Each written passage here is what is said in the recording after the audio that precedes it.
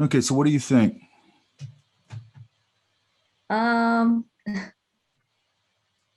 I think they're okay. I don't know. I feel like I could do better. Well, we can all do better. Uh, What it looks like to me is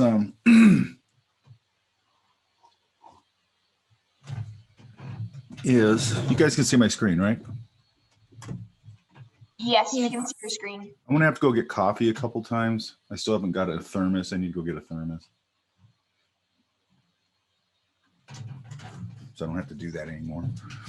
It looks to me like you're not sort of, it looks to me like you're sort of going into small pieces before you kind of throw down the whole thing. Does that make sense?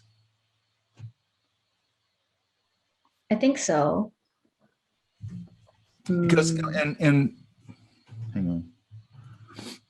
And sort of hanging on this outline quite a bit, this contoury thing, right? mhm.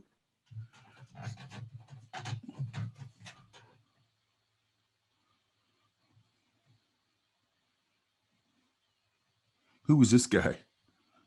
I was at the Oceanside Pier again, and this guy had like a boogie board and like fins, and he was like coming to there was like an outside like shower thing. So he was like just like talking to some guy. It looks like a big Uh, baby with a surfboard or whatever. He's got a wetsuit on, so it's like everything was very skin tight. All right. So again, it feels like we're not getting into that interior enough. And one of the things that once you start locking into it, it'll help you a lot, which is just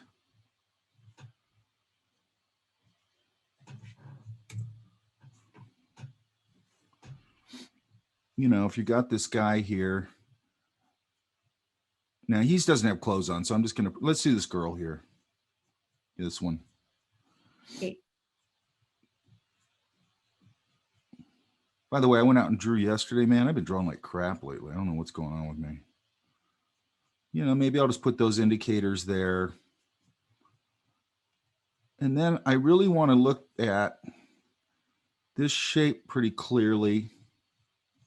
Where can I get this overlap? Where can I come back into this interior? Because when somebody's wearing a hoodie or something like that, there's quite a bit of interior shapes that are going to start breaking the contour and going into the inside. Does that make sense? Mm-hmm. Because a hoodie feels, they're sort of baggy. And so, I'm going to look for these things where I can like that little thing and maybe this one, maybe there's one there. And really get the whole thing sort of locked in before I do anything else. So once I get this part, then I can start going, where does her, I don't know what her hair looked like, but I can start to knock that in. I can go, how far out do these glasses go on the face? How much do they break the head there? Then I'm going to look for some shadow values and things inside the glasses, depending on how far I am. That in, where's the chin? And I can start to lock in a little more of that sort of structure in there. Does that make sense? Yes. You really want to get the whole thing locked in as much as you can. Like this guy. And I just do that. I know there's a brow line there. There's a cheek mask there. See how we no cheek mask in here? Mm, So then see how that whole face just flattens out? all right. So if I put the wing of the nose, a little bit of that cheek mask, and you got to be careful with it because if it's somebody young, they're not going to, it's not going to be that prominent. Sometimes it's just literally a little mark like that and that's it. Then I pull this up and this jawline's going to lead me right into the ear.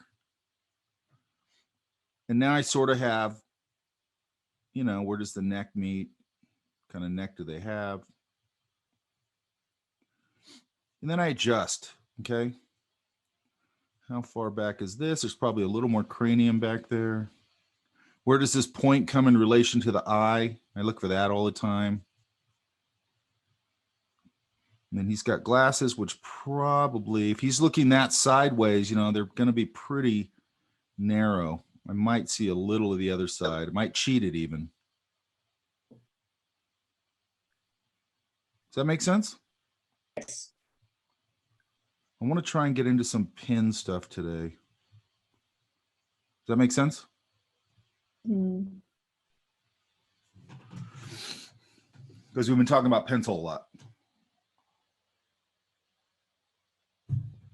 And the reason I like to start with pencil is pencil is a very organic tool. Does that make sense? Mm. When you go to pen, people start tensing up and stuff like that. But what's good about pen, obviously, is you can't erase it. You got to start thinking about your mark making, you know, and then once you get used to it, man, it really, it can level up your drawing. I drew with pen for like, I don't know, 15 years or something. And it wasn't a thing. I just like drawing with pen. But the result of it was I got pretty precise with my drawing, right? Mm. Okay, do you have questions? No, I think it makes sense. I think I just need to do kind of Try and get what you're that big doing. structure, that big structure. Yeah, I'm seeing Right? what the problem is. Yeah, I see what the problem is. I kind of just like do like a contour liney kind of drawing, and Yeah. I need to kind of do strokes, kind of like what you're doing. Yeah, you want to come in and go, I want to get this big idea. More intentional strokes, I guess. Yeah, and you want to come in here and just go, I like to go super loose as I can, but basically, you know, and then I go, okay, there's a hoodie here, there's that. And a lot of times I just kind of indicate where the landmarks are. Okay. And then I, you know, because I know I'm going to come back in and adjust, right? Mm-hmm. You know, start to indicate where the hand is, but not really, because I'll come back in and I'll build it. I'll turn this guy's head a little bit. And then I'm always thinking about, like, is there a nice shadow value in there? Like with these eye sockets, if I've got that, I'll start popping that in.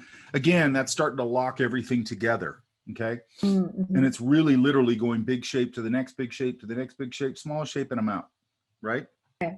Mm-hmm. Which again is why I don't like that word detail, because anybody, when they get to the part where they think it's supposed to go detailed, then they screw up the whole drawing because they get all tight, fussy, and start putting too much, like start putting eyelashes on somebody who's 40 feet away. It's like, you're not going to see eyelashes. You're going to see a dark line there maybe, but you're not going to see eyelashes, right?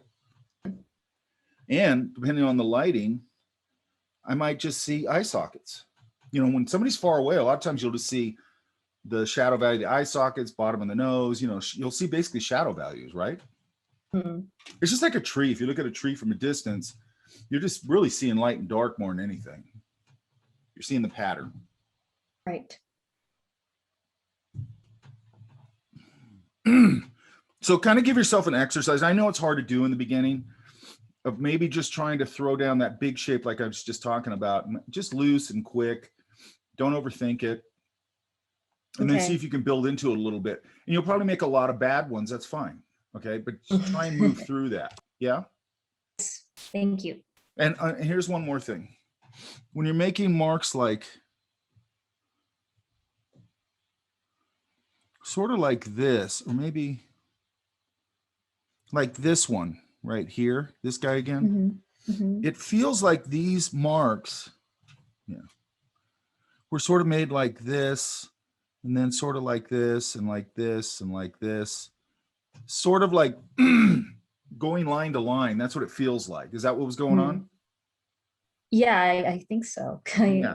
So what I want to do here again is I want to go, okay, get this overall, like this is what's interesting is like this and this. Yeah. Because I'm seeing his anatomy a little bit. Then that if he's, you know, a little heavier, that belly's going to go over that. And I'm trying to get these structural things kind of right off the bat.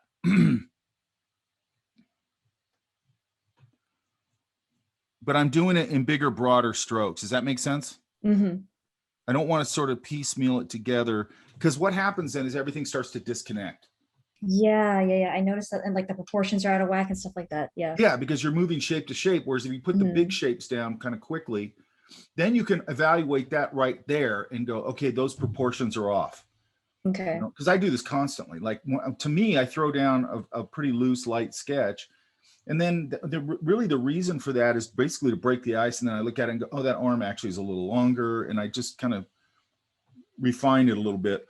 But I'm refining over a big structure, not a bunch of small structures. And one of the big mistakes you see, I can always tell it with student drawings, is like you'll see it a lot with knees for some reason, with somebody sitting down where one knee's like way out weird, way too long or whatever like that. And a lot of times what that is that they're sort of going like drawing this sort of individual, and then they're drawing this individual, and then when they get up here again, then the head's way up here, and everything just starts to disconnect because they don't have a structure there to work over. Okay. Like as soon as you hit a good structured drawing, it'll click. Does that make sense? Yeah. Yes. Thank you.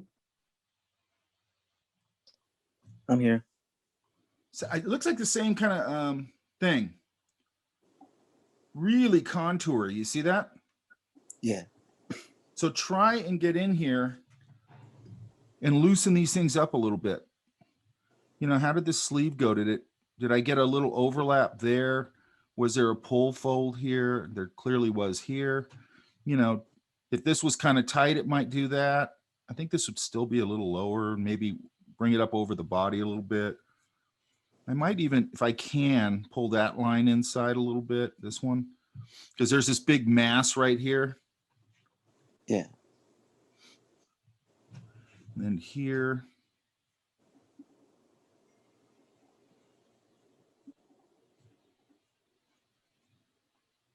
And then sometimes that'll sort of lift up like that.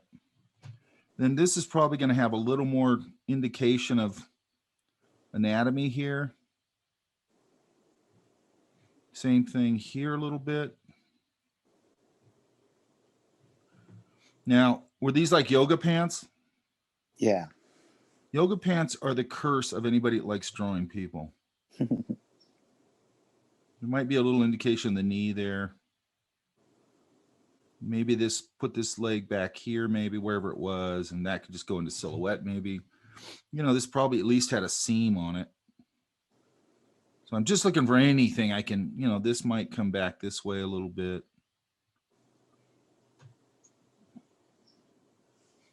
And then this, am I seeing it dead straight on this way? Yeah. And then I would come in here and there was probably at least something in here that gave me a little more information on these. These usually come back a little bit so the chair doesn't fall backwards. Then I might try and get the other one in there and put it in silhouette. This might cheat that little flip in there.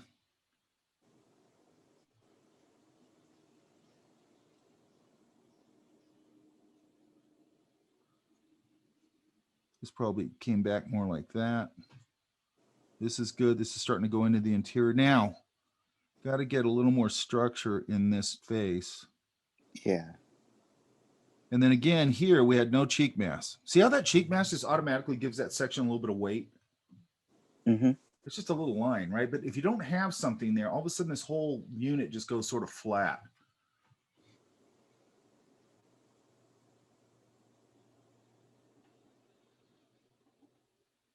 Give him a little more chin. Maybe wrap that around a little bit. And again, was there a fold here? Something. Again, with this, probably a little bit of that. And then this hand probably did something more like that, I'm guessing.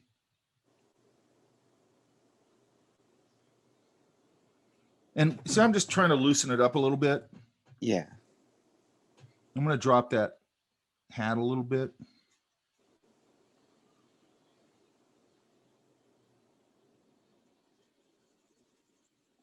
Again, I usually do the little, maybe I won't put the flip in this. I'll just do that. And a little bit indication the interior of the ear, maybe a line there for the jaw, so on and so forth, right? Yeah. You know, again, where did this pant leg sort of, whenever I can, I look for that little flip right there because it's telling the viewer that this is wrapping around that cylindrical leg, right? Yeah, it was pretty flat though. It was like tight, kind of. And I'll try and find it back here. There's probably a fold back here, indication of that. Make sure that this is a little more readable, this, whatever you call it, this pocket. You know, I think like this should be a little lower. So on and so forth. Does that make sense? Yeah. Same thing with all these, right? Just try and get a little more. Same thing I just said to Shannon, you know, maybe go in and throw them down kind of quick, small, like maybe this small, you know, like she's sitting here. Where's her arm in relation to her, you know, her ear, whatever you want to use. And just try and really do, that's why we do those little studies. That foot's doing that. It's actually a little further out.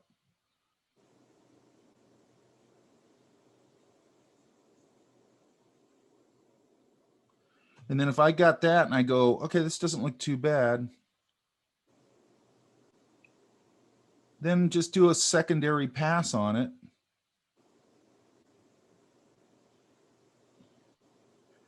And just develop it up a little, but not too much, right? Okay. Just little ones like that where you're breaking down the form. It'll really help you because you're just looking at the big components of the thing. And if you're just looking at the big basic components in the thing, that helps you to lock in the proportions and where things are landing and all that, right? Yeah. I would just do a bunch of pages, little ones like that, and just break down that form. That's really the starting point. And then if you can get that sort of balanced out and the landmarks where they belong like that, really simply like that, it gets much easier to work into it and go to finish, right? Okay. I just went out because we went out to dinner last night. I was drawing like crap. Like, I think my brain's just in painting right now. I don't know what it is. And I'm also forcing myself to use Prismacolors right now, which I don't usually like. I don't like them that much. So I'm just forcing myself to draw with the tool. I don't like that much because it kind of changes my brain all the time. I always go from, might be pencil, then to pen, then to Prismacolor on tone paper, then pen on tone paper, and then fountain pen, and then color erase, and then back to Blackwing pencils. And then I'm always changing it all the time. Does that make sense? Yeah. And I draw differently with all those different tools. That's what's interesting to me. Okay, you have any questions? No. Thank you. This one's a little better. Watch these legs, right? One of your main things with when you're doing legs, I mean, you can actually even think of it like this. Let's say I really break this form down. These legs, let me put her forward a little more, really can also sort of fall into sort of this box kind of thing. But what I'm looking for is how does this knee relate to this knee? Does that make sense? Yeah. So what happens is people don't really look at that. Maybe it's a little higher. They don't really look at this connection. So then all of a sudden you get a knee way out here and then this knee like that, or, you know, here, and then this one here. And the reality of it is a lot of times you're sitting like this, and then this knee might come much more towards a viewer. Does that make sense? Yeah. So you really got to look at that relationship between here. You know, how close is this knee to this knee? How do they line up? Where's the axis? How they line up together? Is this one facing me a little bit? Because again, when you're sitting down, you're shifting a lot and you're moving your legs around because you get fatigued. It's sort of like contrapposto, but you're sitting down, right? Okay. Like probably is contrapposto. I don't know.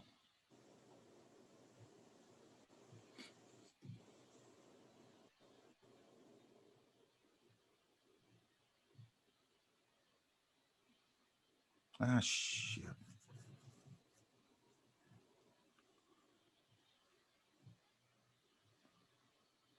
get this structured up a little bit, Yeah. right? Because, you know, you got these big areas, make sure they don't get too uniform. And then again, here's your light, let's say, or here. You know, I can break that into light and dark. And I start just by going, okay, that's where I'm going to see my leaf shapes a little bit out here. Put a little bit of value in there. And then I can dance that around. But I want to unify the whole tree. I don't want random mark making. Yeah.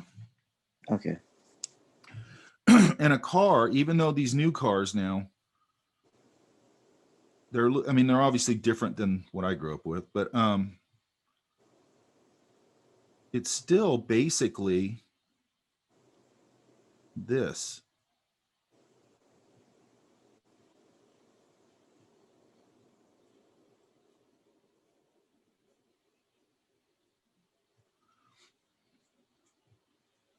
Right? Yeah. Now this nowadays, what happens is this kind of comes down this way. Usually is round. And then instead of having this sort of boxy shape, it sort of does that a little more. And then however it comes down here, you have a little bit of room usually in that wheel well. There's usually, I think, 5 across. So I think there's 3 in here.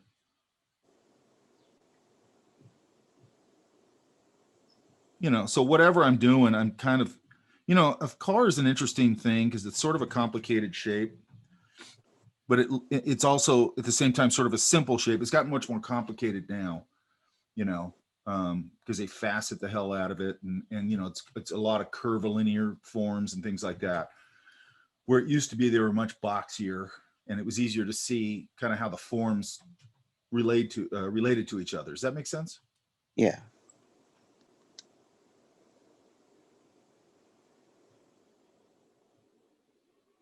By the way, look at this brushwork over here. See that dragon? Yeah. Look how abstract that is. Yeah? Yeah, that's cool. It's way cool, man. And then look at his body up here. Look how abstract that is. That's the stuff. Look how abstract this guy's helmet is.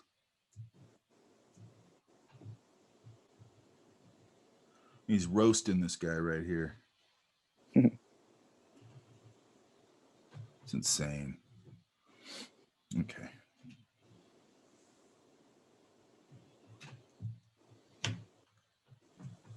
Thank you. I'm going to go get a coffee refill here in a minute.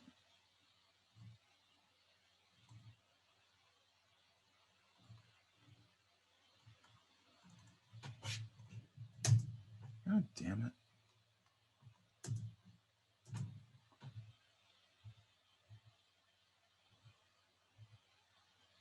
I like that one. Hang on, let me get a cup of coffee real quick. Yeah? You guys hear me? Yes, sir. I'm going to get a cup of coffee real quick. Okay. Hang on. Let me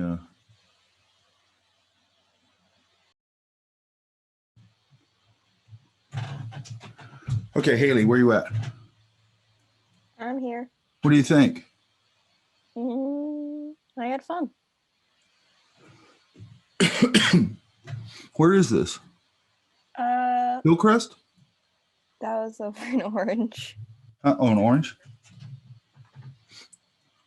I have a student doing an illustration of Hillcrest Park right now. It's really cool.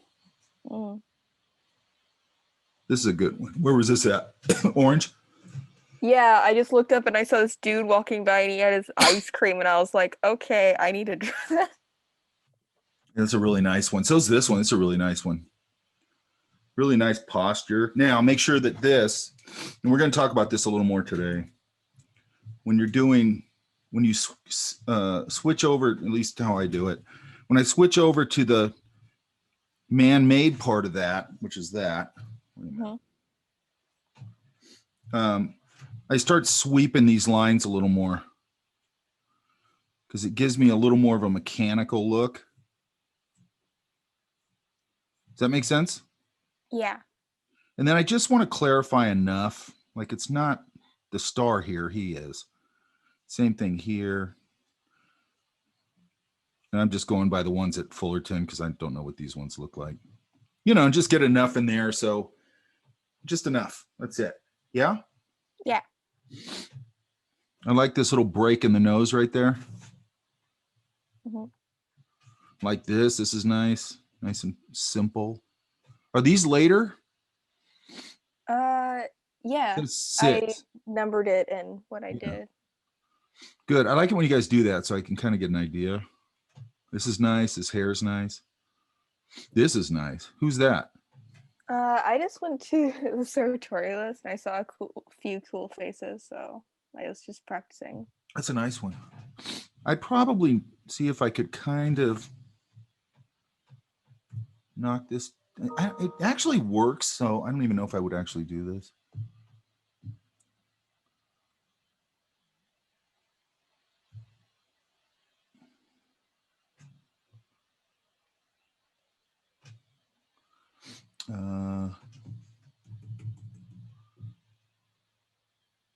Might soften that jawline up just a hair. Right? Okay. Yeah. I mean, she looks pretty young. You know, you want to keep those lines pretty soft, which you did. And the line you had on there actually worked fine. It's just that, think about it, you know, when you do those younger faces, especially kids or women or whatever, it's going to be everything's going to be a little softer. Mhm. Yeah. Okay.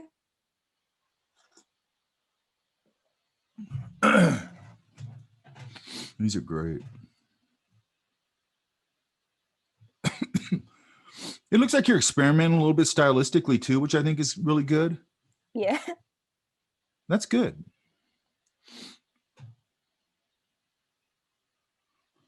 Get this shoe here is structured. Oops.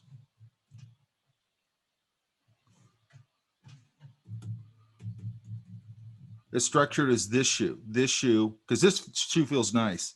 Mhm. This one can use a little more structure. Yeah. Okay. Like most of the time, the back of the shoe curves out like that. Okay. Because, Mhm. you know, obviously it's following the form of your heel. It's following the form of your foot, period. All right. I like this kind of casual way he's holding that. Watch this knee relationship. Yeah. Yeah. Just a nice one, nice and loose. I like that. See, when you get it laid in like that, nice and loose, it's pretty easy to go in and start to structure that up, right? Yeah. That's what I want, man. That loose throwdown, and then you go in and start to, okay, now I'll work into it, you know? This is good. I mean, I like that you're getting so many people in motion, or, you know, this kind of stuff's not easy, you know, the knees and that's a complex pose right there. And then trees. Might get a little more value in here to sort of differentiate some of this. Okay. And this is a good spot, like on these trees. You can do some of this kind of mark making, but you might want to go in there with the side of your pencil and just do a nice smooth gradation or a smooth, just velvety tone, right? Right. Okay. And then you can dance over it with a little bit of more texture and things like that. You're starting to do it here. This is kind of a nice one here. Yeah, this is good, sort of indicating that stuff. Yeah, this is. And always when you guys are doing drawings, be aware of where your light is, right? Mhm.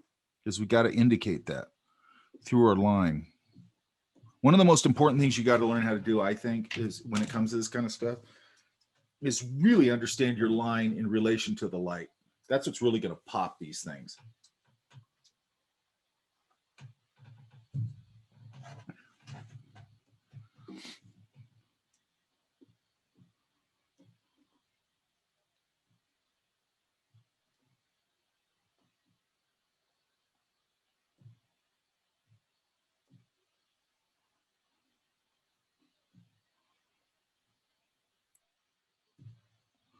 Yeah, there's some nice ones in there.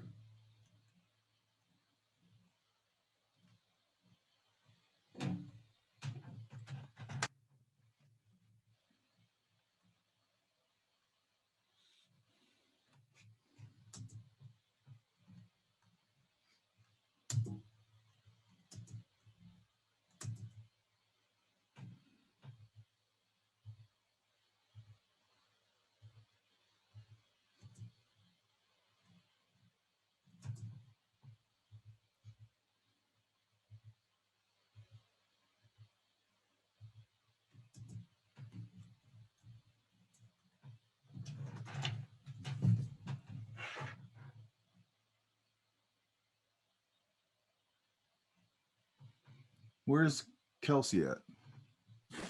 I'm here. Okay, what do you think? I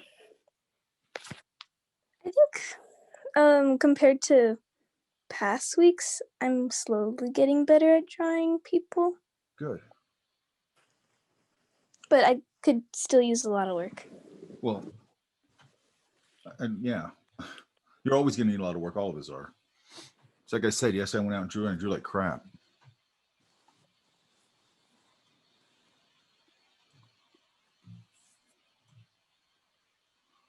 Okay, same comment. You're really hanging on this outline. Does that make sense? Mhm. This is a little better.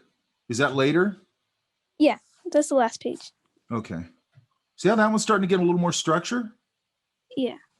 That looks like might be a breakthrough one. Yeah, because look at everything else is much more sort of outline. Now here we're starting to get into what looks to me like some anime language. Oh.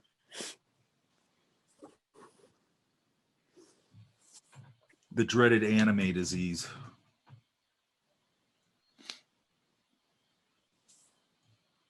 Who is this? That was a person at my work.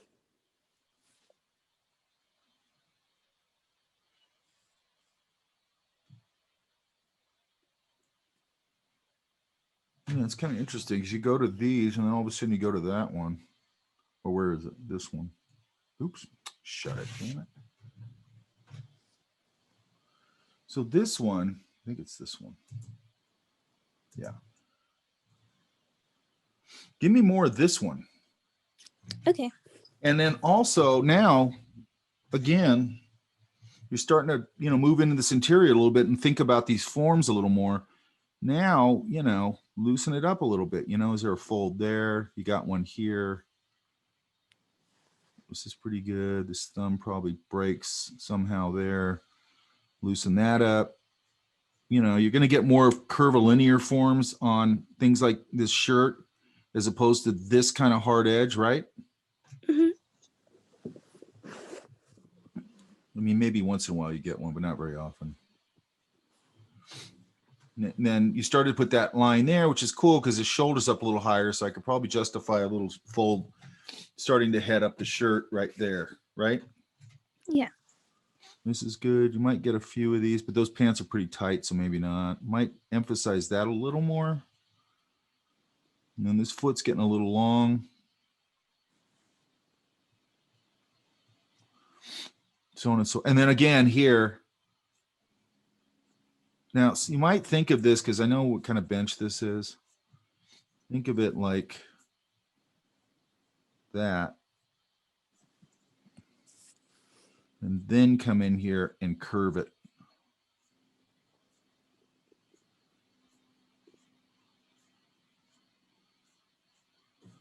And structure it up, yeah? Mhm.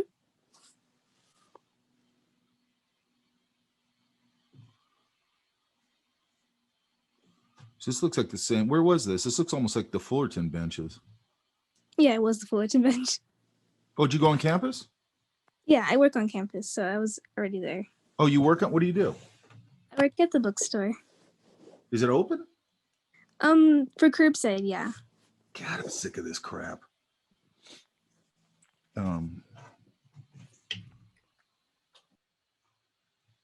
Loosen up this hair a little bit. That's good. Now there's going to be the little thing that goes like that. And then like, see how we got like a point right there in the hair? I'd probably soften that up a little. Does that make sense? Mhm. Look at how this hair ends. It might have ended like that. I don't know. And again, if I get this part of the hair, this over here, put in, and I get this whole unit put in, then I might put a stray hair here, just so it feels like a mass of hair, but a few loose ones. Yeah. Yeah. Usually, even if people, have their hair tied up like that, there'll be a couple kind of popping off of there, maybe a something holding it. I always like it because it all pulls up to that point, all this. And then usually there's a little droop back there a little bit. That makes sense? Yeah. Okay, good.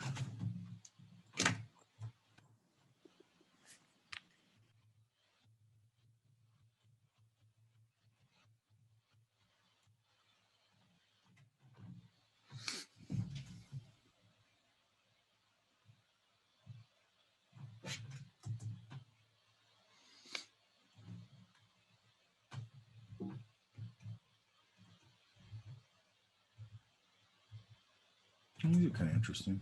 Where's Katie at? I'm here.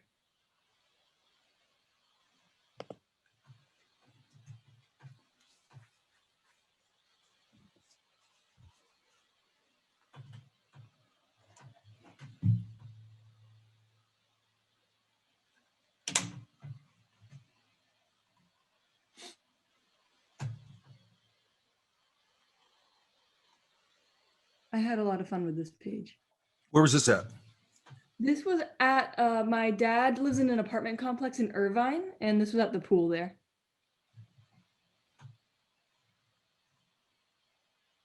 That one's starting to be pretty nice. Who's that? That's my sister. She was drawing on her tablet. She draws too? Yeah, she does. She's one of Yep. my inspirations. Oh, that's interesting. Now be careful here. We've got this sort of going this way and this sort of going this way. Okay, yeah. So I probably wouldn't have seen as much of it. Yeah. You know, not a big thing, but I want you to start seeing that. I want you to start seeing perspective. Yeah. Okay. I think I've said this before. So if you're taking, a lot of people are taking perspective, which I'm really stoked about. And then I want you to start seeing it. You know, you got to know that formula that's going on in perspective, but then you got to see it. Right. Yeah. Because I've seen people where they go, everywhere they go, they sort of do this very systemic, you know, trying to find the vanishing points and putting grids on the ground and doing all this stuff. And it's like, that's a different thing, you know? Mm-hmm. That's starting to get in, you know, we're going to talk a little more about Viscom today, but, and then that's a different mindset. Okay. Okay. I just went out to Palm Springs Airport. I haven't drawn planes in a while. Or not airport, museum. Man, it takes me a while to get back into that thinking. And I was drawing too big. So I didn't get any drawings I really liked that much. They were okay. They weren't great. Because I was drawing too big. You know, I usually, because I took a big board with me like that big, which is fine to pull out after I'm warmed up. It's better for me to work smaller and get warmed up. Does that make sense? Yes, that makes sense.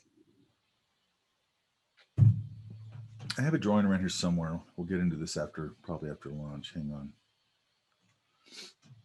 I have no idea. I can never find this when I'm looking for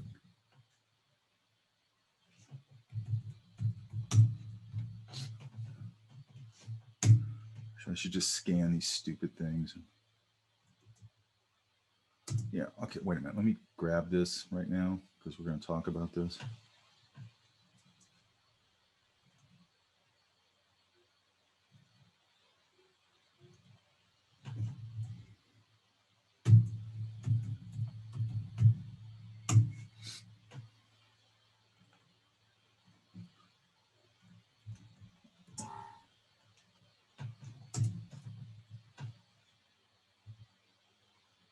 That's better.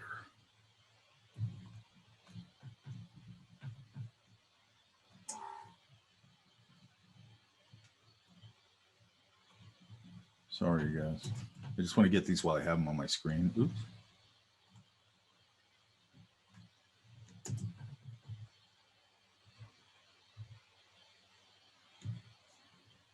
Yeah, like that one. Oh.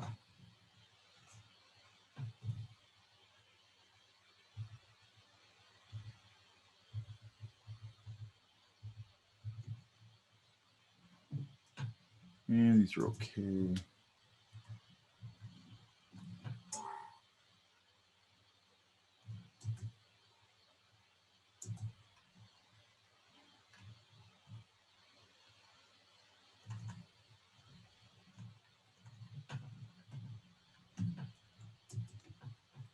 Oh, good.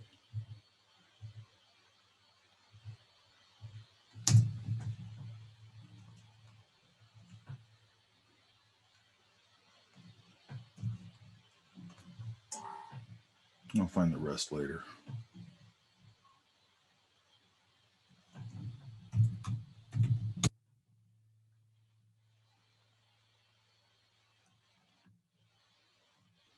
Okay.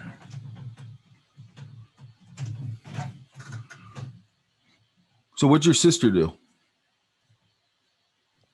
Well, one of her jobs is that she was a portrait artist at Disneyland, but with it being closed, she hasn't been able to do that for like a year now. That seems brutal. Yeah. I mean, I know they teach them some sort of formula, which is kind of interesting. Mhm. But I mean, I just can imagine because my girlfriend owns a restaurant, so I see a lot of crappy human behavior. Mhm.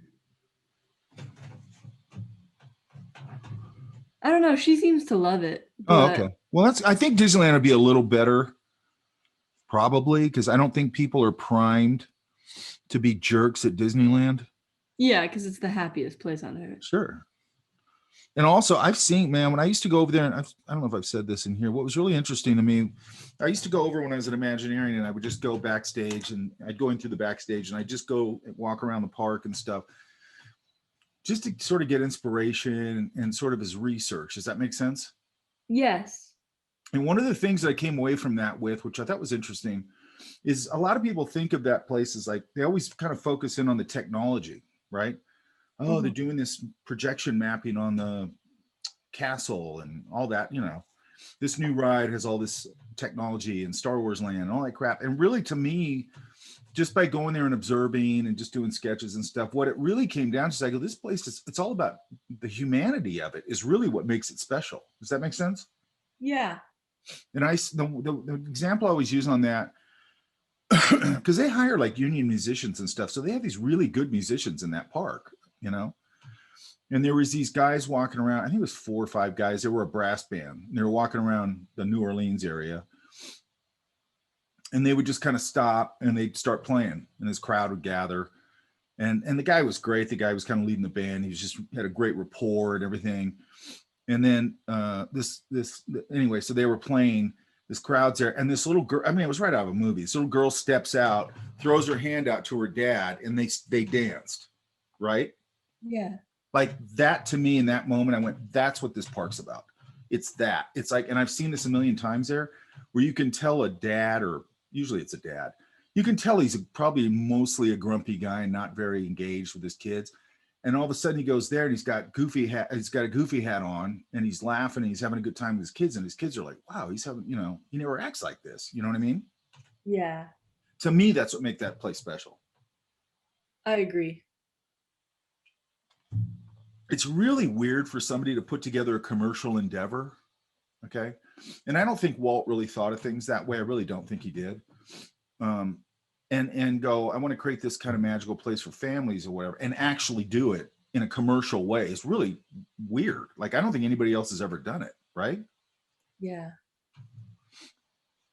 You know, like Universal Studios doesn't feel like that at all. Yeah. Now here, this is probably a little longer observational, right? Yeah, because I was at home. And also sort of watch this perspective on the couch. Now here's another thing with the couch. I might have just put enough to sort of say, like, this is sort of getting wonky, that line making. Does that make sense? Yeah. I mean, it's a pillow. It has a little bit of structure usually to it. You know, and you can put a couple of folds in it or whatever you need to do. Maybe it is a little more floppy. That's fine. But make sure it's got a little bit of structure to it. Does that make sense? Yeah. And then the couch, it's the same thing. I mean, you're sort of seeing it. And again, I might just throw down a real light breakdown of it, maybe. And then go, and I'm just going to make this up.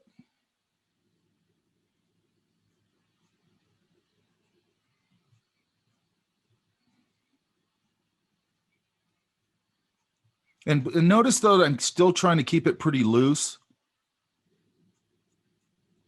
Right? Yeah.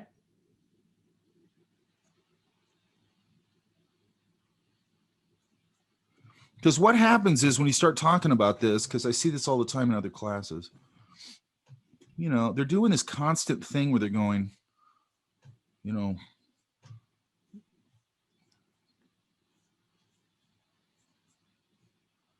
and, you know, and the same thing I just talked about with sort of blocking out this couch, but then they base it too much on that geometry and it just gets, it doesn't look like a soft couch anymore. Does that make sense? Yes. Like if I'm going to do that, it's just a little light guide. So I just got a little guide there that I can kind of roll over. So instead of doing this rigid thing, you see it all the time with, I used to see it all the time with Peter Hahn, that guy used to, I don't know if he still does. He used to teach at Art Center, but like, I just see this stuff and I'm like, God, that is so rigid and so obviously built out of geometry that you've sort of taken any of the charm out of the drawing to me. Does that make sense? Yeah. I think we want to get both. And by the way, there's a time for that. You know, there's a time where you go pretty tight or whatever. But I'd argue most of the people that are considered pretty monster in the industry and stuff, they have a combination of that where they know how to do both. That's what I'm trying to get to here. Illustrative drawing, which is really what we've been doing up till this point, right? Yeah. We've been basically doing illustrative drawing, loose, hopefully getting a little charm in there. You know, I guess sort of conversational drawing or whatever. I don't know what you want to call it, but the charm factor is big to me. You know, if everything's just sterile, who cares? You know what I mean? Yeah. Or like I've said, I have a friend who's really good, and I've seen this a lot, who's really, she teaches life drawing. She's really good at it. But then when we go to a cafe, stiff, like super stiff. Why? Because she's very much come up in that idea of academic figure drawing, which there's nothing wrong with, you know, as a learning tool. But at some point you have to sort of abandon that and go, okay, I got all this information, but now I got to loosen it up and start to have my own personality in these drawings. I'd argue that she's never developed her own personality. Does that make sense? Yeah. They're very overly structured. They're very thought about, like, oh, you know, you build the ear like this, and then you build the head like this. And it's like, okay, that's great.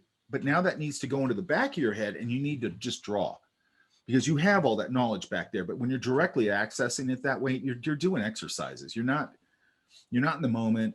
And hopefully you guys have been doing this now long enough in this term where you're getting into the moment a little bit. Does that make sense? Yeah. Where you're hopefully getting at least glimpses of going, it's like a musician, right? I've read this a million times, or even when I've just gone and played with people screwing around, you know, they might be playing amazing, like they're playing amazing and they're just improvising. And then as soon as their brain goes, wow, this sounds great, man, it's amazing. They've thought about it and they're out of the moment. Does that make sense? Yeah. And I want to be in the moment. Mm-hmm. So anyway, when you're learning those kind of, and those are great things, obviously life drawing, all that stuff, perspective, all that stuff is great. But then you got to make it your own, right? Mm-hmm. I think with students, and I think it's worse now than it's ever been. I think too many people are looking at a particular person or in a very particular genre and trying to do that. And the way, if you want to have a career doing that, the way to do that is really not to do that. The way to do that is to have your own voice that's unique, have great skills. So if you come on to Dora the Explorer, you're like, yeah, I can do that style. And then you go over to Gravity Falls. Yeah, I can do that. And then you go, you know, and it means same time, you know, maybe people are starting to bring you in and go, hey, this is the beginning of this idea of this show. We want you to start doing some character design. You know what I mean? Mm-hmm. And then they're asking you for your opinion, which is, I think, where you want to be. I don't want somebody telling me what to draw all the time. I don't want somebody telling me what to do, period, all the time. Does that make sense? Yeah. Mm-hmm. Like when I used to do that, when we used to have like character artists and things like that, and I go over to them and I go, hey, give me a whatever, Goofy riding skateboard, doing this, that, whatever it was.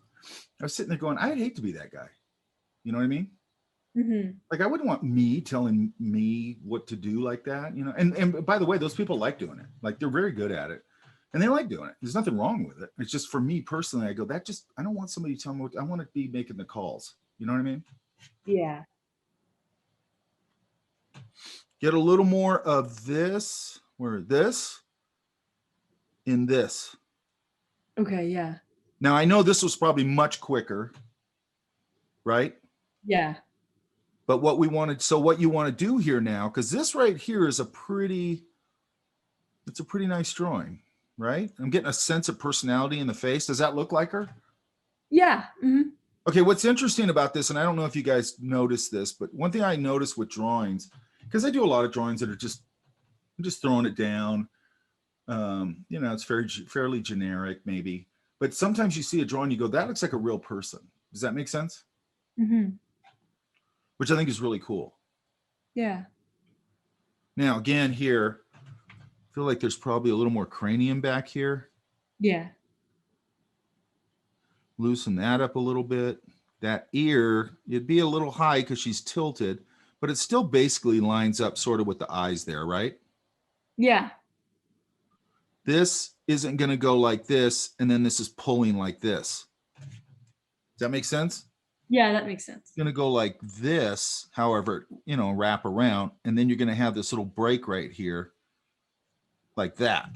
Does that make sense? Yes. And then this probably bows a little more. Have you noticed that baseball hats are a little bit tricky? Yeah, they are. Once you get them, they're not, but I don't know, sometimes they still are. You know, maybe give me an indication of that. Now, and then another thing here on the collars, usually I try to put something there because collars this doesn't just end. There's this little thing, right? Hmm. This little elastic, by the way, NASA.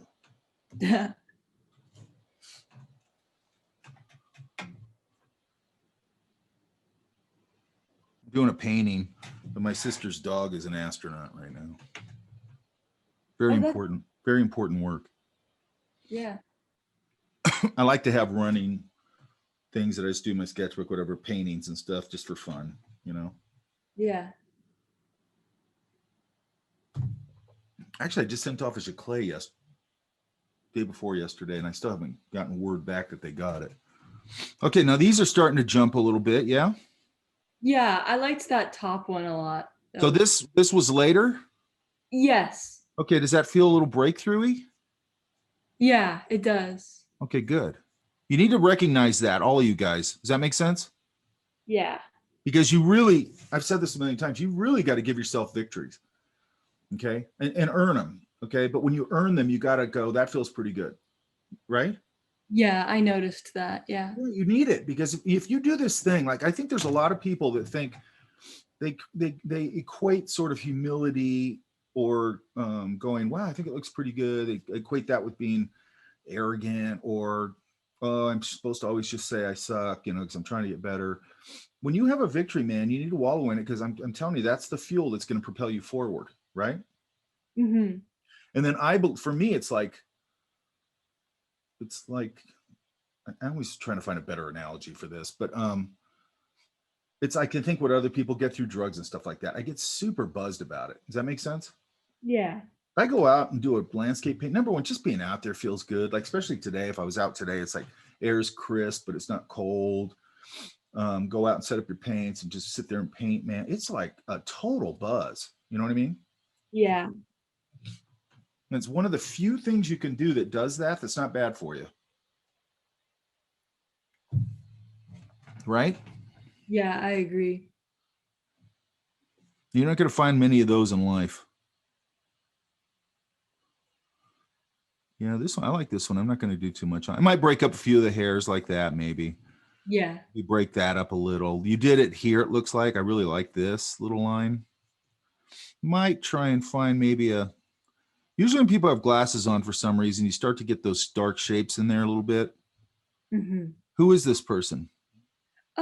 She was, I think in her 50s or 60s, she was dancing to music at the orange circle. I got to get over there. I want to get over there and do a demo. Yeah, it's really lively over there. Yeah. I'm gonna have to find a little spot, set up my rig, you know, so nobody bothers me. Mhm. But it's a really good spot to do a designing on location thing. Yeah. And usually in this class, that's where we go, and that's where we start talking about that. And I just do it there, but I go, well, I can go over and capture the same thing, you know. Mhm. I just, the weather didn't cooperate, and then all this other stuff had to Mhm. get done and all that. Same thing here. There's a little more back here. Yeah. I was just about to say that. Yeah. Mhm. It's a really common problem, but Yeah. these are getting pretty nice. Yeah. Look how much that changes it. Yeah. And then again, this jaw is getting, because she looks pretty young, right? Yeah, she's young. That's a really hard jaw, right? Okay, yeah, softer. Yeah, get it a little softer. I'd probably pull this chin in. And it's really weird because sometimes things are a perception thing. What happened? Oh, they're a perception thing where I'm going, well, maybe it is a little longer or whatever, but it's like, it just looks a little more feminine if I pull it in. And then maybe I'll just use that little shadow value under here to sort of indicate the, you know, the change or the bottom of this. Right, that makes sense. So I'll soften that up. See that? Yeah. I didn't, this little thing right there shouldn't be there. Hang on. You know, and I just shape it out. And then it's not bad.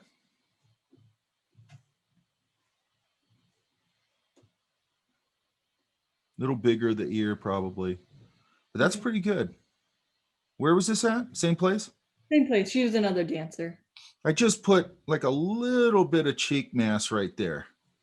Okay, yeah. And the reason is that, you know, it does dig in the cheeks when you're younger, but it makes the smile feel a little more joyful. Does that make sense? Yeah. And then maybe a little bit of the cheek mask there, just a little bit. That's a little too much. So let's go back. With her, I want to keep it really, and you got to remember, really, this cheek mask, if I went bigger with it, it sort of lines up with these two ideas, right? Mm-hmm. So I kind of want them to feel connected, but I don't want to overemphasize it with a girl this young. Yeah. I just want that little line right there to go. There's a cheek mask pushing here. There's a little bit of cheek mask pushing into under the cheek mask, right? Yes. And it just gives her a little more, I don't know, just pushes it a little bit. This is probably going to come out a little more. Sometimes it does, sometimes it doesn't. Usually there's like a little break thing in here. Yeah. They sort of come out like this, and then they go, there's a plane there, and then there's a plane there, and then there's a plane there. Then they come up like that. And why do I know that? Because there's so many people wearing them. But also I honed in on it right off the bat because I wanted to know the structure of it, because I knew probably for a long time I'm going to be drawing people with masks on their face. Yeah. Then I go, how does it work? Okay, that's how it works. Because when I first draw them, I was always like, those don't look right. It's like, focus in on that for a minute. And then I did. And then I go, okay, now I get it. Yeah. Now here, I think this probably is going to come up over the shirt or whatever, or the arms. Yeah. Maybe it goes that way.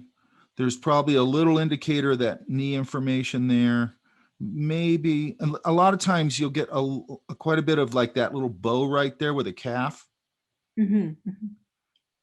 You know, because it's literally, you know, it's being pressed against the other part of the leg, so it kind of bows up a little bit. You know, just a little of that stuff. I think the face is really good. Again, we got that cranium issue back here. Yeah. Yeah. So what I try to do is I've got this sort of simple face breakdown, and I get the ear. For some reason, I think I always put the ear too high and the chin too low, and I always have to adjust it. I don't know why I always do that. You know, but then I go, how far back does this go from the ear back? Oh, it's over here. And then I go, how does the hair go? Does the hair actually meet up against the ear? It usually doesn't.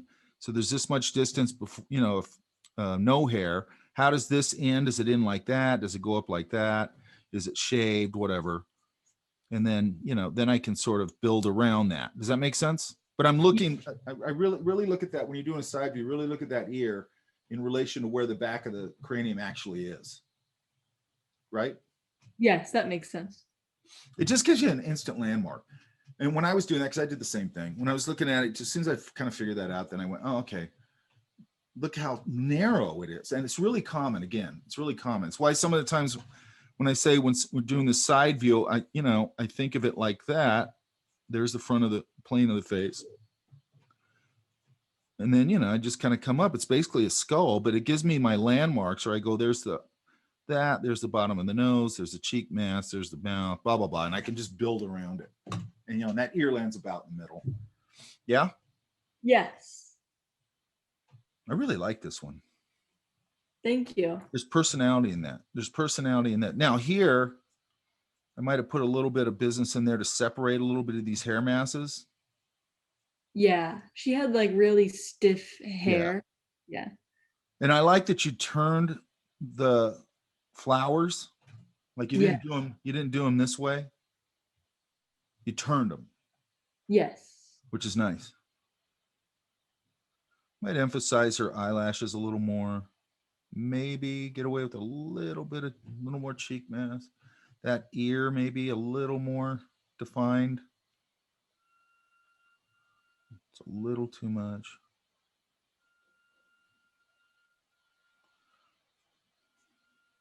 For some reason, I don't take as many liberties with women as I do with guys. Like guys, I have no problem making fun of like crazy, or pushing the shapes all over the place. Mm-hmm. And I think it's partly because I don't care if guys, I'm not trying to insult anybody, but if they come over and go, hey, I'm not, I just go, dude, you're just a jumping off point. Leave me alone. You know what I mean? Mm-hmm.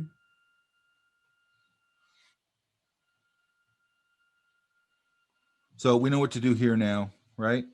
Yes. There's going to be a fold pulling up this way. Structure up that shoe a little more. This one's going to be more on the ground, toes lifting up a little.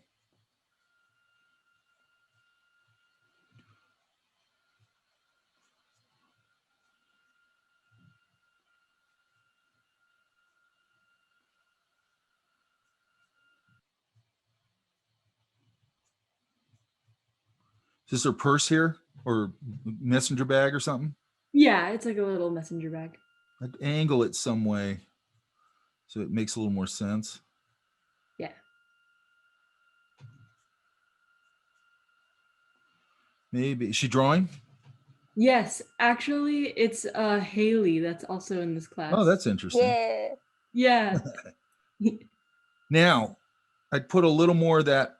The thing I always say about when somebody's writing, I might have said this before, when somebody's doing this, I don't have to do hardly anything with that hand. I put that hand mass in there and put that pin in it, and if it's sitting on enough information for me to just know they're in a sketchbook or writing something, boom, it just sells it. Does that make sense?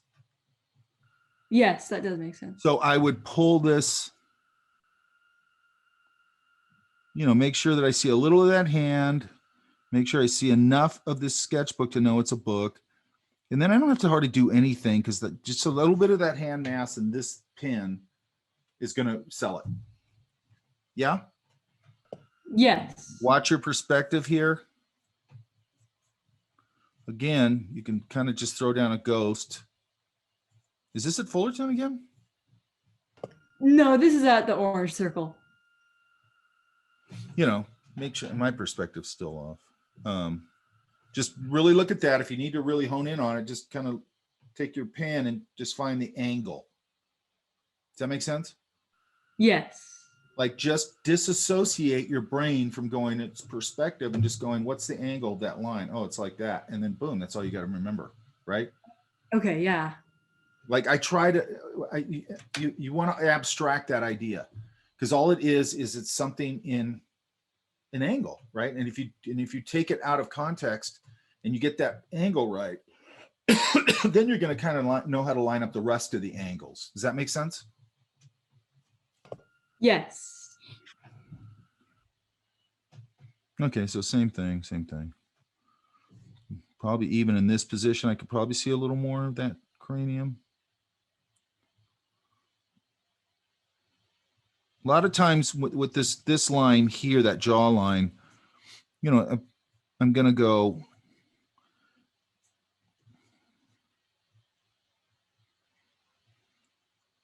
A lot of times I'll let it sort of fade out, even on a guy, and then I'll just put that little line there to go, boom, it's up against the cheek or the ear, the jawline, right? It's the same thing as putting that little mark for the cheek mass against here. I might put a little line, I usually do. And I know those are tiny things, but they really structure the face up a little bit. Does that make sense? Yes. Because what we're trying to do here is capture these things quickly. So, you know, over the years, I go, okay, where's the big landmarks that I can put down very quickly, but they start to structure everything up a little bit, right?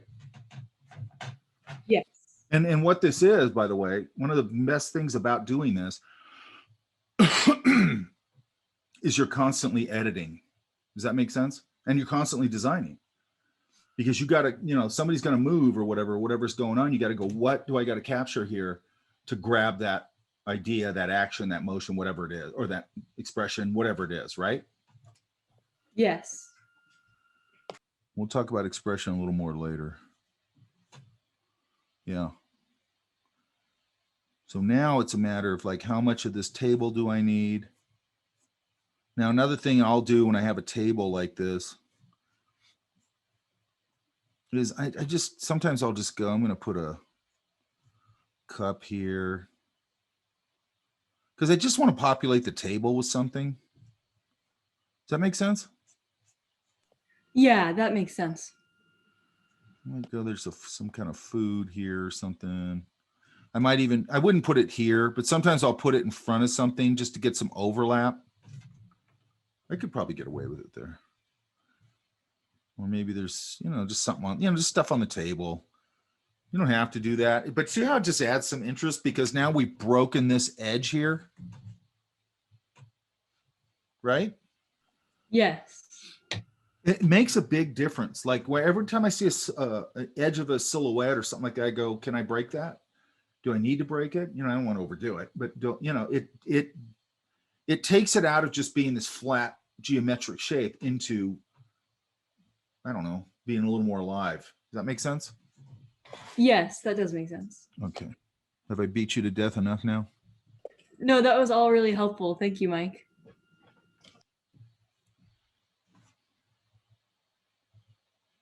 Now, by the way, at the end of this term, what I'm going to want you guys to do, so you can start thinking about it now, I want to have all these, your entire sketchbook. We're going to start a project. It'll probably be the only project we do in here. Maybe I might squeeze in two. I don't know. Over the years, what I found out in this class, what's really valuable is to kind of stay focused on observational sketching and then move into a little bit of talking about stylization like we have. And then I like to do this one project, at least that one. Does that make sense? Yes. Because the problem is I really want to keep you guys in the sketchbook. And when I started doing too many projects, it sort of took away from the sketchbook work. Does that make sense? Yeah. Yes. And normally we're out and about, you know, on field trips and things, which I think are exciting. Okay. I think going on field trips with a big class, I think going on sketching anywhere is exciting anyway, but when you go with a big class, it's just something really fun about it. Okay. And we're usually going to some place that's a really fun place to draw. And I don't know, there's just a certain excitement factor to it. So I think that is one of those victory things where it's like when you get out there and you start doing it, there's usually this kind of trepidation about going out and doing it at first. And then what you find out usually is people are actually pretty cool. And it's a really nice experience because you're sort of, it's important to me too that you guys, that's also a thing that I thought about in relation to getting out in the world. Does that make sense? Yeah. Because what's happening a lot right now is people are sitting behind computers all the time. I'm talking about before the pandemic. They're sitting behind computers all the time and they're not getting out in the world at all. And I really believe that there becomes, I might have said this, but there becomes this point where I've seen it where they're kind of going, I'm going to put my stuff out on social media and then the career fairy is going to come and give me a career. And it's like, you're being totally chicken shit. That's not how it works. You got to put yourself out there.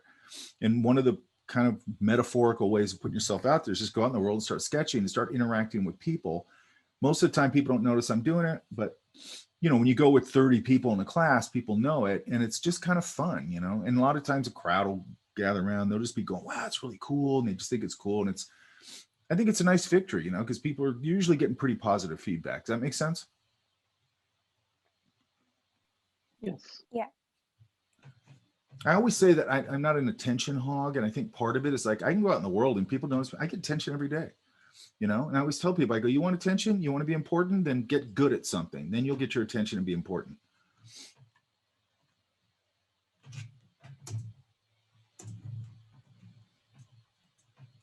I usually want to be left alone, by the way.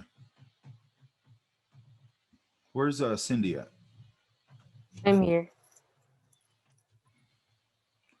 These are pretty nice. Where are these at? Most of them were at downtown Disney, but 2 of them were at home. So how's downtown Disney right now? Is it a mess? Actually, it's all right. I usually go in the morning, and there's not a lot of people. And since there's like lines right now because of COVID, it's kind of nice to sketch there since they don't move too much. Oh, that's a good idea. What I usually, because I used to like to go there to draw, but I'd ride my bike from the campus because then I had to worry about parking. Mm-hmm. But I bought a bike rack, so I think I'm going to go over there and park like wherever, and then just ride my bike over. And then I don't care as long as I don't have to worry about the parking. Because I went there one time with a class or something, and they were going, "Oh, the parking is expensive." I go, "Knock it off, you guys! It's like $12 or whatever." And I hadn't gone there in a long time. And when I came out, my parking was like $48 or something. Oh my God. And I was like, holy crap. You know, I kind of get it though. I think they don't want to, I don't think they want people just, and I don't blame them, just going, hey, let's take the whole family there and have a whole day there. And you've got, I don't know, 8,000 people that are never leaving. They're just hanging around there and using up all the resources, and they're not buying anything, and they're bringing their lunch. And it's, you don't want that.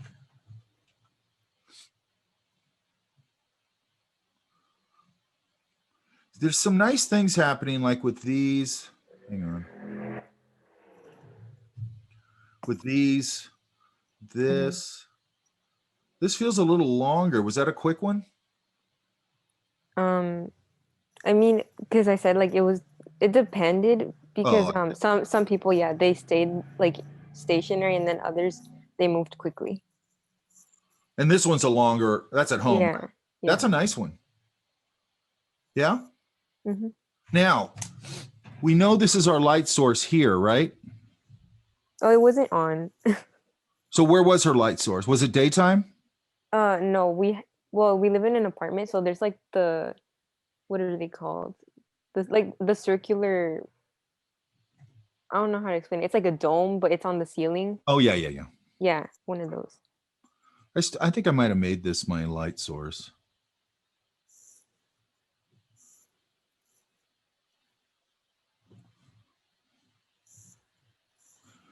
Okay, the reason I'm saying that is now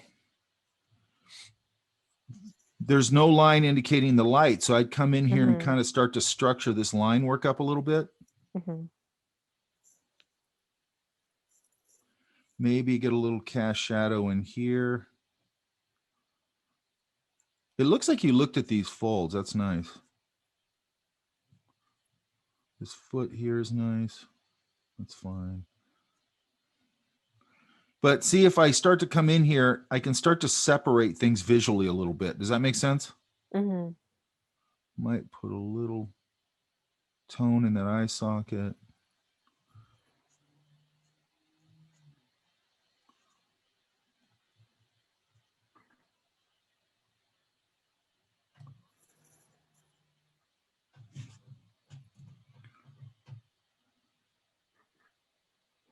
That face is structured up pretty nice. This is pretty nice. You know, and I would just come in here and just start going, okay, I'm going to build up this line work a little bit away from that light. And that's going to give you a lot of structure. Does that make sense? Under here, I could separate a little bit. Now, another thing I could do, let's see.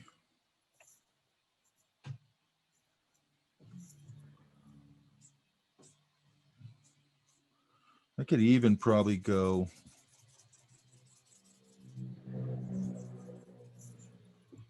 With the side of my pencil. Mm-hmm. Could probably build up a little tone there. And then leave a little triangular blast of light right there. Does that make sense? Mm-hmm. And it's a fun little trick. I might even put it all the way through here and just pull some of it out with my kneaded eraser. And then it's also going to highlight her face here. So then I got a dark right against that light, right? Mm-hmm. Which would be nice. Could even go, because I don't know how the light really was. I might even go here and put a little value here to kind of indicate that plane on the side of the face. Now I'd have to do a little darker because right now it's feeling like a 3-day beard. Mm-hmm.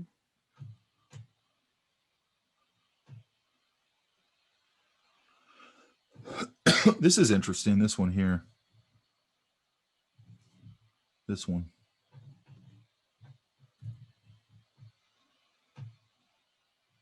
Now watch this a little bit. It feels a little like she could, not totally, it feels a little like she could fall over this way.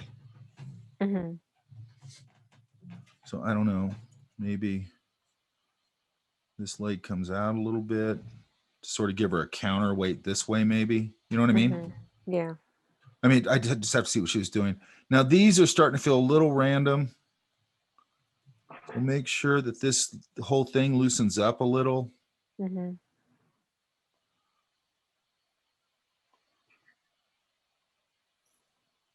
Probably get that little flip in the forearm a little bit. Loosen this up a little. Just, loosen them up a little, yeah?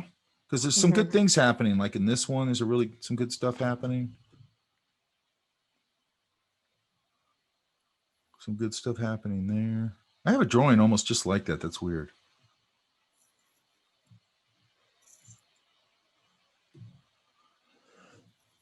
That's a nice one. Get a little more information in here again, right? Mm-hmm.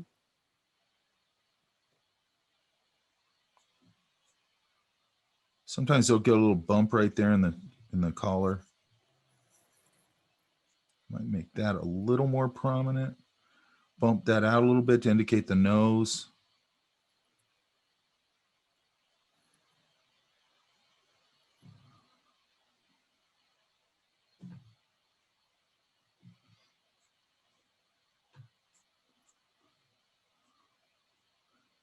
Make that a little more prominent.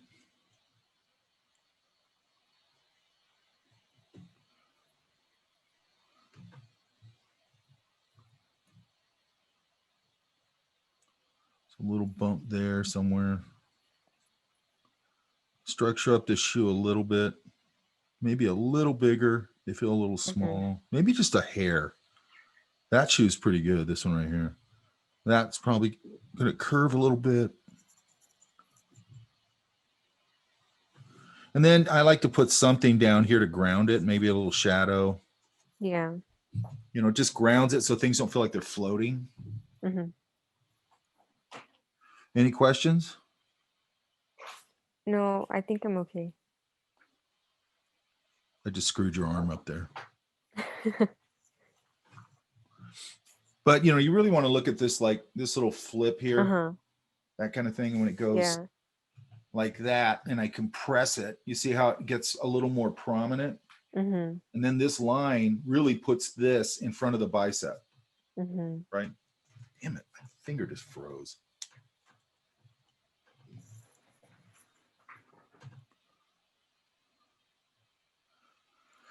Again, build up your line work here. Mm-hmm.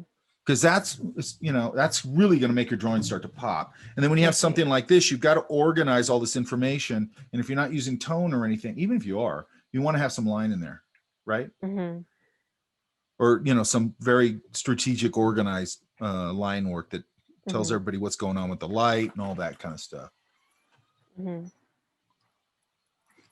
Because what are we trying to do here? We're trying to communicate, right? Mm-hmm.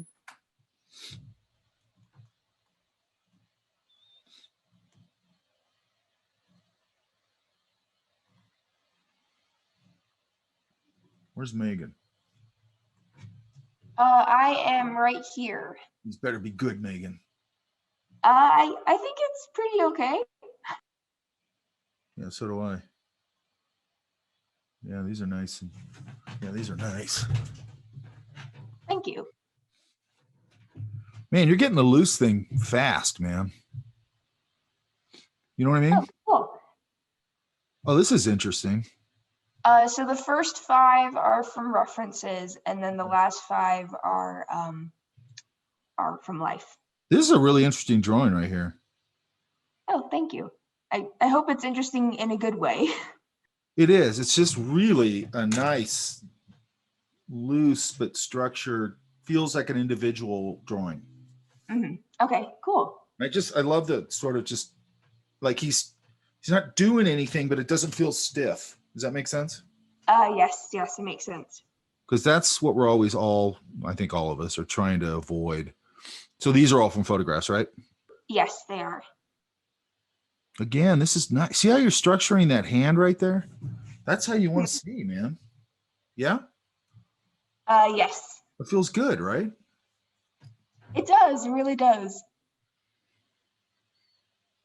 Taking on horses. I'm Go kind of obsessed with horses. I love drawing horses. So ahead. whenever I get the opportunity to draw a horse, I always do. That's really good because horses are really hard to draw. Okay. And I don't even like to say things are hard to draw. I just, because you guys know my philosophy on that, I just kind of think it's all shapes, right? But I mean, they are complicated forms, obviously, right? Yeah.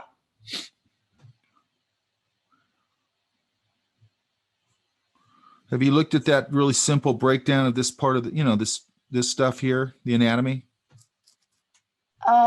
No, I don't think so. There's always these simple breakdowns of horses. Now you can do 2 things.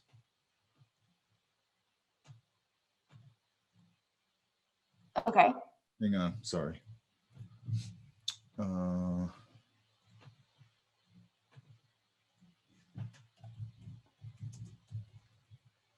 You always find this breakdown usually. Let me see if I can find it.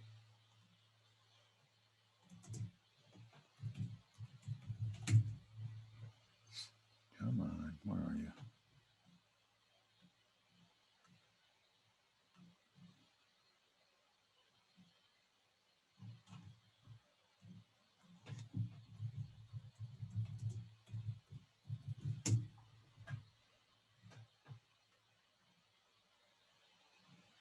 I see this constantly, and of course now I'm looking for it, I can't find it.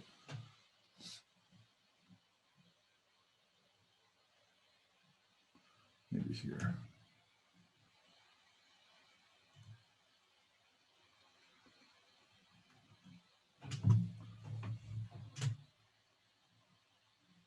Ooh, this is a good one. There's a guy. Hang on. It's really good to look at for this.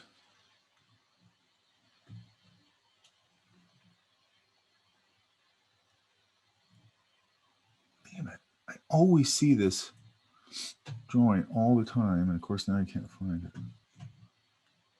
And I will find it. This one's a little bit of it right here. Hang on.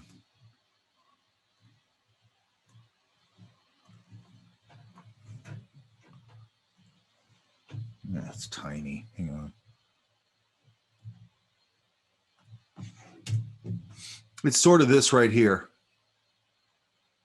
Okay. Now, I'll find some and I'll post it if you want. And then you can see here this very simple breakdown of this anatomy, okay? Yes. Really good stuff. It's just, you can find it all over the place usually. But there's the guy, to me, that's the guy to look at for this kind of stuff. Okay. Because this is what I think, right? Okay, so then like what I would do with things like this that I think is a good approach. There's nothing wrong with going in and, and then you could, look at this, at the simplification of it. Because what I had trouble with first time, and probably would if I went out because I don't draw horses all that much, is all that information in the chest right here. Does that make sense? Yes, that makes sense. Like, how does that work? So then I'll go back. I have a book called Encyclopedia Anatomicae, and you can get them usually pretty cheap. They used to always have them in the clearance section at Barnes and Noble, and it has various different animals in it and people and everything. So when I go look at the muscle breakdown and just kind of go, oh, that's what's going on in there. I didn't spend a whole lot of time on it, you know, and then I already know this sort of blocky breakdown. So look at that a little bit, and then look at this blocky breakdown where they're breaking it down even further, and it'll probably help you to start wrapping your brain around the basic forms there. Does that make sense? Yes, that makes sense. And then when you're drawing them, then once you're drawing them from life, you just start seeing everything, you know, and then it's a proportional issue and all that stuff. Mhm. And then, you know, my problem with this is that I get a lot of students take animal drawing, and that's great, and they're learning all the systemic breakdown of the muscles and all that stuff. And then I just see that over and over and again. I go, when are you going to move that horse around? When are you going to stylize that horse? When are you going to make it running? When are you going to make it doing this? When are you going to make it doing that? You know what I mean? Yes, I do. Because if you don't do something with it, who cares? In my opinion. But this guy, he went and learned all that stuff. Let me see if I can find it. And he can just endlessly riff on this stuff. Right? Yeah. Look at the stylization variations he comes up with. Which artist is this? This is David Coleman. I'll link him. Okay, got it. Thank you. His Instagram's great. Look at this. Oh, those are just so cool. Oh man, yeah. Look at that. That's what you want to be able to do. Yeah. Okay. Now, the way to get there, you know, if you really want to go down this rabbit hole, and he went down this rabbit hole, he always goes to the zoo, he does all this stuff. But then he can do this. Because to me, I see this all the time where I go, okay, you're this animal drawing expert, but then when I look at your paintings, are all super stiff. The paintings aren't good. The poses are bad. Like, you can't take this information and do this. Does that make sense? Yes, that makes Because at sense. the end of the day, this is all that matters, is making work with the information, correct? Correct. Look at this. It looks like different artists all the time. Like, his stylization variation is so Yes. broad. You know, look at that. And this stuff's like out of his head. You know, he's probably looking once in a while. He's probably looking at some reference, but even if he was, he probably didn't look for reference at that. I don't think he looks at reference for a lot of this stuff. Look at there. Here's horses. Look at that. That's so pretty. See if there's any. Here's another one. Look at this. I love how he pushes the shape of the body and then he just really narrows down the legs. Yeah. And then look at this guy Oh, that's great. getting thrown off the horse. And this, by the way, is like what we're doing right now. This relates to this, because if I'm going to go do that, you know, it helps if I understand this basic simplicity of the body. And I could do this even boxy. Or maybe I put the guy's head here, then the legs are here, you know, just tubes. There's his feet. And he's falling.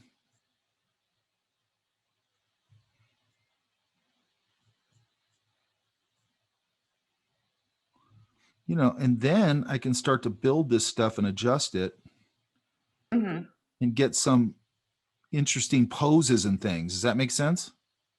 Yes, that makes sense. Because this is why, basically, this is why we're doing this. So we can start to go be much freer. You know, maybe he just fell out of a helicopter. I hope he has a parachute. No, he doesn't. He's going to land in some cartoony way and he'd save his ass.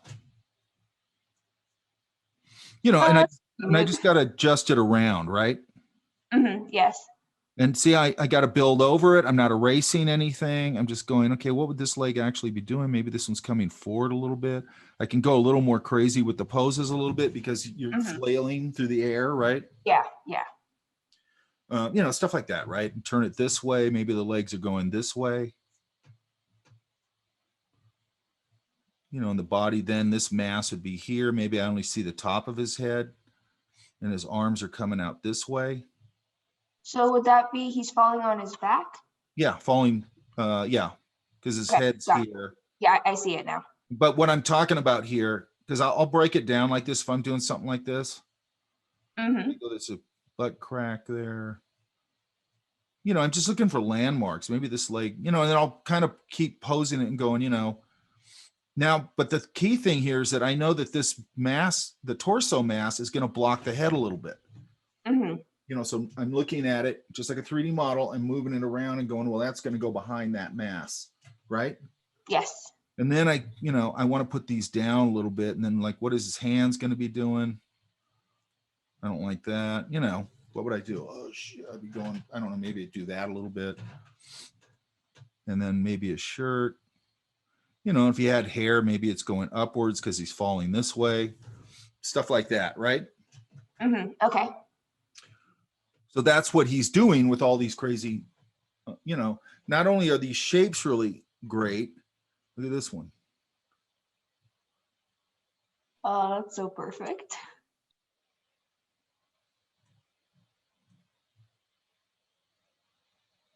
Endless variations, man.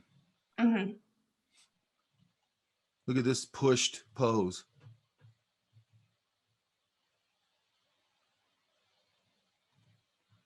No limits with this dude, right? Mm-hmm. Look at this. It's a great one.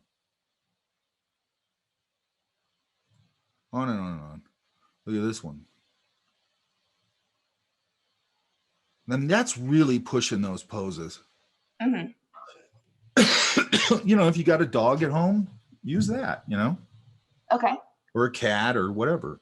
Anything with anatomy to me is good. Look at all these riffs on turtles.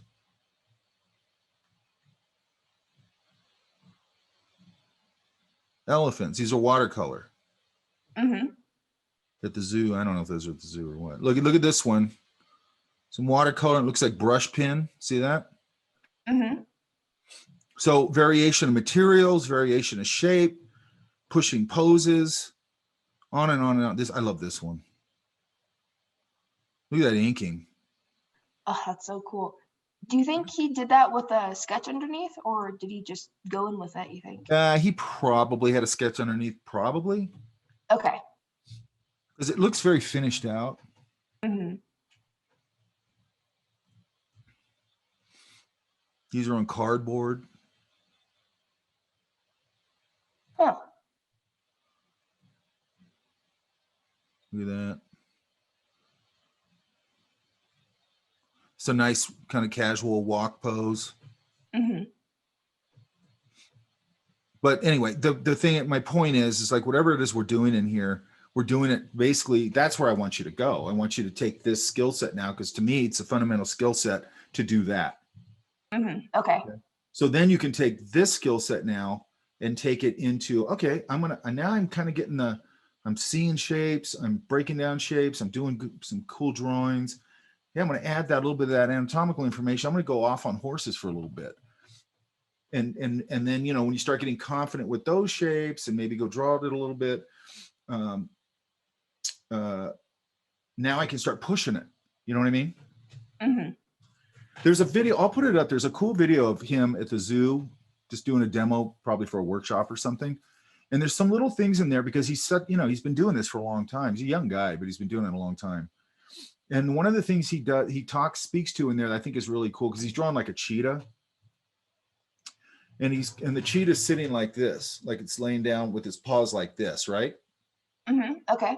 Well, he takes one of the paws and he throws it out like that, right? He turns it up like this. Because he knows the anatomy really well and he's really comfortable moving around. He goes, why did I do that?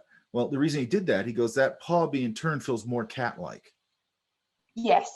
This feels very formal. He goes, this feels very relaxed, cat-like, right? So he goes, you know, you make changes.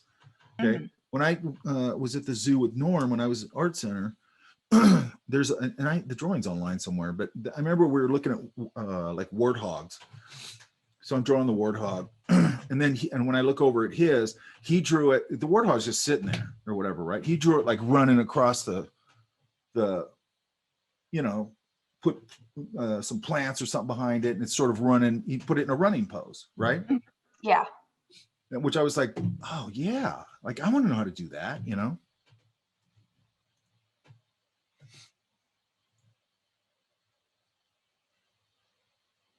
Those are pretty good, man. Again, get some ground something down here. Okay, got it. It could just be a couple lines. It could also just be like this. In this case, I might put, you know, just a little of that down here. I might throw a little, maybe grass here. Okay, got it. Might take a side of my pencil and just do a little swipe. Mm-hmm. This one's pretty good here. It's pretty balanced. Thank you. You're doing a lot of difficult things like that. The horses, these are not easy poses. This is nice, this little gesture. Thank you. And then what I love about working like this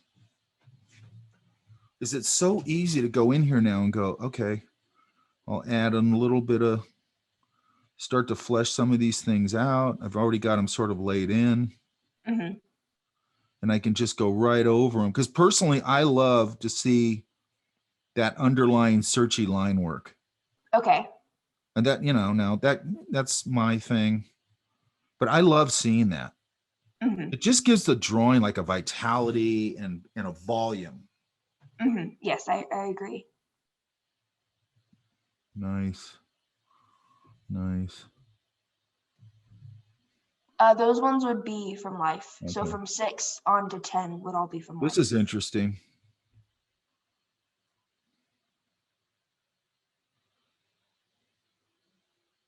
Like this kind of thing, I kind of go, I don't even know how much you need here. Like, was he sitting on the lawn or something? Yes, he was.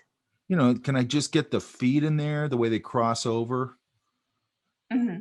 and sort of leave it at that? You know, sometimes that's just really cool to sort of just suggest it. Okay. You know, that it's just, you know, that's up to you. But sometimes I'll, you know, if you can just kind of, there's a thing that Hirschfeld used to do. Hang on. This guy was a badass.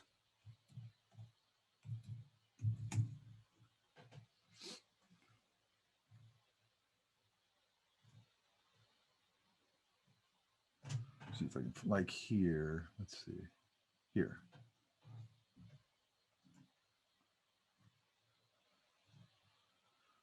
Where he would do things like this.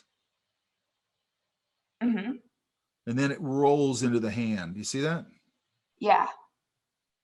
That's just so cool. See what I mean? Yeah, I do. And this is what I'm talking about, this kind of thing. Mm-hmm. Okay. So like, it's just so great. There's so much motion in it. Yeah. And it's just like, you know what's really weird is like they look so like kind of tight because this guy's a legend. And Mm-hmm.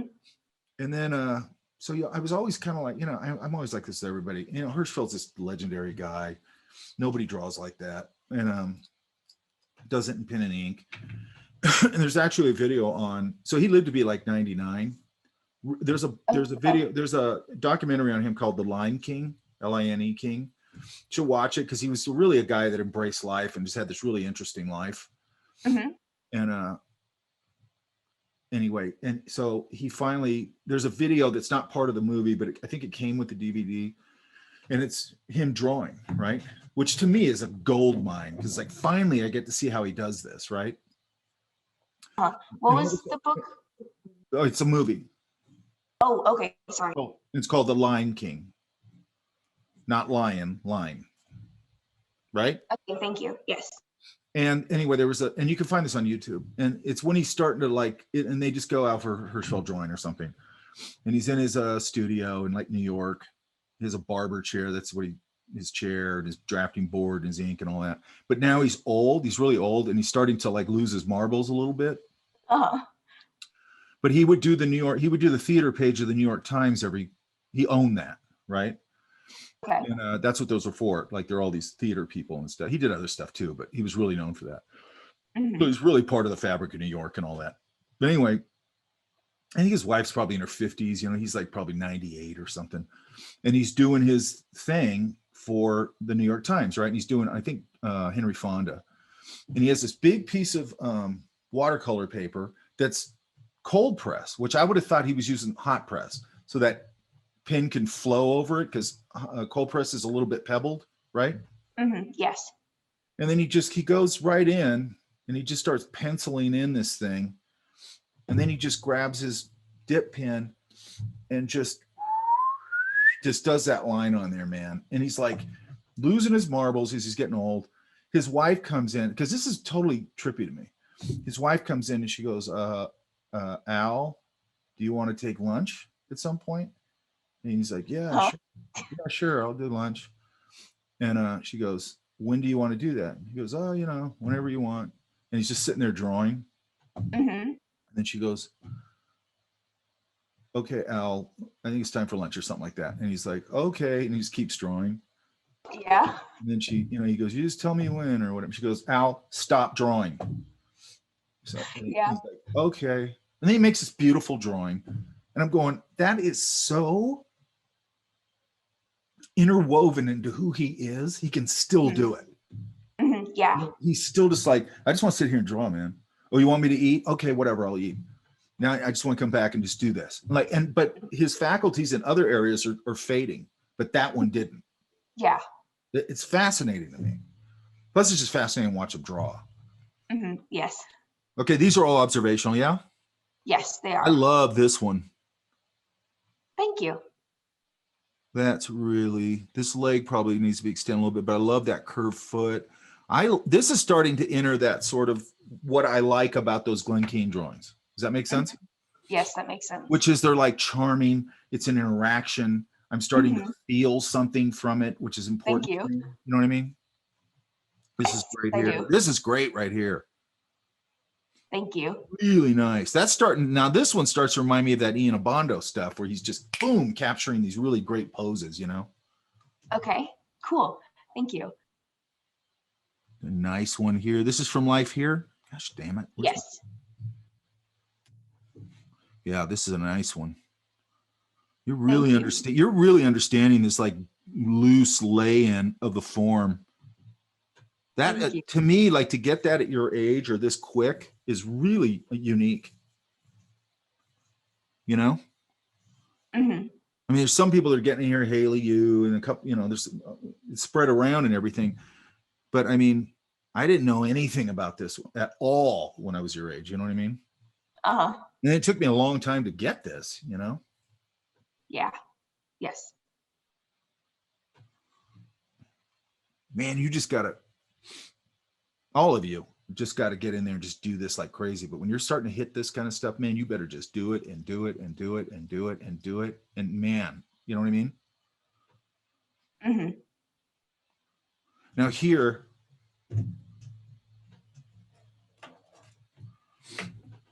because again, you got this lay-in here. It's pretty good. But now I'd probably come in here. I'm going to get the back of that hand right there a little bit. You don't need to over describe it. Okay. Then I might put the reins right there coming up into the hand. Yeah. Yes. And then here, probably put, I think their legs usually do something like that. And then into the stirrups, right? That's a little too, I think it's a little more casual than that. Yeah, I think she was wearing what are they called, chaps in that one. Yeah. So her legs were kind of hidden behind those.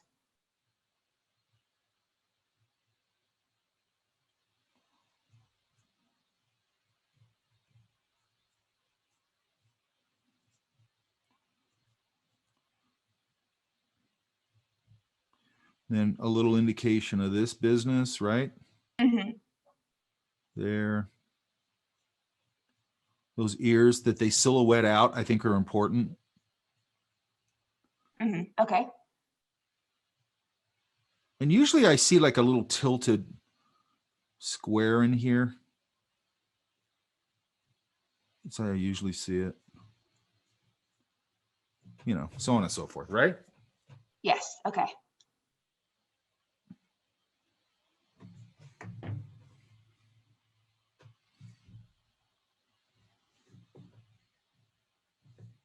You got any questions? No, I don't think so. Okay, good.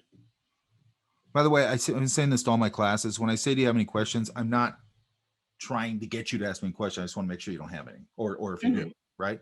Okay, yes. Because I realize that, like when I was in school, you know, they go, hey, you got any questions? And I go, nah. And they go, oh, so you know everything? You know, I was like, really? I mean, that's not helpful. You know what I mean? Yes, I do. Like, I don't have a question right now, dude. Leave me alone.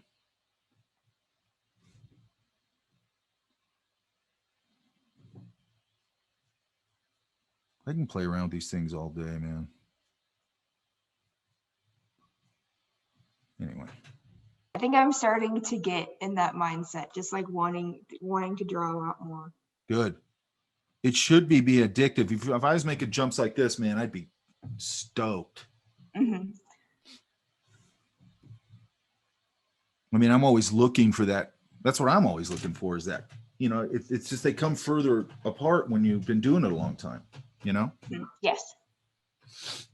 But when you're early on, and if you're really working hard, which I think everybody in here seems to be working pretty hard, and you know, when I see that improvement, it's just, that's exciting to me. You know what I mean? Yes, I do.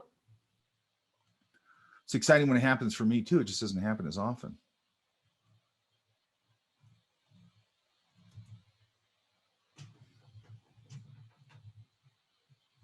Okay, these are, let's look at these. Where's Kayla? I'm here.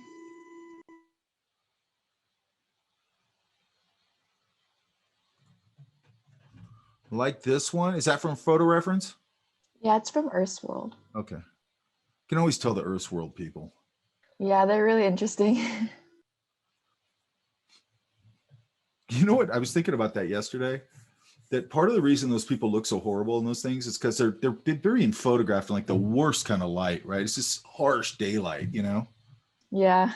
And I was thinking about it because I could goof on those people and everything, but I go, if they took a picture of me at the LA County Fair eating a corn dog in that light, I would look just like those people, which is horrifying. This is great. This hair is really nice. Thank you. I've seen this guy, I think. Now get a little more. So when you're looking at this kind of a viewpoint from behind, there's sort of this eye idea, but then the cheek sort of jumps in front of it like that. Like if you ever notice this, see that ridge in my bone right there? Yeah.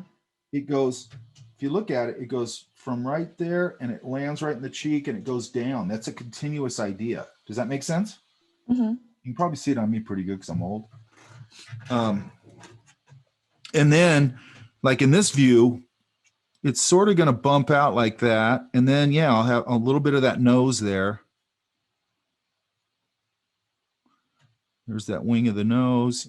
I might see a little of the mouth the way you are.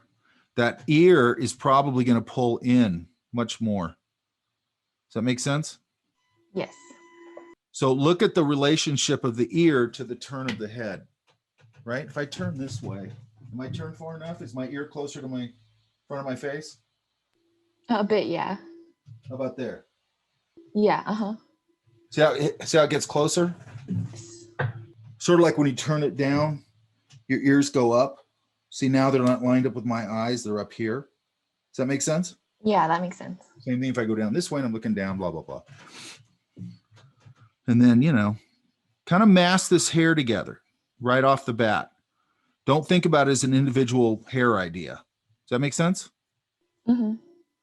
That's got a little bow to it. You kind of have this idea going on. I think that ear would be like there. And then really make sure that if these forms are here, that I'm really buying it.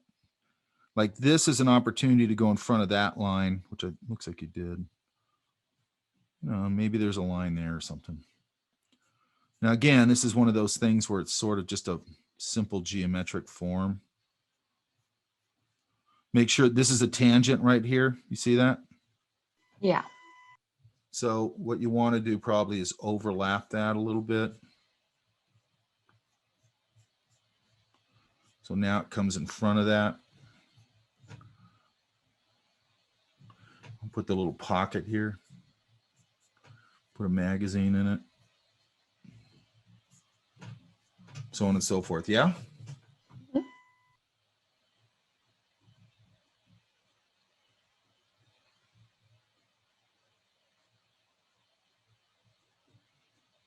So when we get this area in here, this whole area here is very flat. Do you see that? Yeah. So you want to find little things that are going to, you know, they have, you know, anatomy and all that. And, you know, maybe it's a little bit of fur, you know, break this up. This sort of connects back here. Something, you know, just looking for all those things that I can kind of fill that space up a little bit in a smart way. Yeah, I was trying to figure out what texture would make sense. Well, it just depends on the dog. Yeah. I have one. I'll try and find it on the break of a sheep dog. I have a couple different dogs that was laying on the dock or on the deck because get deck dogs over at the restaurant, and I like to draw them. This is a tricky pose right here, though. This is starting to get better here, and it looks like. And this is from life. Yeah, that's my dog. I'll probably. And I forgot about this, but I'll do a. I'm going to do a talk a little bit on fur and that kind of thing. Yeah. Okay. Yeah, that'd be great. I got to put that in my notes. Like what okay, so you're doing it pretty nicely here, but I just make it a little more clear. So one of the things with animals, what I look for, sort of like areas like here, here on this curve here. So look, here's something that's interesting. There's usually they're breaking their head right there. They have a little thing that goes like that right there. So this might sound weird, but it'll make sense in a minute. Okay, so like I look for places where there's sort of a curve like or an elbow or the back of that part of the leg where it, you know, the dog's leg curves out like that and then drops. Yeah, I know what you're talking about. Okay, because the reason being is they got fur on them like this, and those places like an elbow, when they go like this and they turn, that fur doesn't necessarily follow the form. Does that make sense? Yeah, it kind of pokes out. Yeah, same thing with that big curve on the cheek or whatever.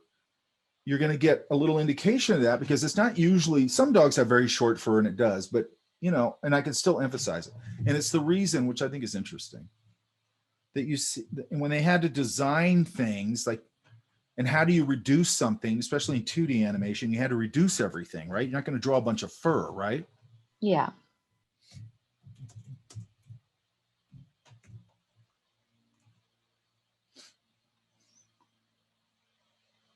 So if you look here,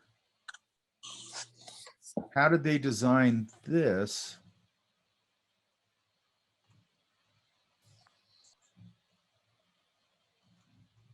They did exactly what I just said, where there's a curve, that's where they show the fur on the elbow, on the knee, on this curve, on this curve. You see that? On the cheek. Yeah. And they reduced it down and got a furry feeling based, it's not just based on BS. They looked at fur and they go, oh, it breaks the form right there. I can show it and then I don't have to draw it everywhere, right? Mm-hmm. And that's, again, that's where we're taking this information into design thinking, right? Does that make sense? Yes. And then, you know, you start, and then again, you're going to start to, you know, maybe come in here and go, okay, this is sort of flowing this way. This might have a little bit of break there, just like you're doing here. You know, where can I show some of this fur? And also when you're drawing anything with fur, let's do it over here. Where is it? Where's mine at? Hang on. So you've got this idea of this form, right? So let's say it's some kind of dog-like animal. This simple breakdown, right?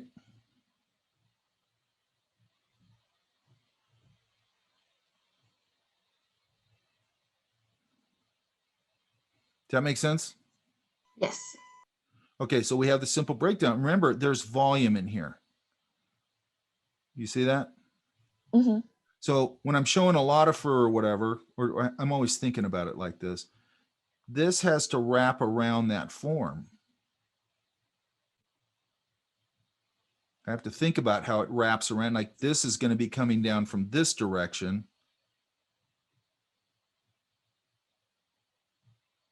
And then it might break a little there. Might break a little on that elbow. Break a little here.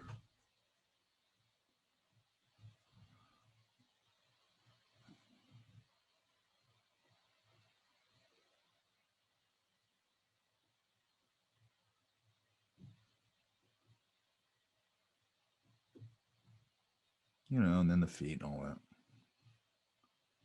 Does that make sense? Yeah, that's helpful. And then you have to sort of go, okay, what about here? It's going to sort of break this way. It's going to break this. I'm looking at how these things wrap over this form. In this case, it goes this way. This case, it's going this way. Up here again, it's going that way. This is going this way. This is probably going this way. This is probably going this way. Does that make sense? Yeah. So remember, it's just like texture mapping. You know, you've got this volume and you're going to wrap your fur around it. And then you got to go, okay, how do I reduce this? And one of the ways is, okay, where it breaks form, I can probably get some fur texture there. Then I'll pull some of it into the interior. A lot of times I'll look at it and go, where's the darker areas? And I might show it there. Or, because I don't want to just, if I put fur on it all over the place, it's probably not going to look that good, right? Mm-hmm. Now you could do that, obviously if you want to take it to that kind of thing, and that's fine. But you want to look how it's wrapping around the form, right? Right. And it's the same thing with texture on anything, when you're thinking about it, and you've got this thing, tubular thing, it's the same idea. It's doing this. And then I got to think about which way this, from a perspective and all that stuff, that's a little too wide. Where does it get thinner? Where is it wrapping over this way? Now it's wrapping over this way. If I'm doing a tree idea, and I don't draw it like this, but it's how I think of it when I'm doing, like, what do you call it? Green or bark and things. This is going this way. So these I'm looking up at this way. Does that make sense? Yeah. And then as it comes down, let's say here I'm still, and I don't know where it breaks, if my eye levels, let's say my eye level's here or something. Now it's going this way. Right? Mm-hmm. So up here, if I'm going to wrap that texture around here, I'm going this way. And as it gets down here, it's going to go this way. Or this way up here, wherever it breaks, right? Yeah. But you see people all the time, they're not thinking like that, okay? They're just throwing, they do a tree like this, and they go, just make a bunch of random crap. And it's like, that's not what a tree looks like. Like the reason you're observing all this stuff is to learn how to interpret these things and then be able to use them in your toolbox, right? Mm-hmm. When somebody comes and, asks you to design whatever they ask you to design. Where is this? Is this up north? Yeah, that's in Monterey. Oh, you went up to Monterey? Yeah, I went on a little road trip with my family. I love road tripping, man. But I like to go by myself. I don't need any stinking humans around.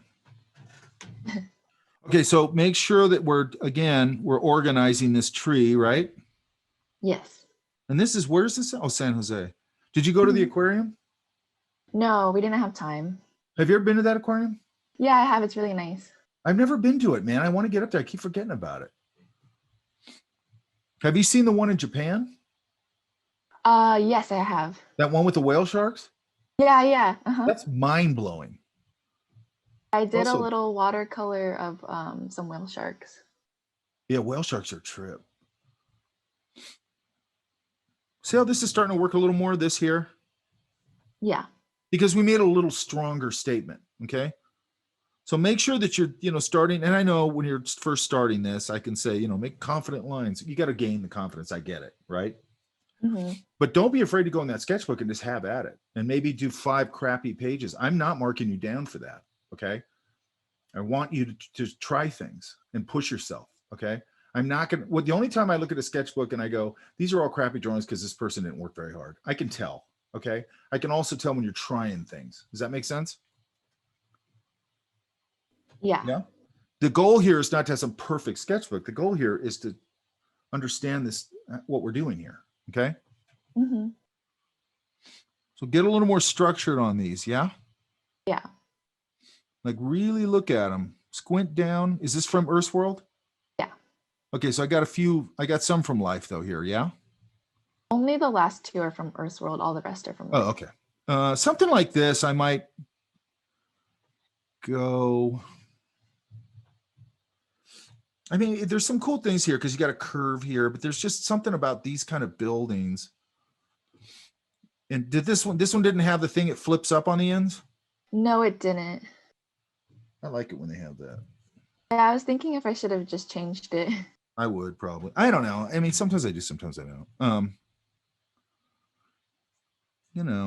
Sometimes with this kind of thing, I want to get a little more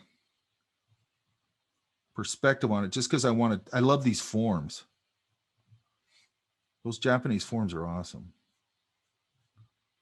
Talk about a culture that thinks about design, man.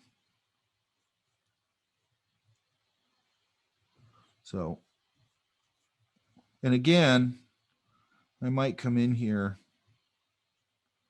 and I know I'm making stuff up here,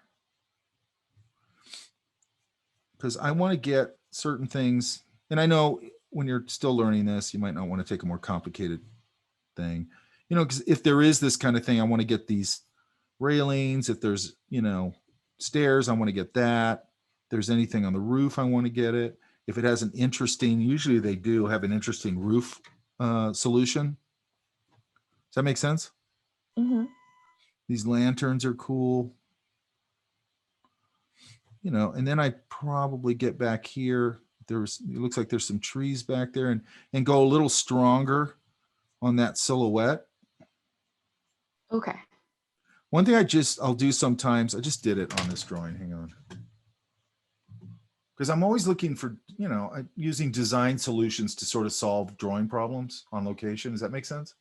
So let's go here.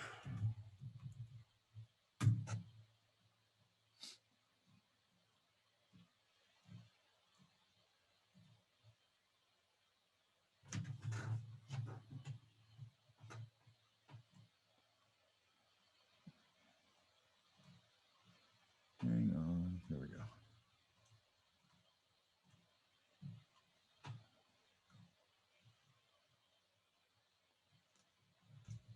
See these trees back here? Yeah. And they're just this linear idea pulled down and then kind of fade off, right? That's nice. Because I'm drawing them on location and, it's a fast drawing. It's probably a 10, 15-minute drawing. Same thing over here. The rock information here. And then a little bit of that white behind it to, boom, silhouette it, right?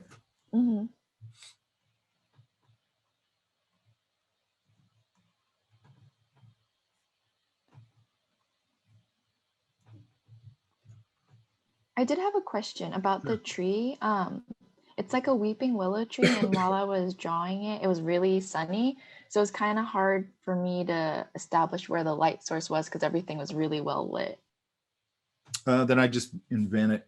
What I do is I Okay. look and go, the sun's over there, so the shadows are over there. Okay. And then again, I did one in a class. It might have been in here. I don't remember what class it was in. I still want to kind of find that overall kind of shape.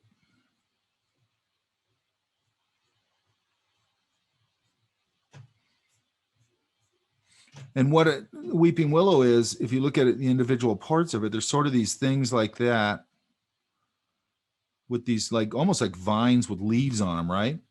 So then I go, okay, I got to give you some of that. but then I'm going to do the same thing at some point. I'm going to go, okay, well, here's where it breaks the silhouette. So I'll give you some of it here. And then at some point, I'm going to find a way to sort of knock in some value, or yeah, some value, and then just start breaking that up and showing you some of it, not all of it. Yeah? Okay. Does that make sense? Mhm. I have a drawing of it somewhere. I'll try and find it. Okay. This guy feels like his shoulders should be out here a little more. He's got very narrow shoulders. This feels like it should probably be a little longer. Now he might have had one knot. I don't know. I think this could come out here a little more. So that's just a simple proportional thing, right? Yeah. Probably break his, even if it's not. I might come in here, do a little reflection or something in there. Lighten up the top a little bit, maybe a little bit of that. We just get a little bit of a reflection in there, maybe. Okay. Depending on what the light was like. And then here, again, I might just here and there break that edge a little bit. See how that just loosens it up? Mm-hmm. Then is this a like a messenger bag strap? It looked like a fanny pack to the side. God, that's stupid. I'd probably make it a messenger bag and just pull it down here. Okay.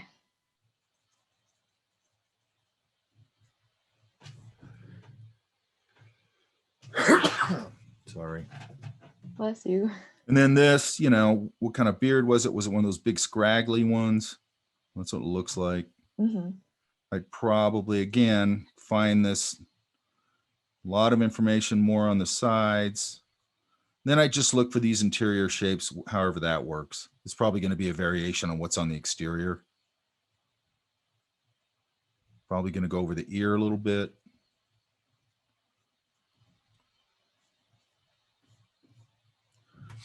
And again, if I can, you did it a little bit. I'd put in that little shadow value, lock the top of the head together. Yeah. Mm-hmm. Get a little more information on this. I like to, I'll do that, open it up, and then I'll put a contrasting value inside, like he's got a shirt on underneath it. This is not too bad. These fingers feel a little short. And then, yeah, you got this and this. That's good. You know, however that's going to work. A lot of times where the knuckle turns, I'll throw it in a little bit of shadow like that. This is Okay. lit. This is a flat plane. Does that make sense? Yeah. I love this plane right here. If I get that, see that? Mm-hmm. Boom, boom, right? Highlight. And then look at that. Bam. I can just go wham. That's that little plane right there. That plane, that plane, that plane, right? Mm-hmm.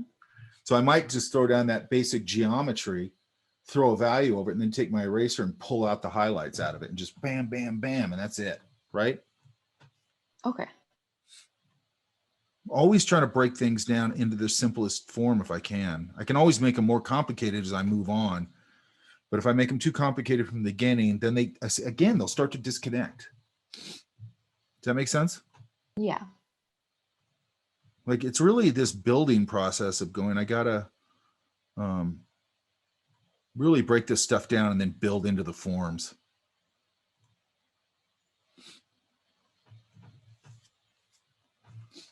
Okay.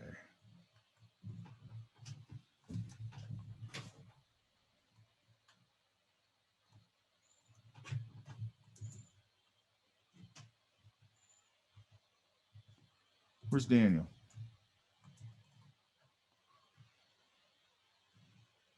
You here? I can see him.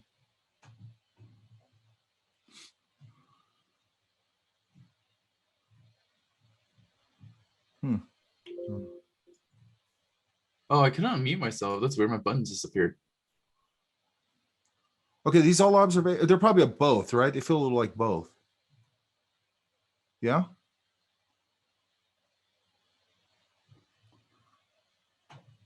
Where you at? Okay, Daniel's MIA. Maybe his mic broke. I don't know. I think he might be having trouble with his mic. Should I send a technician out there? Is he in chat? Hang on.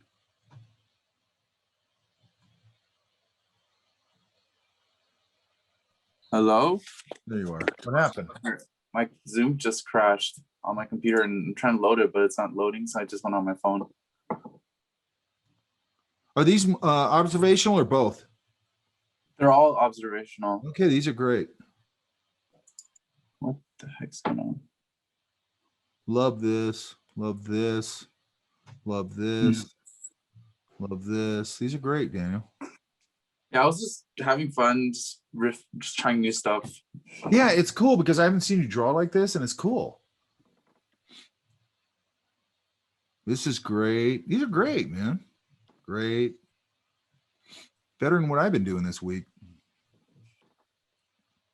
I love that you're going all over the place stylistically. That's great. Look at that. Yeah, just trying different stuff. Yeah, that's great, man. This is great. Where was that at? I was at Old Town Orange. All right, I gotta get over there, man. It sounds like it's happening right now. There's just a lot of people walking by. They're sitting in front of the cafe. Yeah, I love that area. This is great. These are tricky too. The guitars are tricky, and especially getting the hands placed right is really tricky. Yeah, I think anyway. These are great. You got any questions? No, I just try to do different stuff, have fun with it, try different styles. Yeah. And then use that to break out if you go into, doing character design where you could take different approaches, right? Yeah. And the approaches should be based on research, I think, right? Somebody gives you something that your first order of business is research. What is this world? What's the stylistic direction? And if it hasn't been set, they're still going to have some point of view. They're going to go, it's a little this, a little that, whatever how they arrive there. And then you go to do your own research and then you start basing your language based on that particular project, right? Yeah. I don't think there's enough thinking around that with people in general. I think they go, I want to do mechs or something all the time. It's like, you're not going to be handed mechs all the time. You got to design to the job. I would like to, but obviously that's not going to happen. How do you know? I would like to draw mechs all the time, but like you said, it's not always going to be mechs. Yeah, and it's not only that. You got to oh my gosh. Who's this here?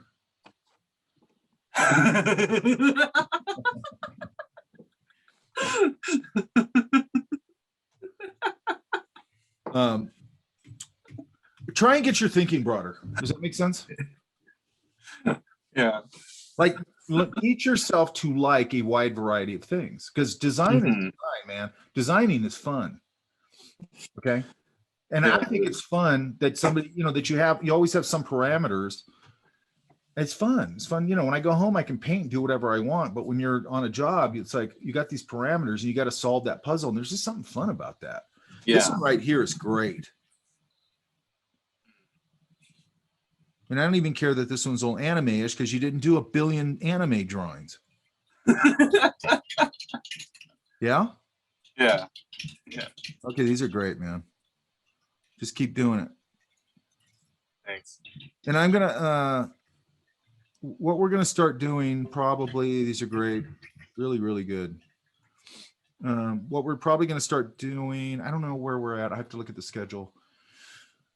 We're going to start, and I'm going to have this kind of rolling in the background, this idea, which is a cafe to character project, where I'm going to want you guys to design a character based on something from life. That's where it starts. Does that make sense?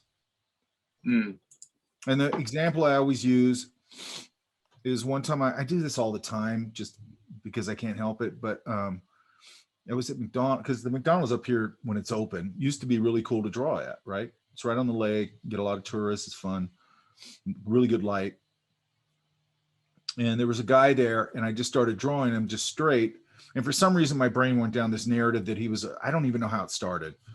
that he was a Russian spy, and then he'd escaped the Soviet Union, and he came over here and he's on the run. And as I was drawing him, I started designing it as I was thinking it. And then I started designing his vehicle. Then I designed this little Russian bear sidekick for him. And then I had this whole story. By the time I left there, I had this whole story and a couple of just rough drawings of something I could have developed up.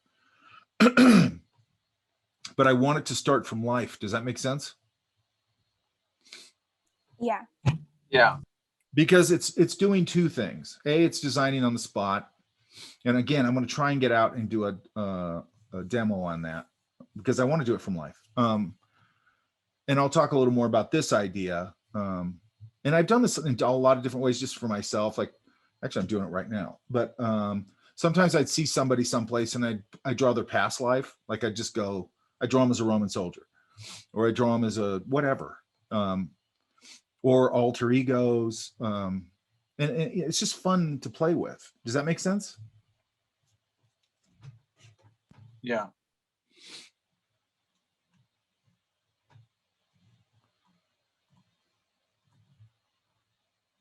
Getting hungry, man.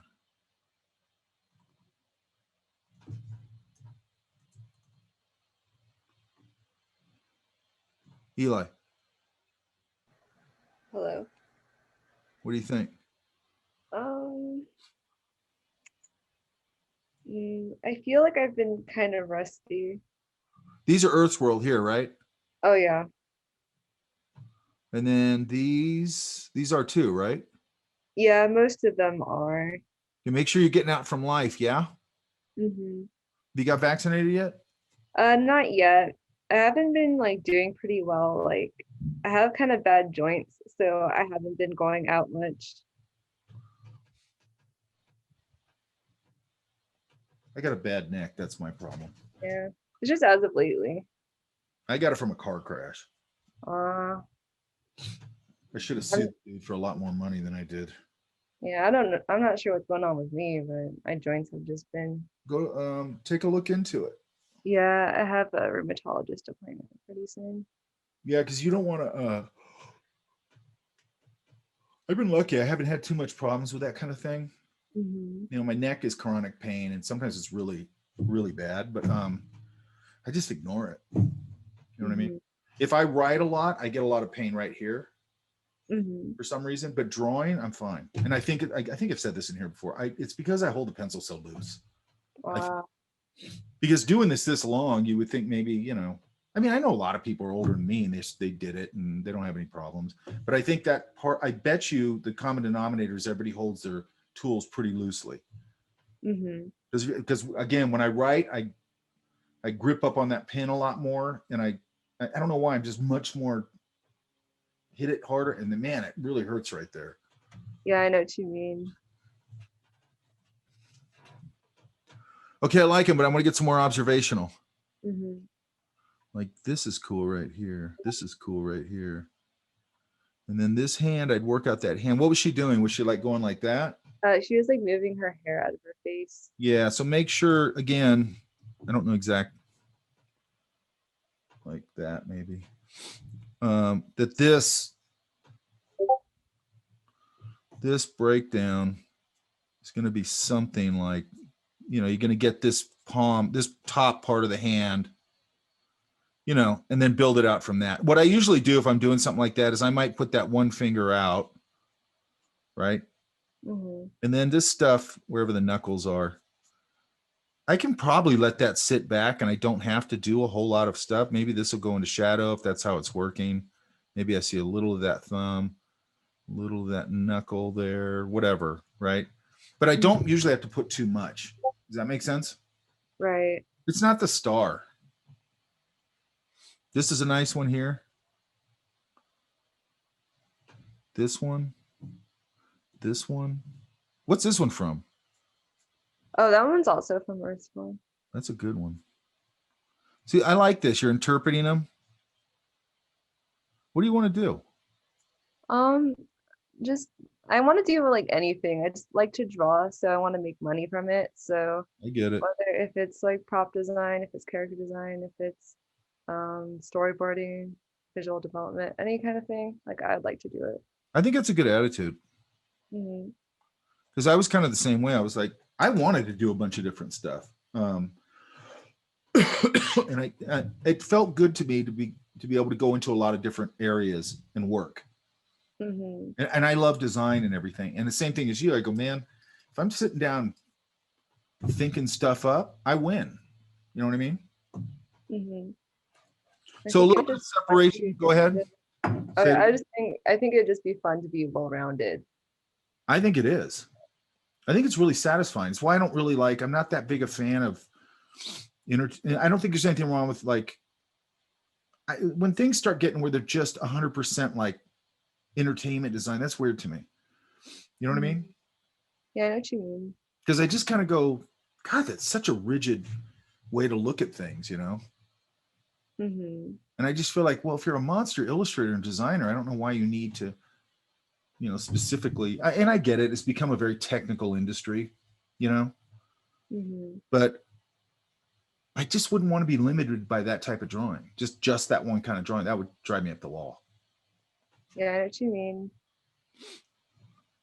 So a little bit of line pop here, yeah? This is really nice, this one.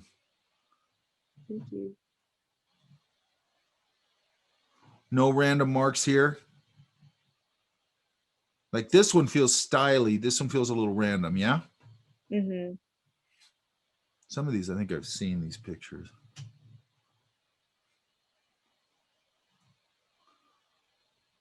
Yeah, and then try and get out from some life stuff, yeah?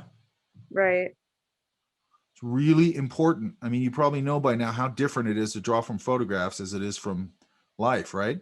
Yeah, I found that I was taking way more time for things that I could do simple. You know what I mean? When you're working from a photograph?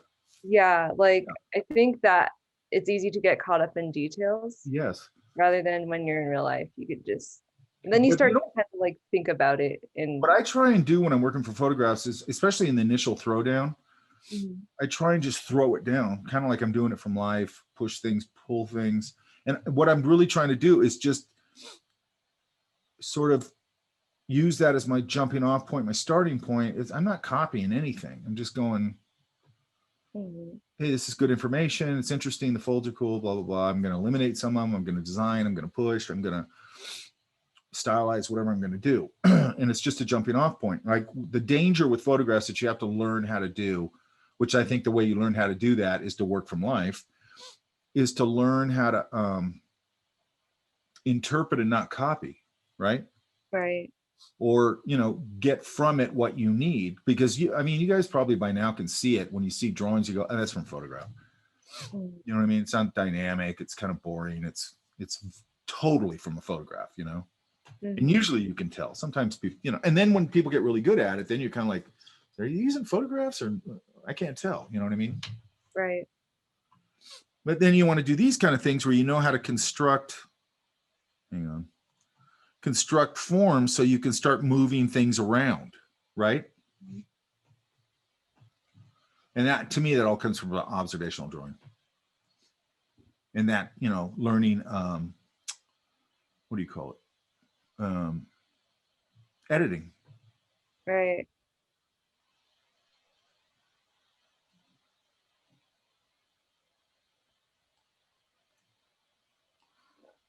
Okay, does anybody have any questions in general?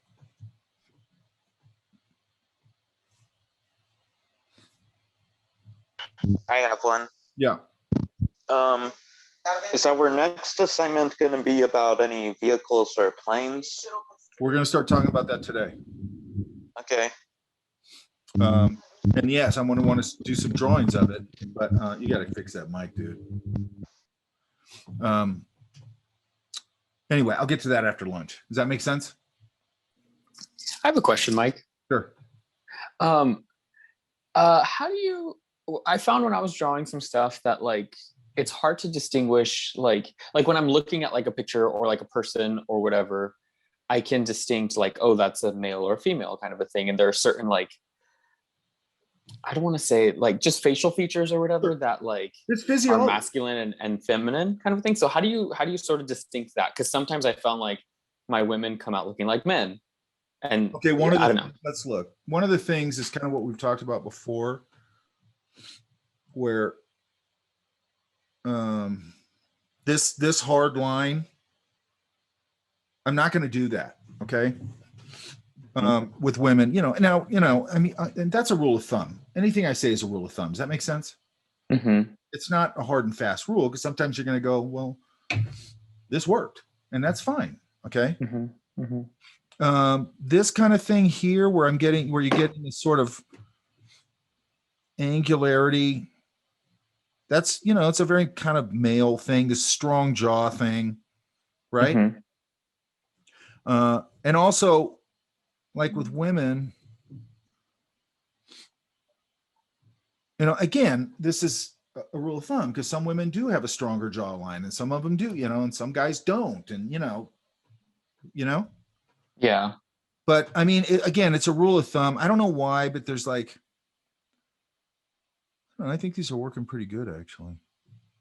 I really like the curly hair. Once you told me that little hack, it's kind of opened up my eyes a little bit. I love that when that happened, and it still happens, obviously. But when I was in college, because I was like so hungry for this stuff, and I didn't go back to college till later, or go to college till later. And man, when I found like certain people, Gary, especially Gary, Norm, and they would do exactly what you just said. They'd show me something, and I go, oh my God, I used to always try and draw that. It seems so complicated. And then they'd show me how you do it and how you think about it. And then I just go off the rails with it. You know what I mean? And have so much fun with it. And then once I knew I knew the structure of it and all that, because that's really what it was. I just have all kinds of fun with it, and I'd explore it for the next week or two, and then go back to the well for some more stuff, hey, how do you do this? And once I found, because you got to remember also the era I grew up in, you couldn't get any of this information. There was no internet, there was old books on illustration that were good, but they're not like having a teacher right there where you can go, okay, I get that, but I don't understand this. Like, I don't understand this. You can't ask a book that. Which is what, and I know this sounds old fartish, but it's true.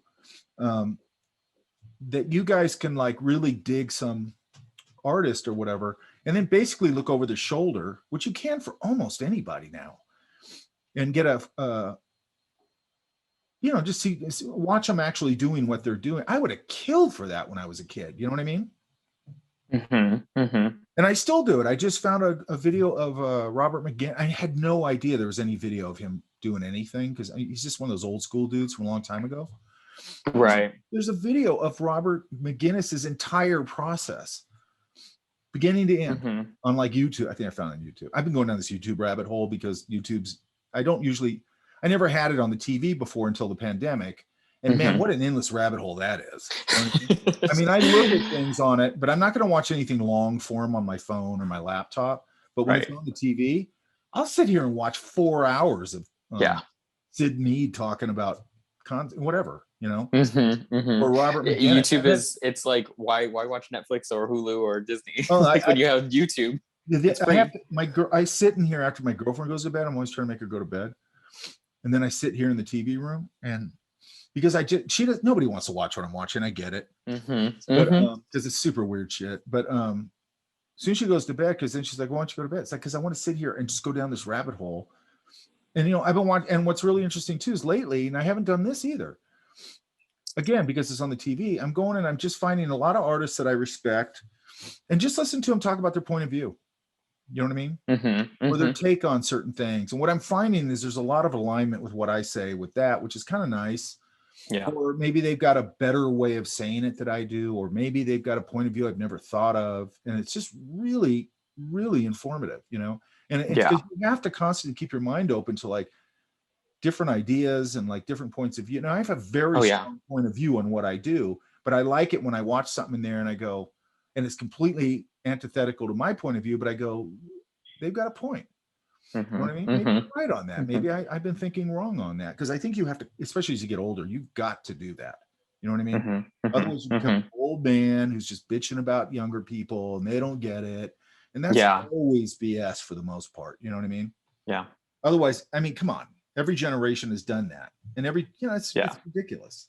It's just you almost have to like embrace the next generation and like take them for what they're doing, and you have as silly or stupid as it may be sometimes. Well, that's what's good about that. I always say it's good. One of the things good about teaching, because I think I could have very easily fallen in, these millennials are a bunch of blah, blah, blah. And then when you're around, all kinds of different people all the time, not just necessarily always young people, but just people in general, but a lot with young people, you go, there's a lot of really cool, very talented, very hardworking young people. You know what I mean? And then you have to go, well, they're not your generation, so who cares? It's a different generation. They're supposed to be different. Yeah. They're supposed to listen to music you don't like. There's, all that stuff, right? But the other thing you have to be able to do, in my opinion, as a designer, you have to be able to pull yourself out of your era, whatever era you're standing in right now. Yeah. Even as a young person, you have to be able to pull yourself out of that and go, what here is going to stick? What here is just crappy? Okay. Like and there isn't any era, but there is tons of crappy music right now. Okay. Part of that's just because they figured out how to just go, hey, that person's got the right backstory, so we can pull them in the studio. There's not one instrument on these things. It's all made in a laptop, and it sounds like it. And this person's just talking over it, and you're like, this is the most boring thing I've ever heard in my life. And then younger people then will go, well, you don't like that kind of music. And I go, it's crappy. Just like when I was 18 and all that heavy metal, and we were going down the Sunset Strip and that whole stupid heavy metal thing was going on, I thought 99% of that was crappy. And I was 18. You know what I mean? Because you can pull yourself out and go, this is crappy. You know what I mean? Yeah. Yeah. And then some of it you just get old and you go, I don't like that. I mean, you have to be honest. Yeah.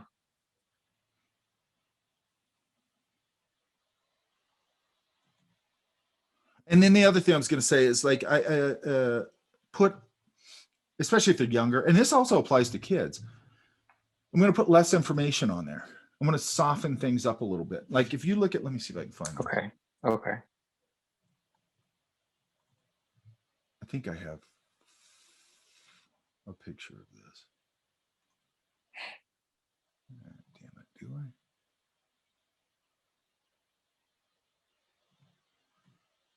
Oh, I think I already cleared it out. Wait a minute. Oh, no, I didn't. Let's see if one of these will work. Like even this one. If you look at the way they painted women back, in the 40s, whatever it was.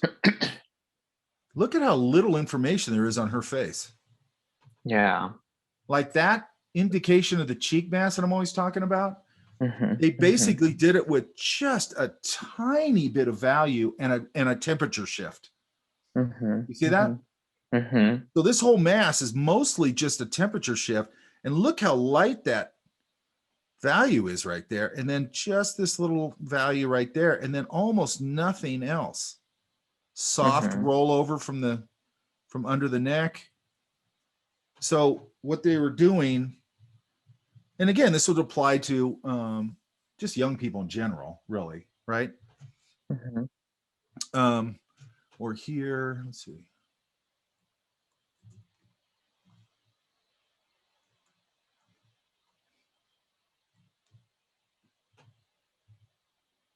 There's another one.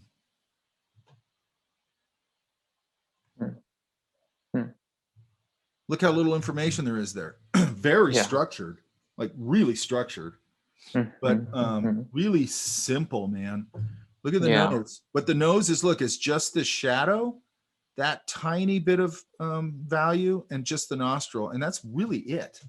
They did that a lot where they would really really soften up the nose a lot. Look, there's no laugh lines whatsoever. Now that's going totally idealized, right? Yeah. Which, sometimes you're doing, sometimes you're not. But you can take a lot of information away from this because these dudes were highly trained. Okay. Right. And the way they're doing this is coming from knowledge of anatomy and all, and observation, however they got there.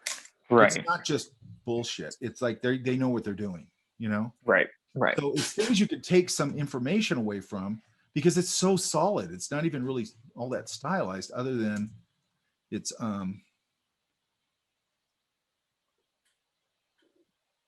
look, that little value and the nostrils, and just really subtle little value shifts and temperature shifts. And then look at this shadow under her thing. There's no hard lines there. It's soft. I usually, for some reason, tend to pull the chin a little closer to the bottom of the lip, and it just, for some reason, feminizes it a little bit. Okay. You know, maybe because we just, in a sort of cliche way, I always think of the guy having the bigger jaw and chin and all that. Right. You know, because look at it. Go ahead.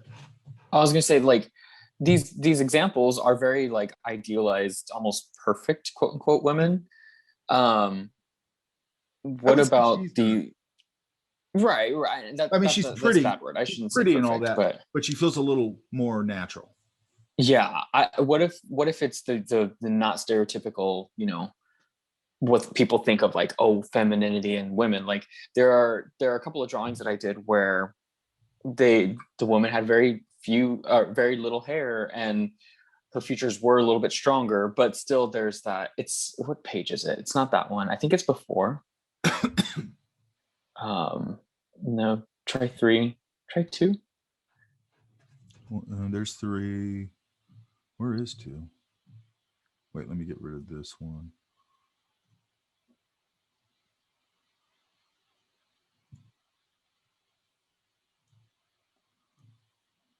This guy, by the way, was a badass. Cody Whitmore.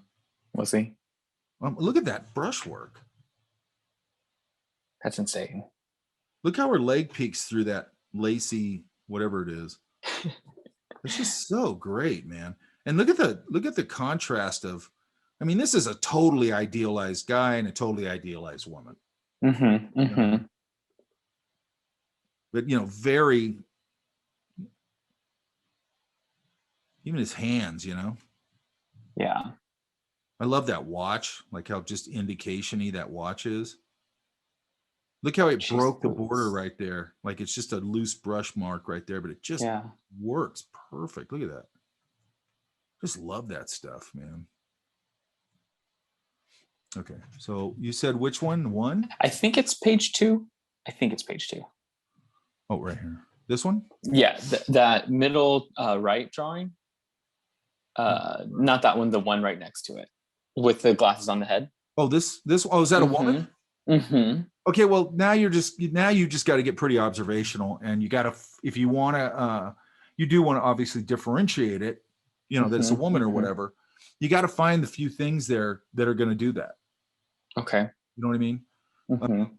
And again, you're going back, you know, what is it? You know, this one I might go back into, I might do a pretty straight drawing of the person because I'm figuring it out. Like I want to make sure I'm keeping this person, you know, clearly a female, but the features are a little different.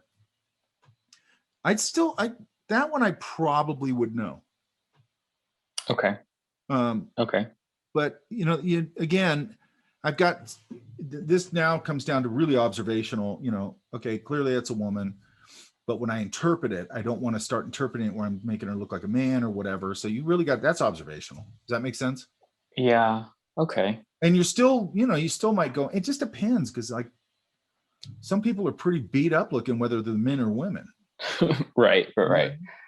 And then, you know, sometimes like I love drawing beat up looking dudes, but because there's just a lot of meat on the bone there. You know what I mean? You know, if I draw, and I force myself sometimes to draw like very pretty young women or whatever, but it's not as interesting to me. You know what I mean? Or, you know, as an older woman, or I don't know, just somebody who's interesting looking to me, you know, and then sometimes somebody is very pretty and interesting. You know what I mean? It's not that they're not interesting because they're pretty, but it's just some weird, I think I mentioned in here, I saw a woman at Olvera Street. She was sitting in the cafe, the outdoor cafe. Just an amazing looking woman. I mean, she was very pretty, but like in a really unique way. You know, and I really wanted to draw her, but I didn't want to draw her because it would have been really obvious I was drawing her. You know what I mean? Yeah. And I don't want to come off like I'm like, oh, you know. Yeah. And then there was a guy on the other side of that equation, but I really want to draw because what was interesting about her is I'm like, man, she is really, really interesting looking. And I noticed that other people were noticing her too, because she was very interesting looking. And so that's part of the reason I didn't want to bother. But and then on the other side of that, the other day, where was I? I was in LA. And I haven't seen this in forever. There was a guy driving a cab, not an Uber, a cab, right? And I was I think it was at the stoplight, and he was turning this way, so I got a clear view of him. He had his window down, and he looked like something out of an old, like, detective show from the 70s. Okay, he was like older, older, kind of pretty beat up looking. Just looked like exactly like the kind of cabbie you think of and that kind of thing. But what was interesting is he's driving, and he's like, oh, you know, kind of just a really interesting face, and he had a cigarette hanging out of his mouth. Like, who does that in a cab? Like, nobody does that, because then you know, people nowadays will go, this cab smells like smoke, dude. I'm not getting in here.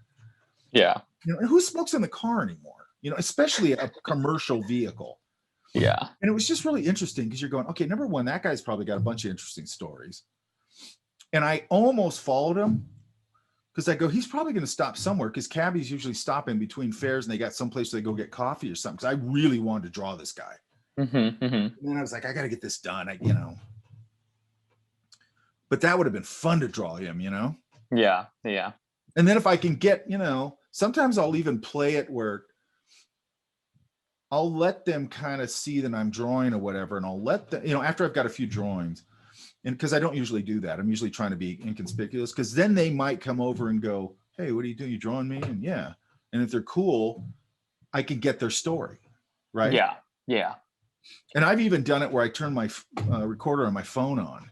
You know what I mean? Sometimes you run into these people, and like I'm fascinated by people like that. Does that make? Yeah. You know, just people in general. You see people in general. You go, I wonder what that person's story is. Right. Right. And sometimes a sketchbook is a really cool way to get that story. So, you know, you're going to take some. Okay, so what we just talked about is sort of taking some big, sort of just big ideas in general that are real, again, good rules of thumb. But then you get somebody like the woman you're just talking about that you're drawing, and then you got to now it's a really observational game. And how, you know, how am I going to feminize her, or whatever you're trying to do? Right. Now, the first thing I do, and I used to do the same thing when I would go do drawings when I was doing that stuff for KPCC. The first thing I would do is go there. If it was people, like people, you know, particular people, I'd sit there the first, I don't know, half an hour, and just draw them, you know, or maybe draw a couple people who are important to the story or whatever. And I just draw them observation. And what I was doing was I was trying to almost make sort of a model sheet in my head for how they're constructed, their face was constructed, and their head was constructed. Because that way, you know, you're not going to nail it 100%, because those things are doing very quick. But that way, if they're sort of talking, you know, I can get them. And then if they sort of turn over this way, I can keep going on the other pose or something. Or I start doing multiple poses. I think I've said this before too, where it's like, okay, they're talking all the time, and I kind of know how they're going to move, unless they just leave the conversation. But like, okay, he's talking to these three people. There's going to be this, gesturing, this, but the focus is probably going to be in one of these three people, right? So I might, you know, start that pose and go over here and jump over when they move and do another pose, and over here, and then maybe they'll start to lock on one. Then I'll start adding the other people into that one, you know, and I'm you know, I'm trying to get a real handle on their likeness and their construction of their face. Sometimes you nail it, sometimes you don't. Right. But it's almost like this kind of idea where you're going, what about their face makes them look like them? Is there any big landmarks, or is there any big handles here? You know, like everybody, when they stylized Obama, it was always with the ears. Right? Got a very narrow sort of triangular face and these big ears. If you just broke it down to those two things right off the bat, right? I could probably do a silhouette of that, and you go, "That's Obama." Yeah, you know, lanky. Yeah, much more athletic than most presidents we've had. You know, and you know, just a certain kind of shape language, right? There was people when and what's interesting, go back and look at the different presidents, and go back and look at how People have depicted them? Yes, how political cartoonists have drawn them. Mm-hmm. And sometimes it's a real, I always call that truth. Like you go, wow, they really push this stuff out there, but it looks like that person because they found those things. You know what I mean? They really put, like they used to draw, somebody used to draw, I think it might have been Steve Brodner. Hang on. Used to draw Bush really ape-like. Hang on.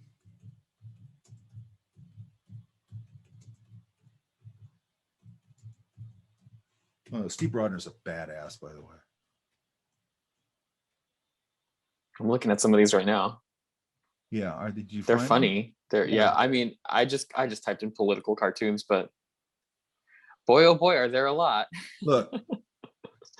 So I find just his George Bush stuff. Look at these interpretations. I find this kind of stuff really interesting. You know, political cartooning and all that, or editorial. Look at this one. Just great work. And then there's just, and then you go a different way. She works for the Washington Post, I think. Yeah, Washington Post. She does McConnell really well. Well, she does everybody really well. You know, sort of a different approach. Right? And then look at this weird take she does on how she draws what's his face? Trump. By the way, the other thing you should be looking at when you look at these things, great ideas. You know what I mean? This is, I think political cartooning would probably be insanely hard. Yeah. Especially you got to do this like on a daily basis, basically. I want to find her. Oh, here he is. See how she does McConnell? And then it's interesting because you'll see her sort of land on it and then she keeps pushing it, you know? Look at this one. It's super, really great work. Here's McConnell again. McConnell again. That's a great one. Like arriving at that solution is, I think that's really interesting. You know what I mean? Yeah. And they probably sit down just like anybody does and just do endless drawings. Just doodles. So you start landing on something. You know what I mean? You're probably not going to sit down and just nail that. Yeah. Yeah. And now she's got a shape language for McConnell. She's got a shape language for Trump. She's got a shape language for all these people, you know, and now she can just probably just draw them out of her head. And, you know, because now she's got this sort of model for what all these people are, which is not that different from an animated show where you literally have a model sheet, right? Where this is how you draw this. See here, it's not pushed quite as hard. Yeah, I see. So that's probably earlier. And then look how far she's pushing it there. So, you know, she's developing this language and it keeps evolving. It's just like when you watch a TV show and you go back to the early ones and you can tell that the actors haven't quite defined the character yet. Yeah.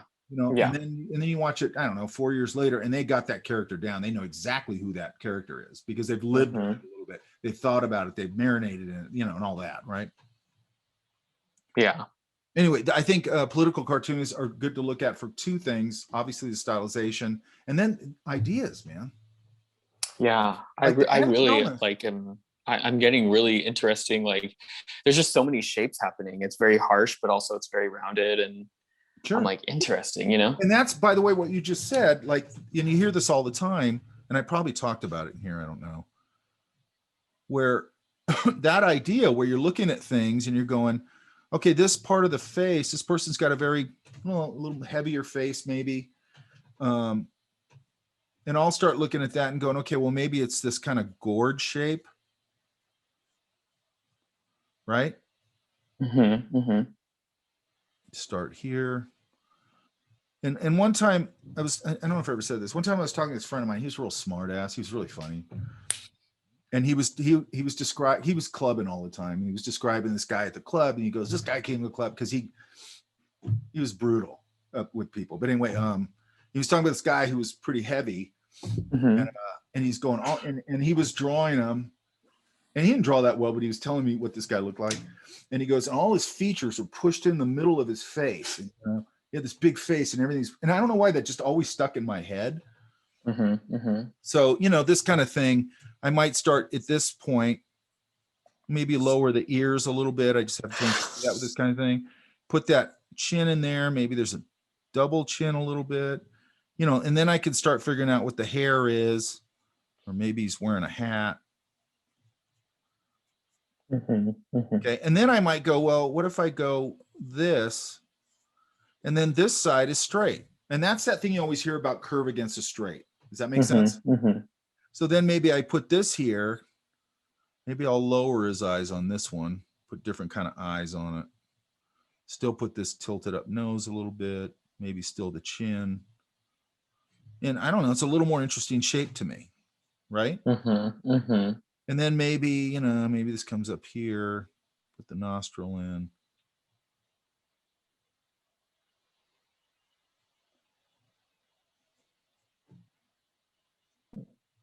Small bow tie, why? To push the girth idea. And then, you know, again, maybe he's a chef this time.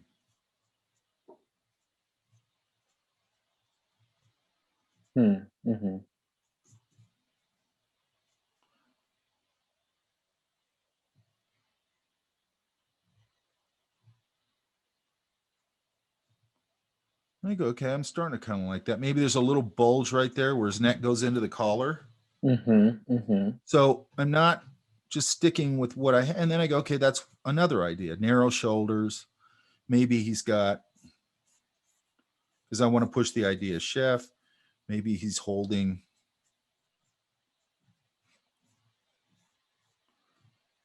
this turkey or roasted chicken with the little things on the, you know, however that wing goes.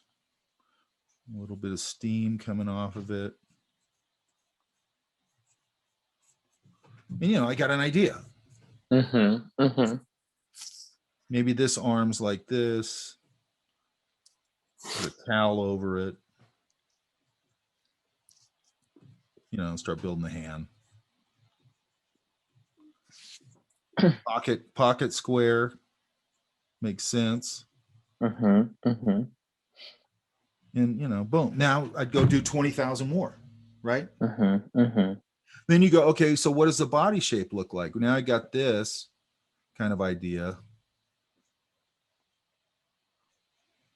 Feels like it's kind of doing this. But then I go, well, maybe I do the same sort of idea. This isn't straight here, but maybe I do this, I echo this shape maybe, and because now I've got this shape echoing each other. Does that make sense? Then maybe the legs are very short and stocky, maybe very gathered up pants. Maybe small feet, again, to push the girth idea, very small this. Maybe this arm again comes this way. He's got a towel over it, or whatever they call it, napkin. And here's the same idea. You know, maybe this can even go straighter. I don't like it straight. You know, maybe this just curves down like that this time. You know, blah, blah, blah. In shape language, right? Yeah. It looks like, oh, who's that look like? I know who that. Oh, it looks like Oliver from Stan and Ollie. Right? You know what I'm talking about? Standing Ollie. No, Actually, I don't. I'll show you.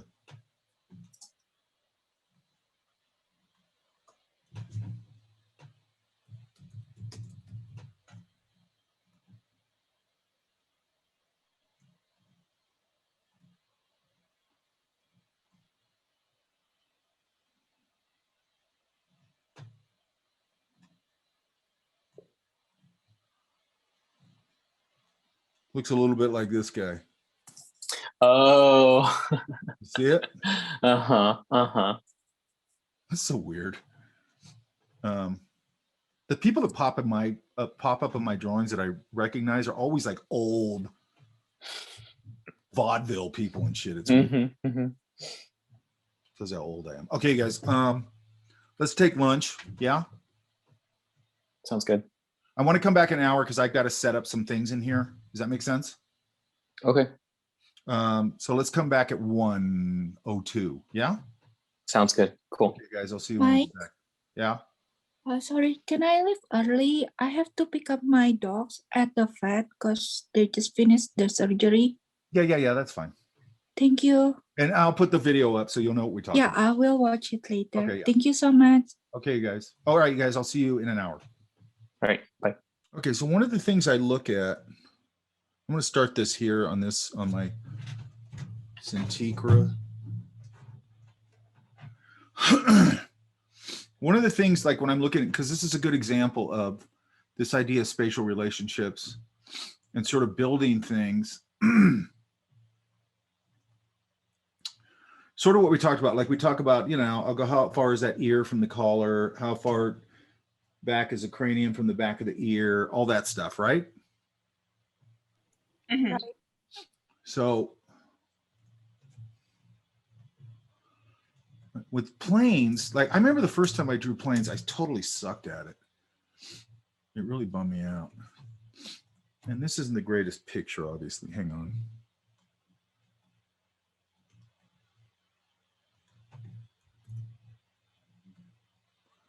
Jesus, that's small. But one of the things I'm looking for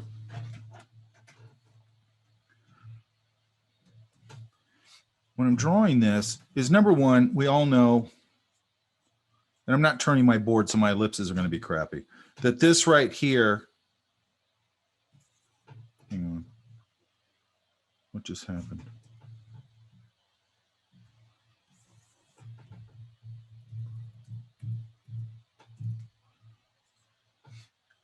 That this part of this plane is basically,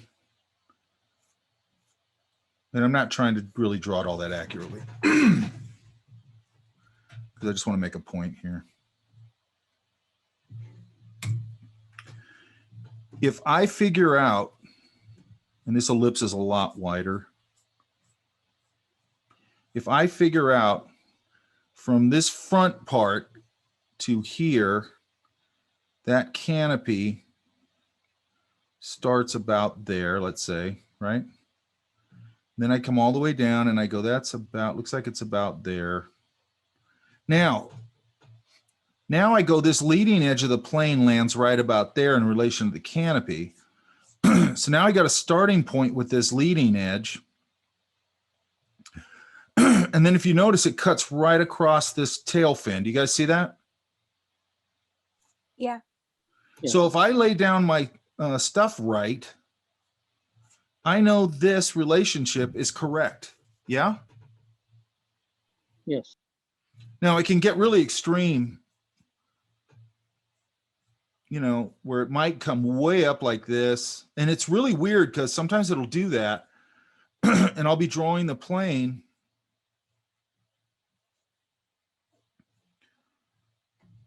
And I'll have this already laid out, and then I'll look at it and go, man, it's cutting right through that. It just feels really severe. But then I'll do it and it's correct, right? Sometimes it's kind of tricking your eye a little bit, especially with a plane, because it's a pretty complex shaped object. Does that make sense? Yes. So, and then I go back to, where does this front of this strut land? Lands right about there. And I'm kind of looking at it in relation to the canopy. And I'm just loosely doing that, okay? Then I'm going, this one lands. This has actually got way more thickness to it here. It also comes up above this a little bit. And then where does this land? It lands about there. And then I got my fins here, blah, blah, blah. And then I'm going to go, where does this land? It lands about here. And all I'm doing is I'm landmarking things off. But this one, these weird angles, that helps me a lot with perspective, because if I'm just looking at where it lands, if I start it here and it ends there, and those things look right, and I put the tail fin where it belongs, it'll all kind of come together. Does that make sense? Yes. Now, let's switch over. So again, these things are more or less tubes. You know, they're more or less this.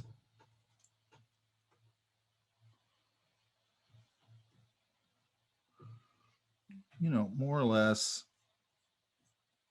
this tube, this cylinder. You got this on it, and then they've got a couple of planks coming out, you know, and then they'll go on the other side, blah, blah, blah.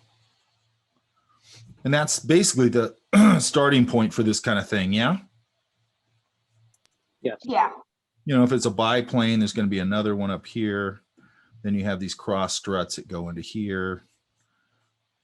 Then this is going to come, it's going to dip here. Instead of having that canopy, it's going to dip here and over. It's going to lift up. It's going to have a little windshield. Kind of climb up here. It's going to be a little fatter on the bottom usually. Sort of climb up like that. You know, and then I can start to build my wing. The wing's going to have a little bit of thickness. Put my top wing on.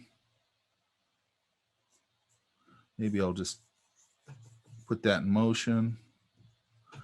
You know, and I start to get, these don't retract usually in these old biplanes. So they're out even when they're flying. You know, and then there'll be a small one back here. Does that make sense? Yes. Yes. And then if I know that, then I can go, I'm going to, maybe I'll chub it up a little bit.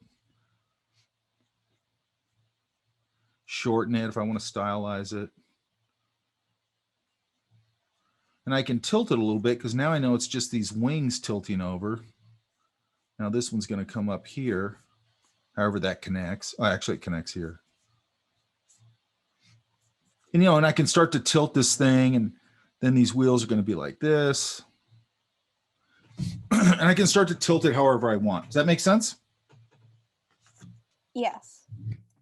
So now let's look at this in relation to pin a little bit.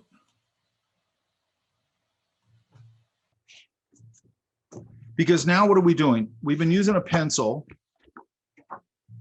and we've been, you know, we have all those organic things that a pencil does now. Now we're switching to something that more or less is, you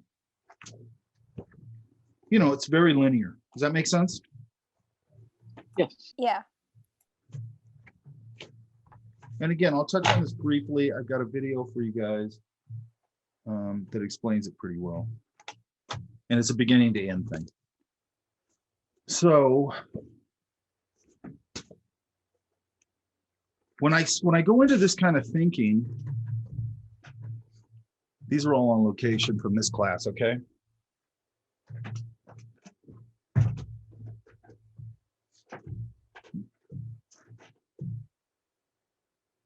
Okay, so things like this canopy where I'm getting this light and then the stuff on the interior of it, right? Right. Core shadows, I'm using core shadows, reflected light. And then I'm using, like in this case now, I'm using my marker to do a core shadow here to turn the wing. Does that make sense? Mm-hmm. You could use this for night scenes. This is just a quick back view, same thing, right? Very simple. Sometimes around, I'll put this really dark, super black shadow, then I'll pop some light around it. Because in this environment, it's very lit, and that just kind of mimics that a little bit, if that makes sense. Okay, these are a bunch of small ones. I think this is the best way to work, especially starting this. These are all demos from this class. So each one of these was a conversation, right? So none of them are over probably 5, I don't know, 5-10 minutes. And then if you notice here, now I'm going through a variety of techniques here. So here, I'm using some marker, right? Some pencil, you know. This is probably either a brush pen or a Sharpie. I like to use these big fat Sharpies, right? For certain things. you know, and then the thinner, you know, the regular thinner ones. This one has both, which is kind of nice. I'm also using, well, let's go through these. Okay, so if you notice here, I think on most of these, I'm not using any marker now. These are all linear. You see that? Yeah. Okay, which is kind of where I would start at, you know, because I want to make sure that I can do this. And I know this sounds weird, but I like to make sure I can do this with any tool I have. Does that make sense? Yeah. Like I love these pins. You can buy these at the market. You can get them anywhere, right? So if I'm going to go out and draw and I don't have a pin, I know this is like really paranoid. Then I can go buy one of these. I'm going to be happy because I can do everything with just this if I want to, right? Right. This is a heavy white containment line. Okay, you got to be careful with that. If you don't do it right, then it'll, and also marker, it'll flatten your drawing. You got to be careful. These are very quick ones, very little detail or anything on. Mostly marker for value, except here, I did some hatching here. And I'm doing some of that, like that this is hatched and the rest of it's marker, because I like hatching and I like to break up my design ideas. Does that make sense? Yes. Nice. Okay, now usually when I start these, I'll start with a side view like this. Or like this. That was probably my morning demo, I'm guessing. Or this was. You know, and then if you notice, I start turning. Right? Right. Because it gets a little more complex as I turn it. Okay. And when I'm warming up, I just want to be warming up. Okay. Again, marker, pencil, blah, blah, blah. And then these are fairly recent. These are over the Patton Museum. And then I had some from Palm Springs that I don't like.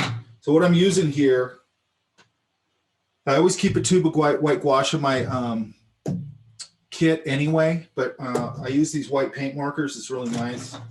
I use white Prisma. And then I use 3 values usually that are far enough apart. So these are warm grays. 3, 6, 8. Okay.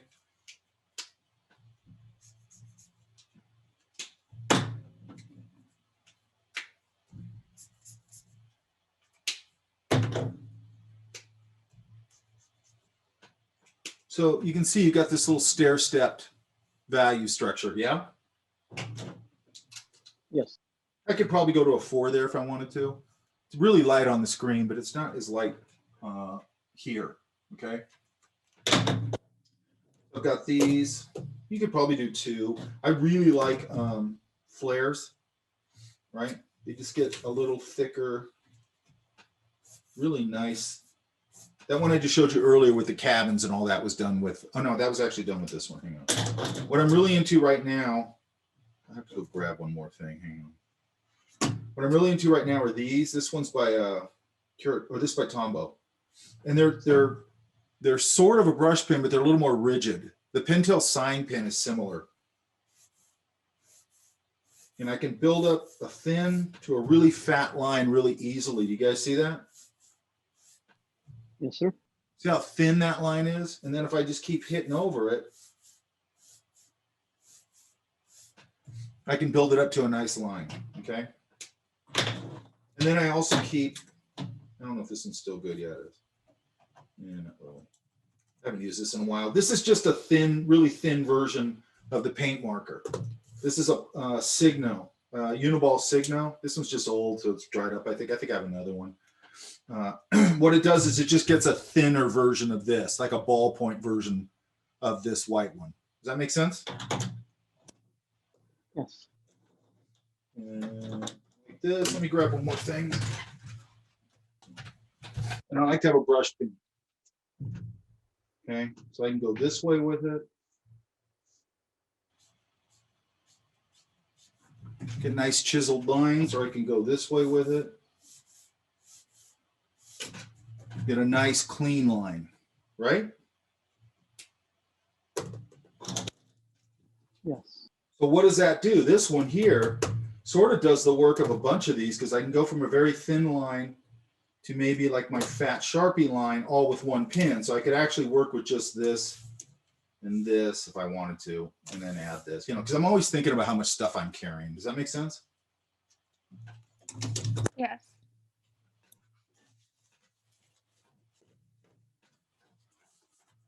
And then I keep a tube of white gouache also in my kit, because if I'm going to do a bigger area like this sky up here, I wanted to regulate, like if I try to do this with a pen, I could do it, but it's going to be basically one value. And you can see that I varied the value a little bit here. It's brighter towards the horizon and then it goes up. Does that make sense? Yeah? Yeah. Yeah. Yeah. Okay, so I can vary all that. If I did that with a marker, it's going to be a little heavy-handed. This one, and now we're out of planes. I'm just talking about tone paper here. Same idea. The highlights are marker. The rest, the stuff that's not as bright is Prisma. This is just screwing around and using Prisma and a little bit of the lighter value. Same thing. Now here, this was in a coffee shop. You know, gave the glass back there some shine, some of this stuff, lit up his phone, carried it over to where it's reflecting on his face, right? Yes. Right. These are just from, I was eating lunch and I just looked out the window and started screwing around with cars. This is Prisma. And then, so you could use Prisma on this too, but I would go with ink for a little bit just so you get used to it. Prisma and then a little bit of white Prisma, I think is all it was. This is Olvera Street, using Prisma for the background, pin for everything else. I did some highlights on here with a paint marker on here on these lamps, and then very minimal stuff back here, but it looks fairly complex. Does that make sense? Yes. Yes. If you go up on this background, there's nothing there. I did the same trick we're always doing. I showed you some leaves, and I popped in some value with a 2 or 3 marker, probably a 3 marker, you know, and then this a little darker, and then blah, blah, blah. Same idea here. This is over at the Natural History Museum. Okay, now I'm just using these to, you know, pop them out a little bit, adding a little bit of value to the zebra, you know, using these things to carve the background behind them so they silhouette, right? Right. Let me see if that's all. That's it. Super fun technique, right? Yes. And really, really, really, really, really, really helpful. Okay. Like I can knock out ideas with these things and kind of semi-render them out pretty quickly. Right? Right. Yes. So what I basically do with this kind of thing, I'm just going to sort of, let me see if I can, I'll just let it down. So I'll just, I'm just simple.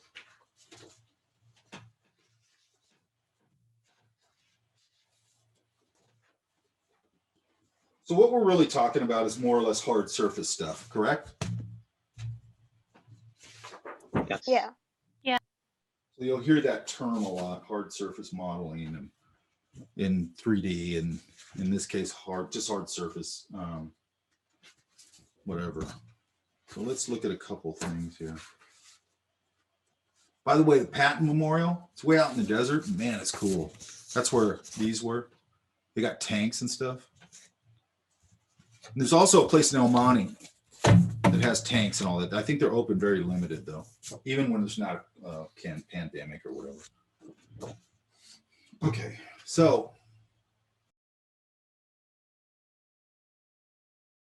let's just do this. This is an 05. This is a rollerball pen, which I like because it gives me, it throws down a very clean, thin line. Does that make sense? Yes. Very continuous, right? Just doesn't skip. Now, you'll probably hear this a lot when I'm doing this kind of thing, I'm ghosting this stuff and then I'm dropping it. And I want to get these nice clean lines. And then what you got to do is you got to get good at just going back over that same line. And when I'm warmed up, I can hit it and just go right back over it, okay? Now, Same thing with ellipses. I'm going to ghost them and drop them. I'm going to turn my board in order to make sure that wherever I'm putting that ellipse, I'm in a comfortable position. Does that make sense? Yes. If I try and do these ellipses at super weird angles, it's not going to work very well. Another thing you can do is you can fulcrum. If I'm doing a smaller arc, I'll fulcrum off that arc, off my wrist.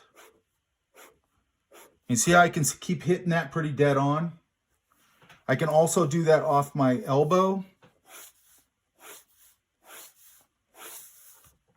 Get that? Yeah. Now, let's look at, I want to look at this one I have, hang on. This one. Or this one, hang on. Sorry, I'm just trying to find, I'm looking at my own drawings, get some reference.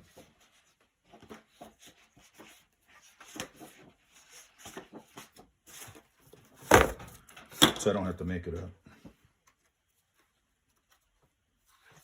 And the one I wanted just disappeared. Oh, here. There's one. There's the other one. There's one more. Now, if I'm going to go and I'm doing this side view of one of these things,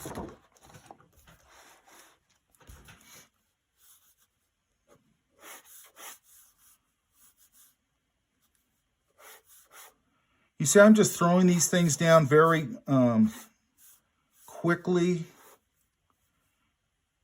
and eventually you'll get where you're pretty, you know, confident. Does that make sense? Yes. This needs to get a little deeper down here. Okay, then I look at it and I go, here's the nose. There's the nose, and from the nose, it comes up right about, the canopy comes up right about there. Okay, then I'm just going to indicate. And now what I like to do is go, make sure these transitions are working right. And I'll come up here. And it's sort of, you know, I want to get these little subtle, and then there's right here, right about there, it's tilted a little bit. And it kind of comes out, and there's a, and again, I'm basing this on how its relationship to this tail fin. Does that make sense? Yeah. And then these things, this one goes all the way back a little bit, and then they tend to, somewhere, they sort of go in a little more of a straight line up this way, okay? So for now, that's going to be okay. And then they have these little things on the top, and these are important to me because they break, again, they break the silhouette.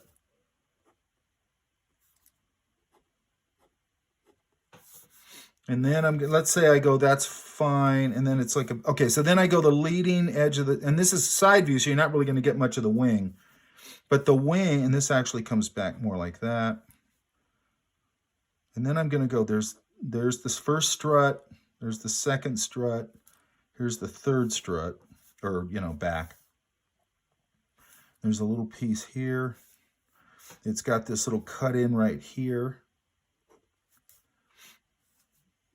And also here. So what I was looking at, because I drew this originally from life, is where the, okay, and then there's this little flap down here that falls right about there in the canopy. And then I go, you know, it's got this other little shape. And then it's got the wheel flap is like right here.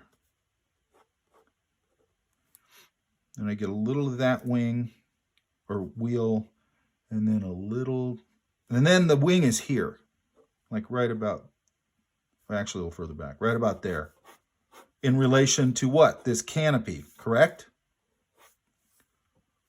Yes. It's really hard to even see the wing on this one. It's got a thing on the end of it. And then here, that's probably good enough for now. And then it's got this little exhaust thing right here. And I'm going to come in here and put a little value on it. And then, okay, so what I'm going to start talking about here. Okay, and then I put, and I'm not going to go into all this other stuff, behind this this flap, there's another flap, so I just put that little thing there. And then right about here is where the other wheel is. And they're covered with these weird kind of fendery things. And in this case, so right now I'm just going to talk about line.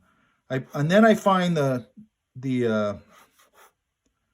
what do you call it? This is also telling the viewer this shadow right here is also going to describe the wing a little bit because it's coming out. Does that make sense? Yeah. Okay. And then so I just find the sort of graphic shape of the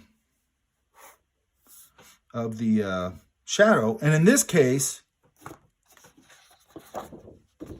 I'm going to do a ground shadow that follows the perspective. Does that make sense?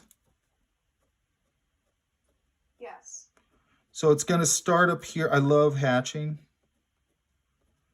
And then it's going to gradually go sort of vertical. You know, and then as it comes over here, it's going to go the other way.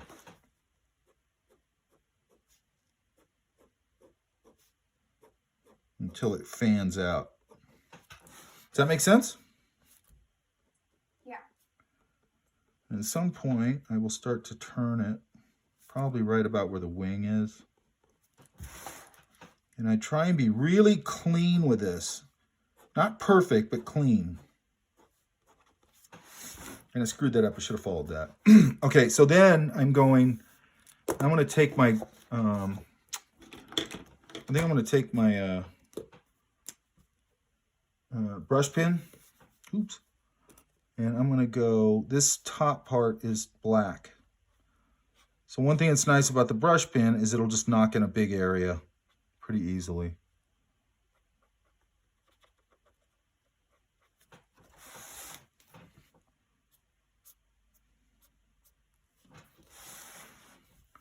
Then it kind of comes back here. There's a thing here.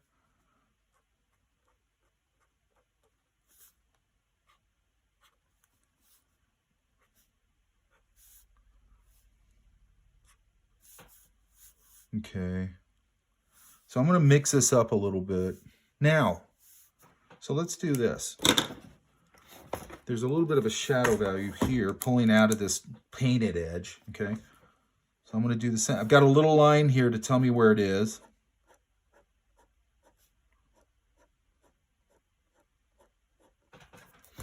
And now we're starting to get a little bit of tone going on, okay? There's also a cast shadow off of this stuff. And then I'm going to come in here and then there's also like some shadow out here. All here. Now the reason I'm doing it this way is because sometimes you have to use hatching or, you know, if you want to use marker, you can use marker, but I would advise you learn both. Does that make sense? Yeah. And how close these lines are, and I usually can keep them pretty exact distance from each other, and how close they are is the density of my value, correct? Yeah. And another thing, like if I pull some of this under here, let's say I pull this under here and I start following the form under here, my line work's going to follow the form under here as it wraps around this cylindrical idea, right? And I could come in here and do another hatch going the other way over the top, just the top of these marks, and it will start to create a little core shadow there. You see that? Yeah. Okay. So all I'm doing is if I have a cylindrical object, and I know I'm not turning this, and I should be to get good ellipses. If this form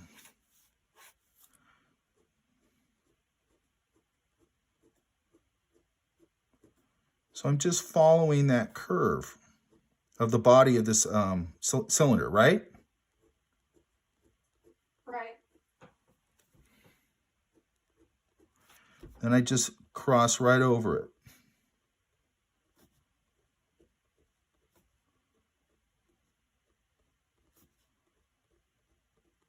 And it starts to create a nice little core. See that? So that's the way you're going to do that. It's one of the ways you can do that. to get a little core in there instead of just going in and ham-fistedly hitting it. Or if I don't have a marker, I can start thinking like that. In some places, I'm going to follow the form, and some places I'm not. Okay, it's really sort of a stylistic idea. Now, if this wing was coming out towards me and it was doing something like this,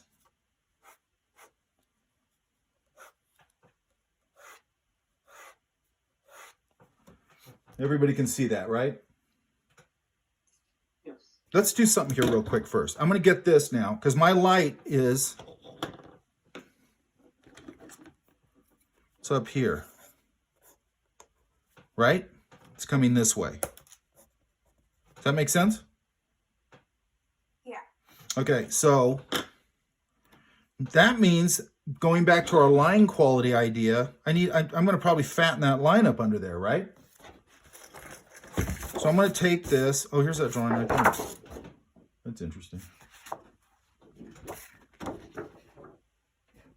That's why I always lose everything. So I flip it over. I start ghosting my line.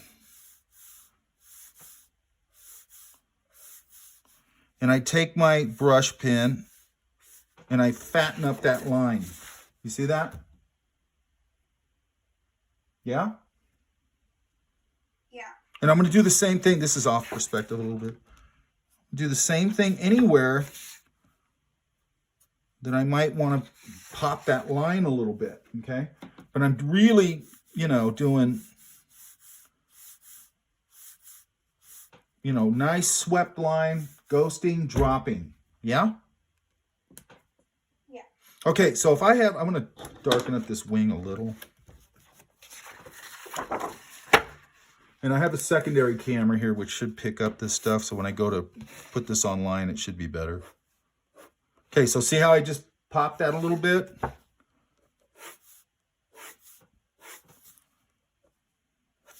Now, when you're doing something like a plane, you have an advantage, okay? And the advantage is you're going to have built-in contour lines because it's a manufactured object, correct? Yes. So that means that I can have this wrap over this wing, and that really tells the viewer what's happening there, right? Right. And then you're going to have some rivets. There's usually some little, things that open up so they can access things, and they have these little handles in them. And there might be stickers on it, danger stuff. Okay, but another thing I can do, because now I have a very complex curved edge right here, correct? Yeah. That is rolling over like that.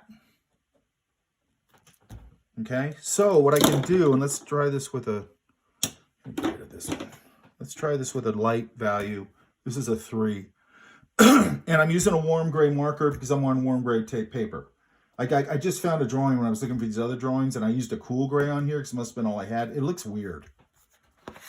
So I'm going to take this brushy thing, and I'm going to go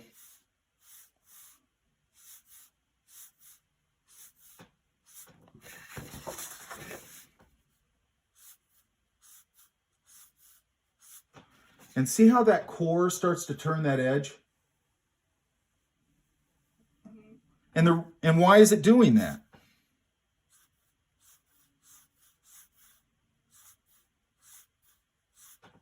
There you go.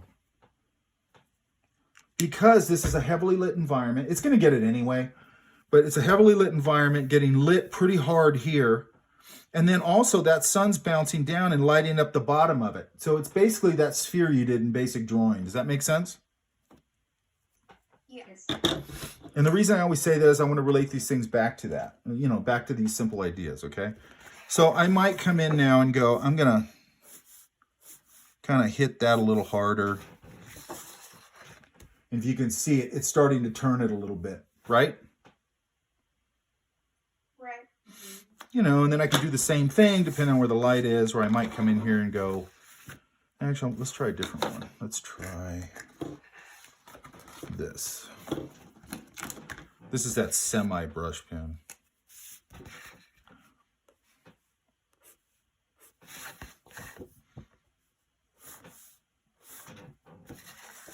and start to tighten them up. Now you do understand how I'm drawing is totally different than how we've been drawing. Does that make sense? Yes. Because, you know, we've been talking so much about, hey man, keep everything organic and loose. And I could hear where my core started to happen right here. I could probably, let's try it this way.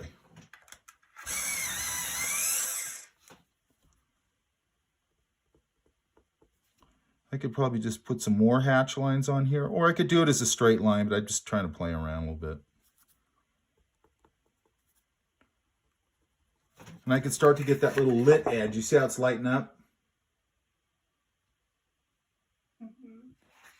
Now, I'm also going to say that this now, and I haven't put a lot of detail on here, but what would actually be on here, depending on how close I was, well, in this case, there's an Air Force logo.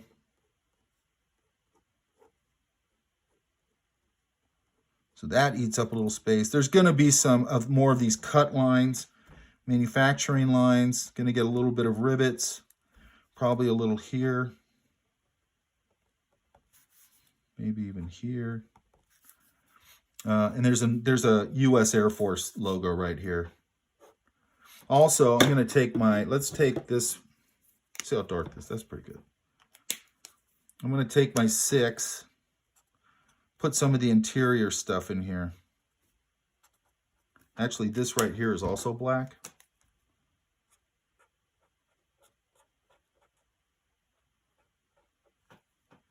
You can see that's already sitting back further. Do you see that? Yeah. So if we zoom in on that idea,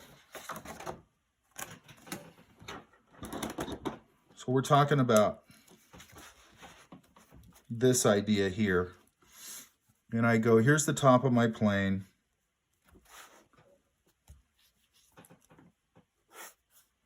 This shoulder right here. And then I go, here's my canopy. And then I'm going to go, here's one of my struts. Here's the other one folding over. And then here's the cap at the back. And I'm going to go, so now this strut, let's turn it a little bit, is going to curve over onto the other side, correct? It's going to roll over. Does that make sense? Yeah. So let's go, I'm going to take this 6 again. And I'm going to go,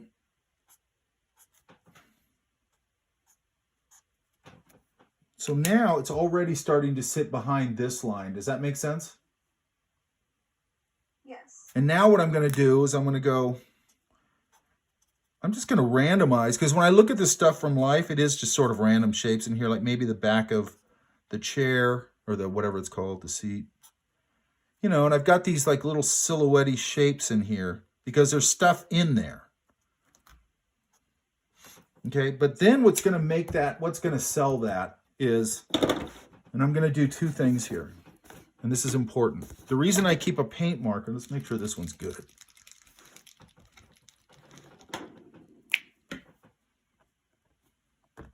Oops, it's good. I'm going to put a couple of hits on that. Let me get this excess off of here. I got a bunch of excess on here now. This is what they do. So I always do that on a piece of scrap paper to get them rolling. So now it should be okay. So what I'm doing here is it's a 2-step thing. Like, let's say I'm on this, okay? And the light we said was up here. I'm going to go, this top part's going to catch some light. And it's going to get a little hotter right in that core. Now I can also come in here with my number 3 or whatever. Might need darker. And I'm going to turn this whole thing. I've got a highlight up here, and then I'm going to put a core in here. Sometimes you can let that dry, hit it again, it'll get a little darker.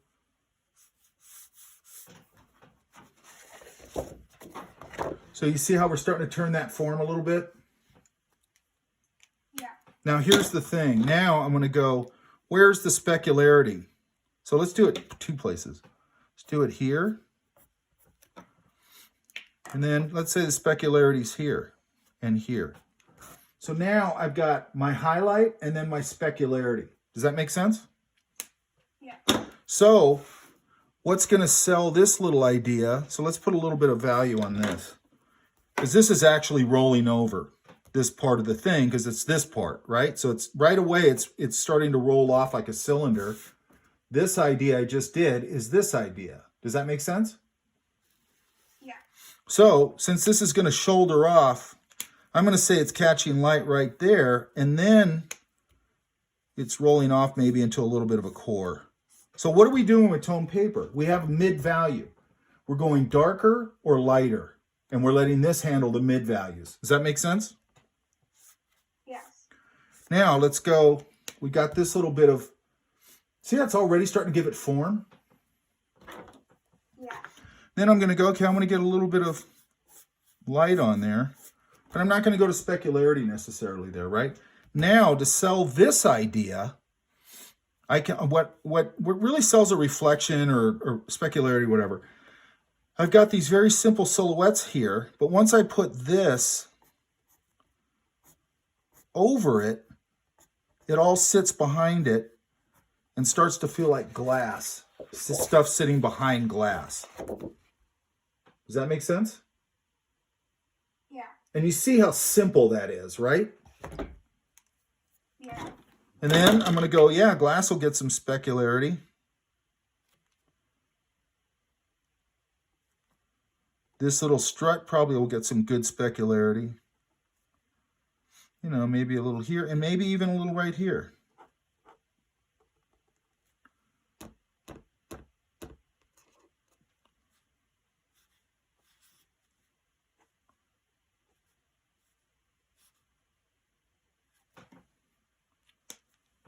And now we've got this nice little canopy, shiny canopy, right? Right. So what we're utilizing a lot here, if you notice, is this idea of a core, highlight, and then specularity, okay? And then this fundamental starting point with reflections, glass, things like that. Very hard surface, all this stuff's hard surface. Contour line, surface contour line. This is a freebie. This is the manufacturing process handing you a tool that makes it very easy to show what's happening on the contour. Then I can put this core along the leading edge. And what I would do if I was painting this is this down here would get a hot reflection, sort of warm reflection.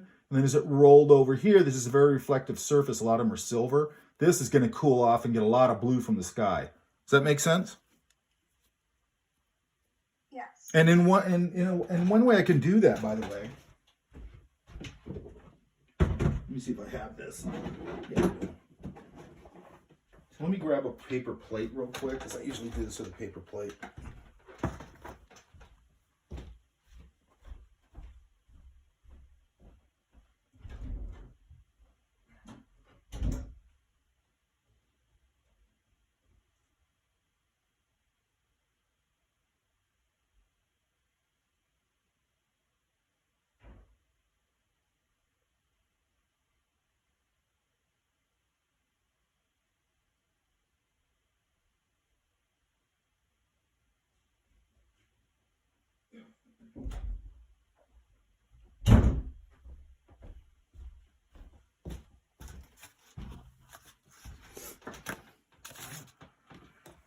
Okay, so let's take a warm and a cool.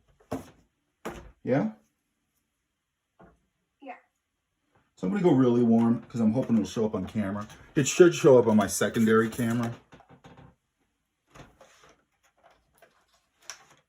So I got a warm and a cool. And these are new pastel chalk. Okay? I'm going to take it on here. I got an X-Acto knife.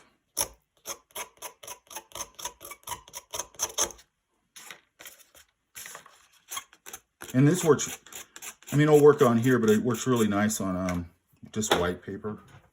I'm going to grab a piece of Kleenex.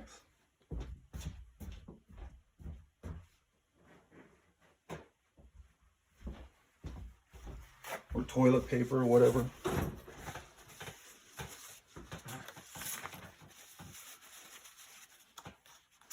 Weebrel pad works really nice. You know, and I can come in here and I can get this sort of airbrushed look to it. And then I'm going to pull it out here where I got highlights and things.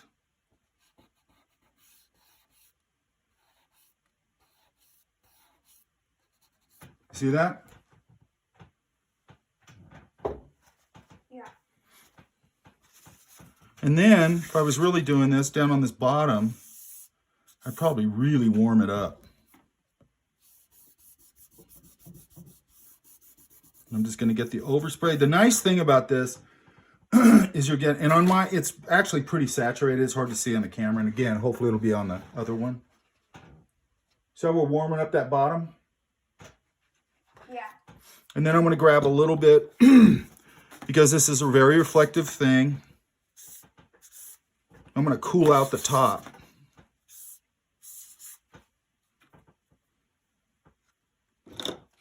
And it's just a powder, so I can just take off what I don't like. It also will tint, and we could do it here even. Let's see if I have enough. On this canopy, let's get a little more.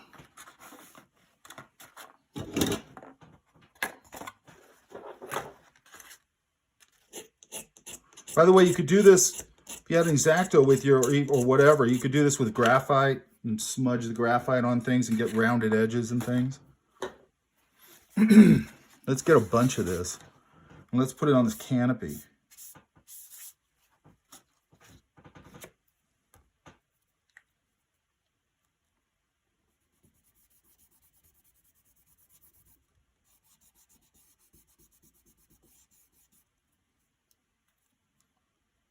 I'll just shake this out and get it out of anywhere I don't want it.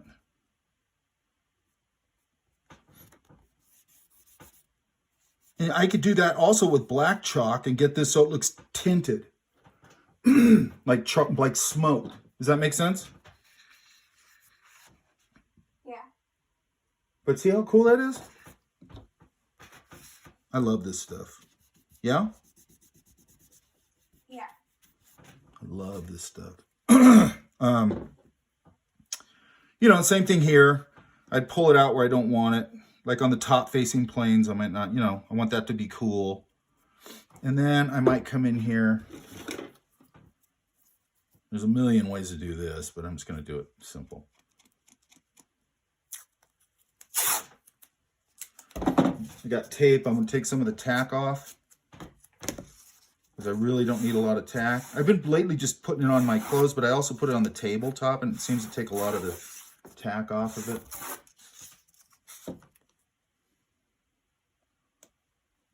Let's go here.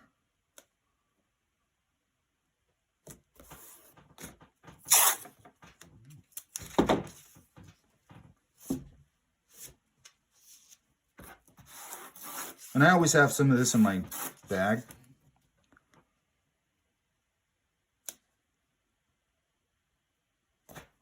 Let's take this 6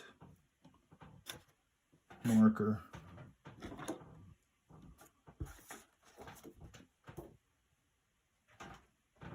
Gotta find my 6. Here it is.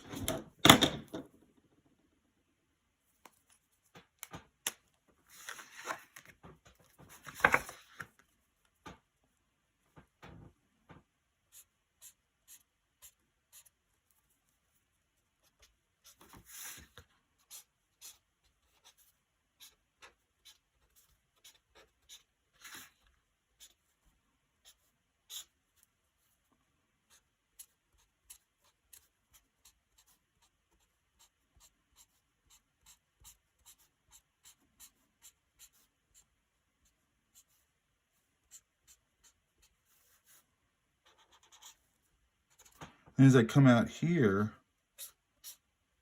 you know, I can do something a little more stylish with it.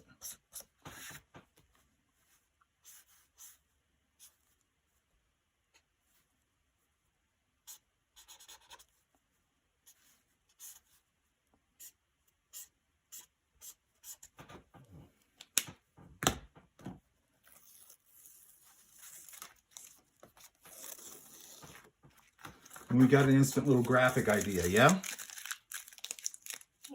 Now I could also probably do that with chalk. I could come back here because this chalk's pretty heavy.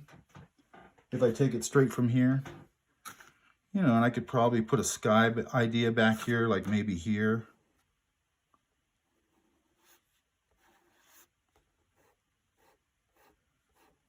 I could do that with gouache, with a little bit of white gouache and some watercolor.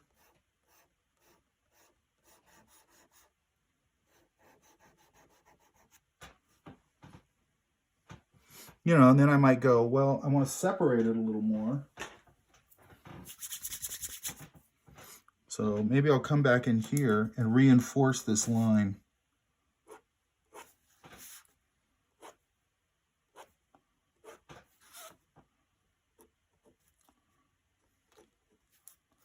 And maybe here's a cut line with some rivets because I'm pretty close in this view.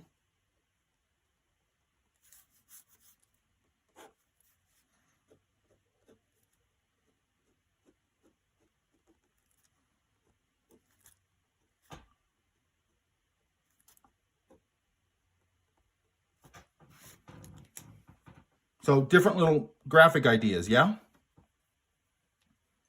Yeah.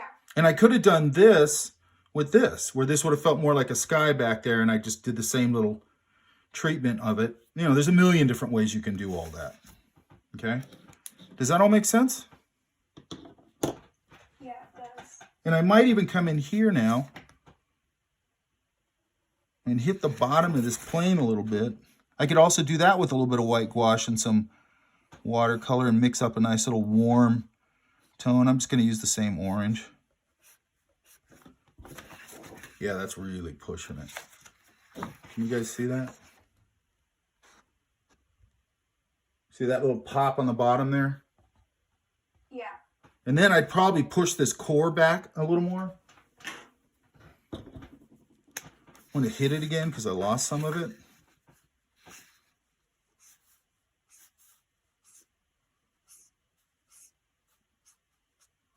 And I might eventually come in with a little, yeah, now it's really starting to turn. See that? Then I might do the same thing on the top part. So I got this nice little gradation of blue here. Maybe I'll just do a little pop there and there. And really push that a little bit.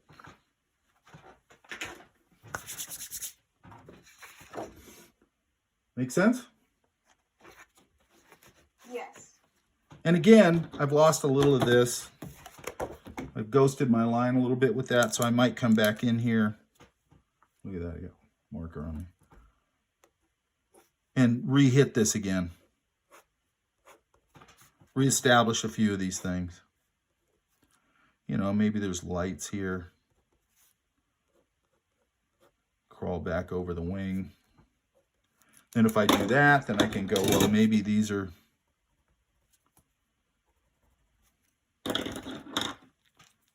Maybe these are lit up.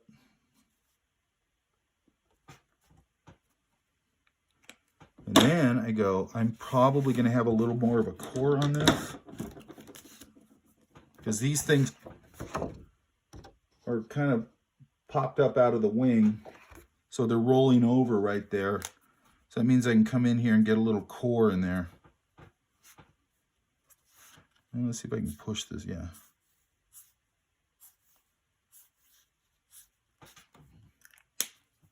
It's a little hard, but it might dry out, hopefully. Okay. Does that all make sense? Okay. You got these X-Actos. They come with these stupid plastic covers that never fit. I don't know why. Just get a corkscrew or a cork, stick it in there. And what I usually do is I dip the top in some orange paint so I can always see it, like really bright paint. Did all that make sense? Yeah. Yes. Yeah. I mean, it's a lot of stuff to go over very quickly, but it's fairly simple stuff. It's just learning how to use it. Does that make sense? Mm-hmm. Yeah. Yeah. Now you can, what I'm looking for this week is, and by the way, March Field's open again. I'm probably going to go there maybe this week. I have to go get my shot, so I don't know how bad I'll be after that. Actually, I want to go to Old Town Orange first. There's planes. There's the Fullerton like municipal airport down in Commonwealth. They don't have all the cool planes, but they got planes. Sometimes they have helicopters. Exposition Park, I think, still has a couple of planes in front of the old Air and Space Museum in LA. I think Downey might have a park or something that has some planes in it. Palm Springs Air Museum and Planes of Fame in Chino. That's a pretty good one. My favorite one's March Field, and the reason is that Planes of Fame is a little more curated, a little more museum-like, and a lot of times the planes are in hangars, and you'll find out when you go do this that if you're too close to the plane, sometimes it's sort of hard to draw them because you're just too close to them. Does that make sense? Yeah. Yeah. And at March Field, I can get as close or as far as I want. I can go all the way up and stick my head in the wheel well if I want, or I can go 40 yards away. So it's really nice. And it's just out in the desert. They got a bunch of old guys there that love planes. So they'll roll up on their golf cart and they go, hey, you know what that is? What? That's a 1943, blah, blah, blah, blah, blah, blah, blah. And they'll tell you everything about it, right? Which I think is cool. And here's the other thing, why it doesn't really work from photos. Like if you look at these, you know, there's this view, there's this view. Oh, here's another one. This isn't a plane, but some kind of big fire truck thing. Then these are sort of 3/4 views. 3/4 view. Back view. Okay. So as I'm going through my day at March, I'm trying to walk around and get all these different views. I don't want to just take the easiest view. I want to take the coolest view. Does that make sense? Yeah.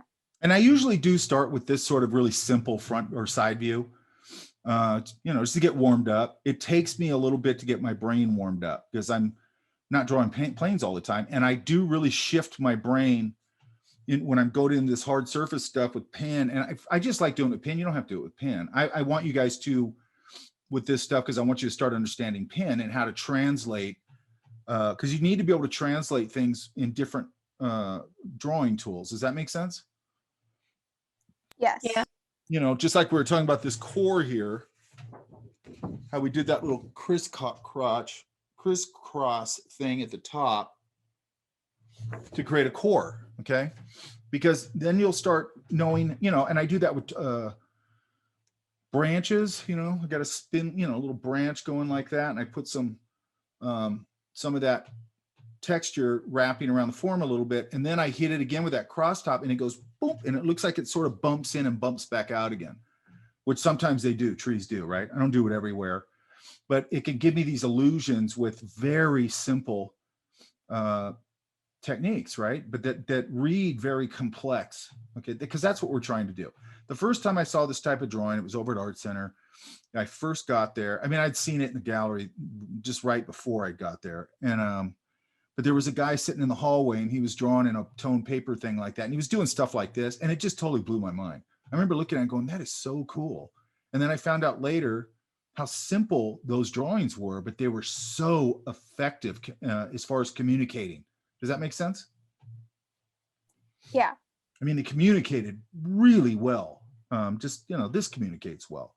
And then sometimes, and then on this type of drawing, and I'll get into this a little more as we go, I might really punch stuff with a way fat line or something like that I wouldn't normally do in a drawing, but it just kind of works in this world, okay? The other great thing about this is that, if you're working on something and they go, hey, we're doing this military, we're starting sort of with a military idea, and then we're, like Avatar, where they're creating these military vehicles that are sort of futuristic, but they look very military. I'm going to go straight to March Field. I'm going to sit there and start drawing. And once I get all warmed up, I'm going to start stylizing while I'm there. And then I've got this on toned paper. So then either there or I'll bring it home and I'll render it real quick, just like we just did. And then I go in Monday morning and I throw that down, show it to the team or the art director, whoever I'm working for. And I go, hey man, I got all these like shape ideas. What do you think? And I did all that in the afternoon, having fun, drinking beer. Yeah. Yeah. Okay. Questions? Do you want us to do 8 pictures, 8 pages again? Sorry, 4 pages. 4 pages, yeah. Okay, got it. 4 Now, pages again, go ahead. of completely planes, or can we like do some more people as well? Yeah, you could do some people too, but I want to start seeing some hard surface stuff. Okay, got it. Because you can see how these same techniques will work when you're drawing a car or whatever, right? Yes. A car, you know, a great place to go, by the way, is, I don't know if it's open yet. Car shows, Peterson Automotive Museum. There's other automotive museums too. I think there's one actually near the John Wayne Airport. There's that place out in El Monte. I'll find the link, and they're open very limited, but they have tanks and military vehicles. Okay. You can go to a parking lot, like those ones I showed you earlier that were in the red pencil. They were just a bunch of sort of stylization of cars. That's just because that's what was in front of me, and I was sitting there having lunch, and I was just looking out the window and drinking iced tea and caricaturing the cars, right? Yes. I think those things are important, because I think those things are what's important about, or one of the things that's important about what we're doing is learning to just start interpreting kind of everything, right? Here's how I use a pen. Here's how I create hard surface forms.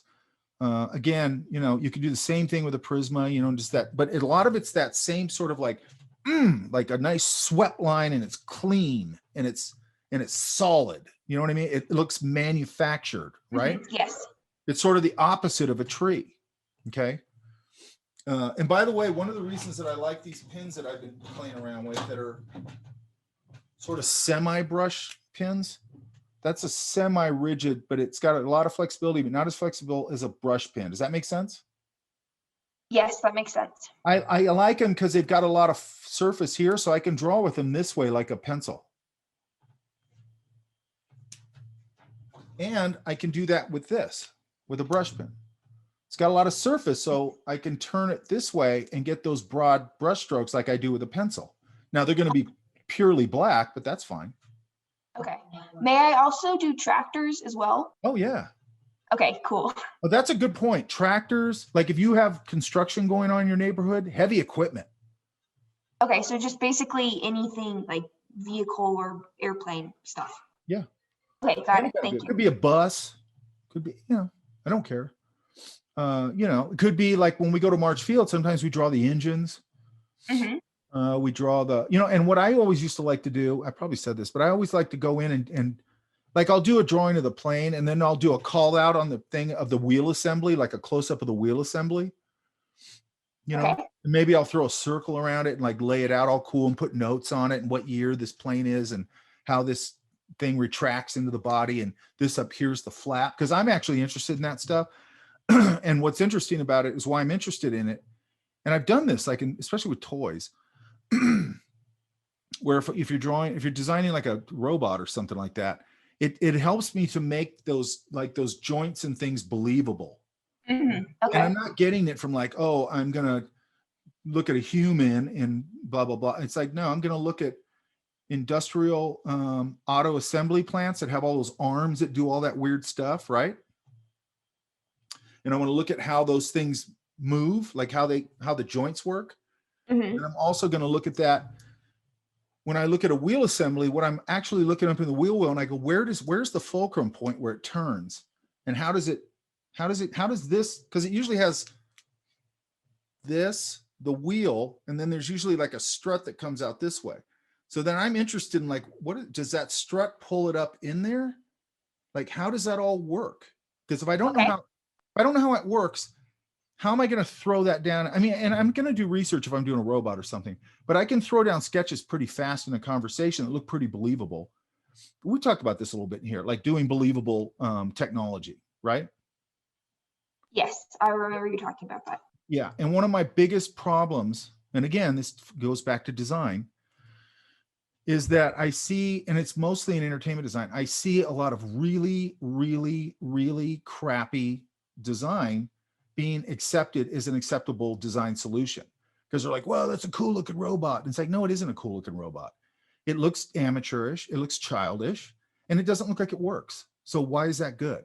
because it's got glowing eyes and it shoots lasers or something. Who cares? You know what I mean? Does that make sense? Yes, that makes sense. So what I'm saying is when you're going into like an entertainment design class, the thing to me that's interesting about entertainment design is the design part. There can be a lot of very high level design thinking in entertainment design, very high level design thinking. Okay, that's interesting to me. What's not interesting to me is this surface, like I just like drawing monsters, or that's just not interesting to me. And when somebody does do something like that, you know, if the solution is a robot or whatever, man, make that thing look totally believable and super badass. Does that make sense? Yes, that makes sense. Like one of these things that I was, that painting that kept popping up here. Let me see if I still have it. Do you want the sketches to be completely in pen, or can we start off with pencil and then go into pen? I would go straight pen. Okay, got it.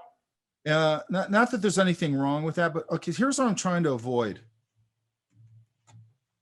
And I also want to make this clear. I'm not saying, oh, I don't ever use pencil. I'm not saying that. Sometimes I like to do these I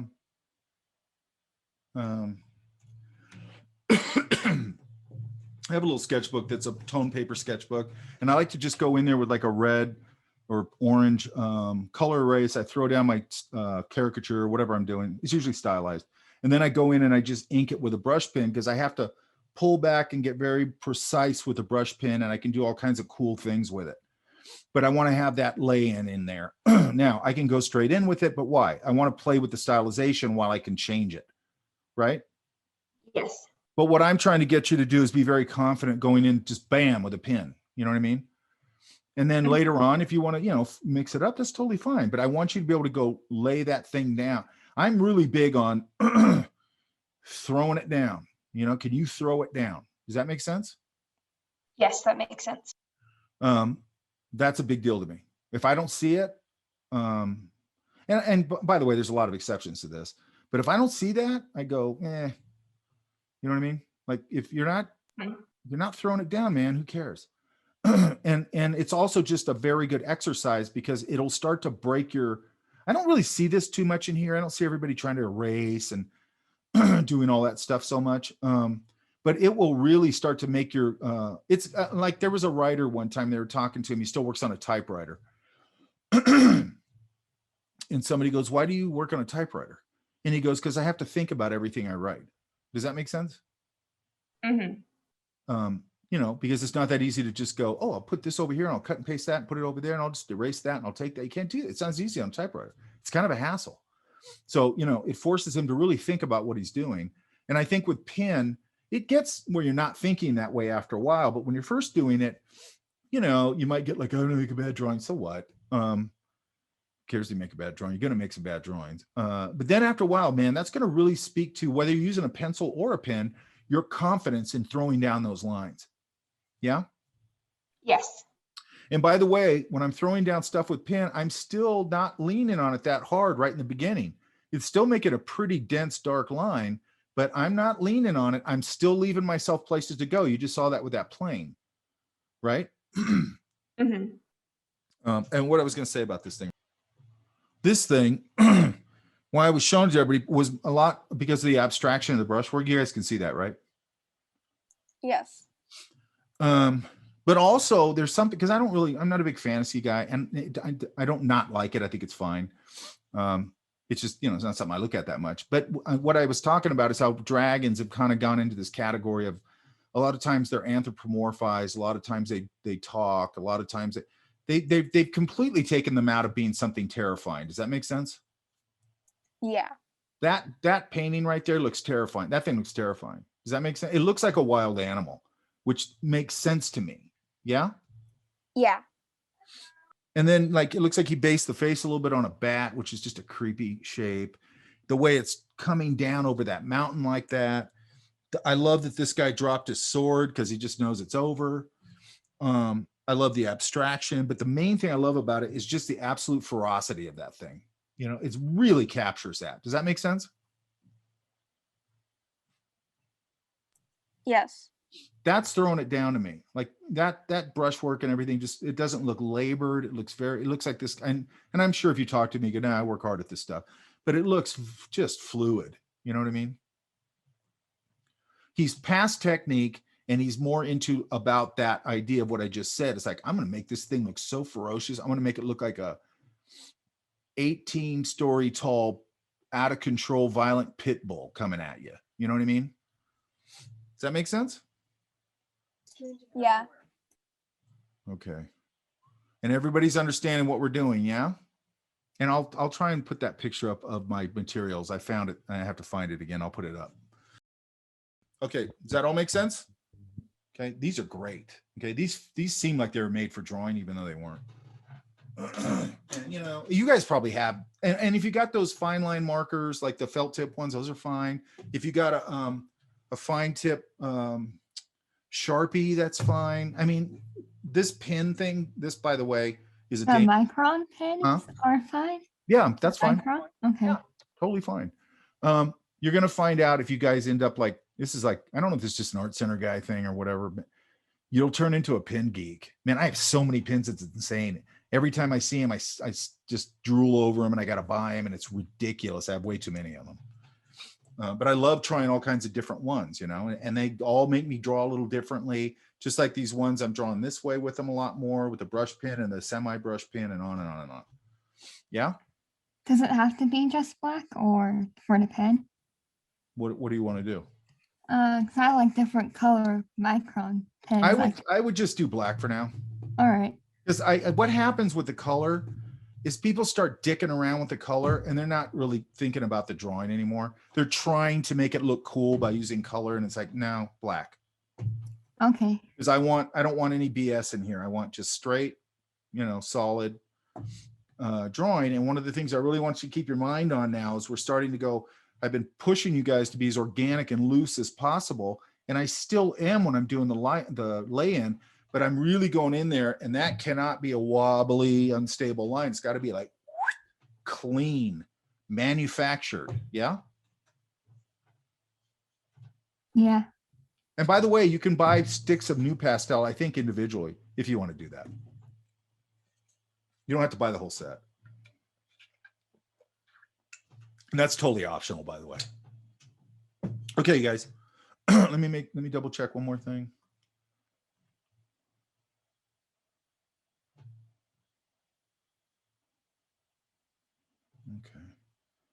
Okay.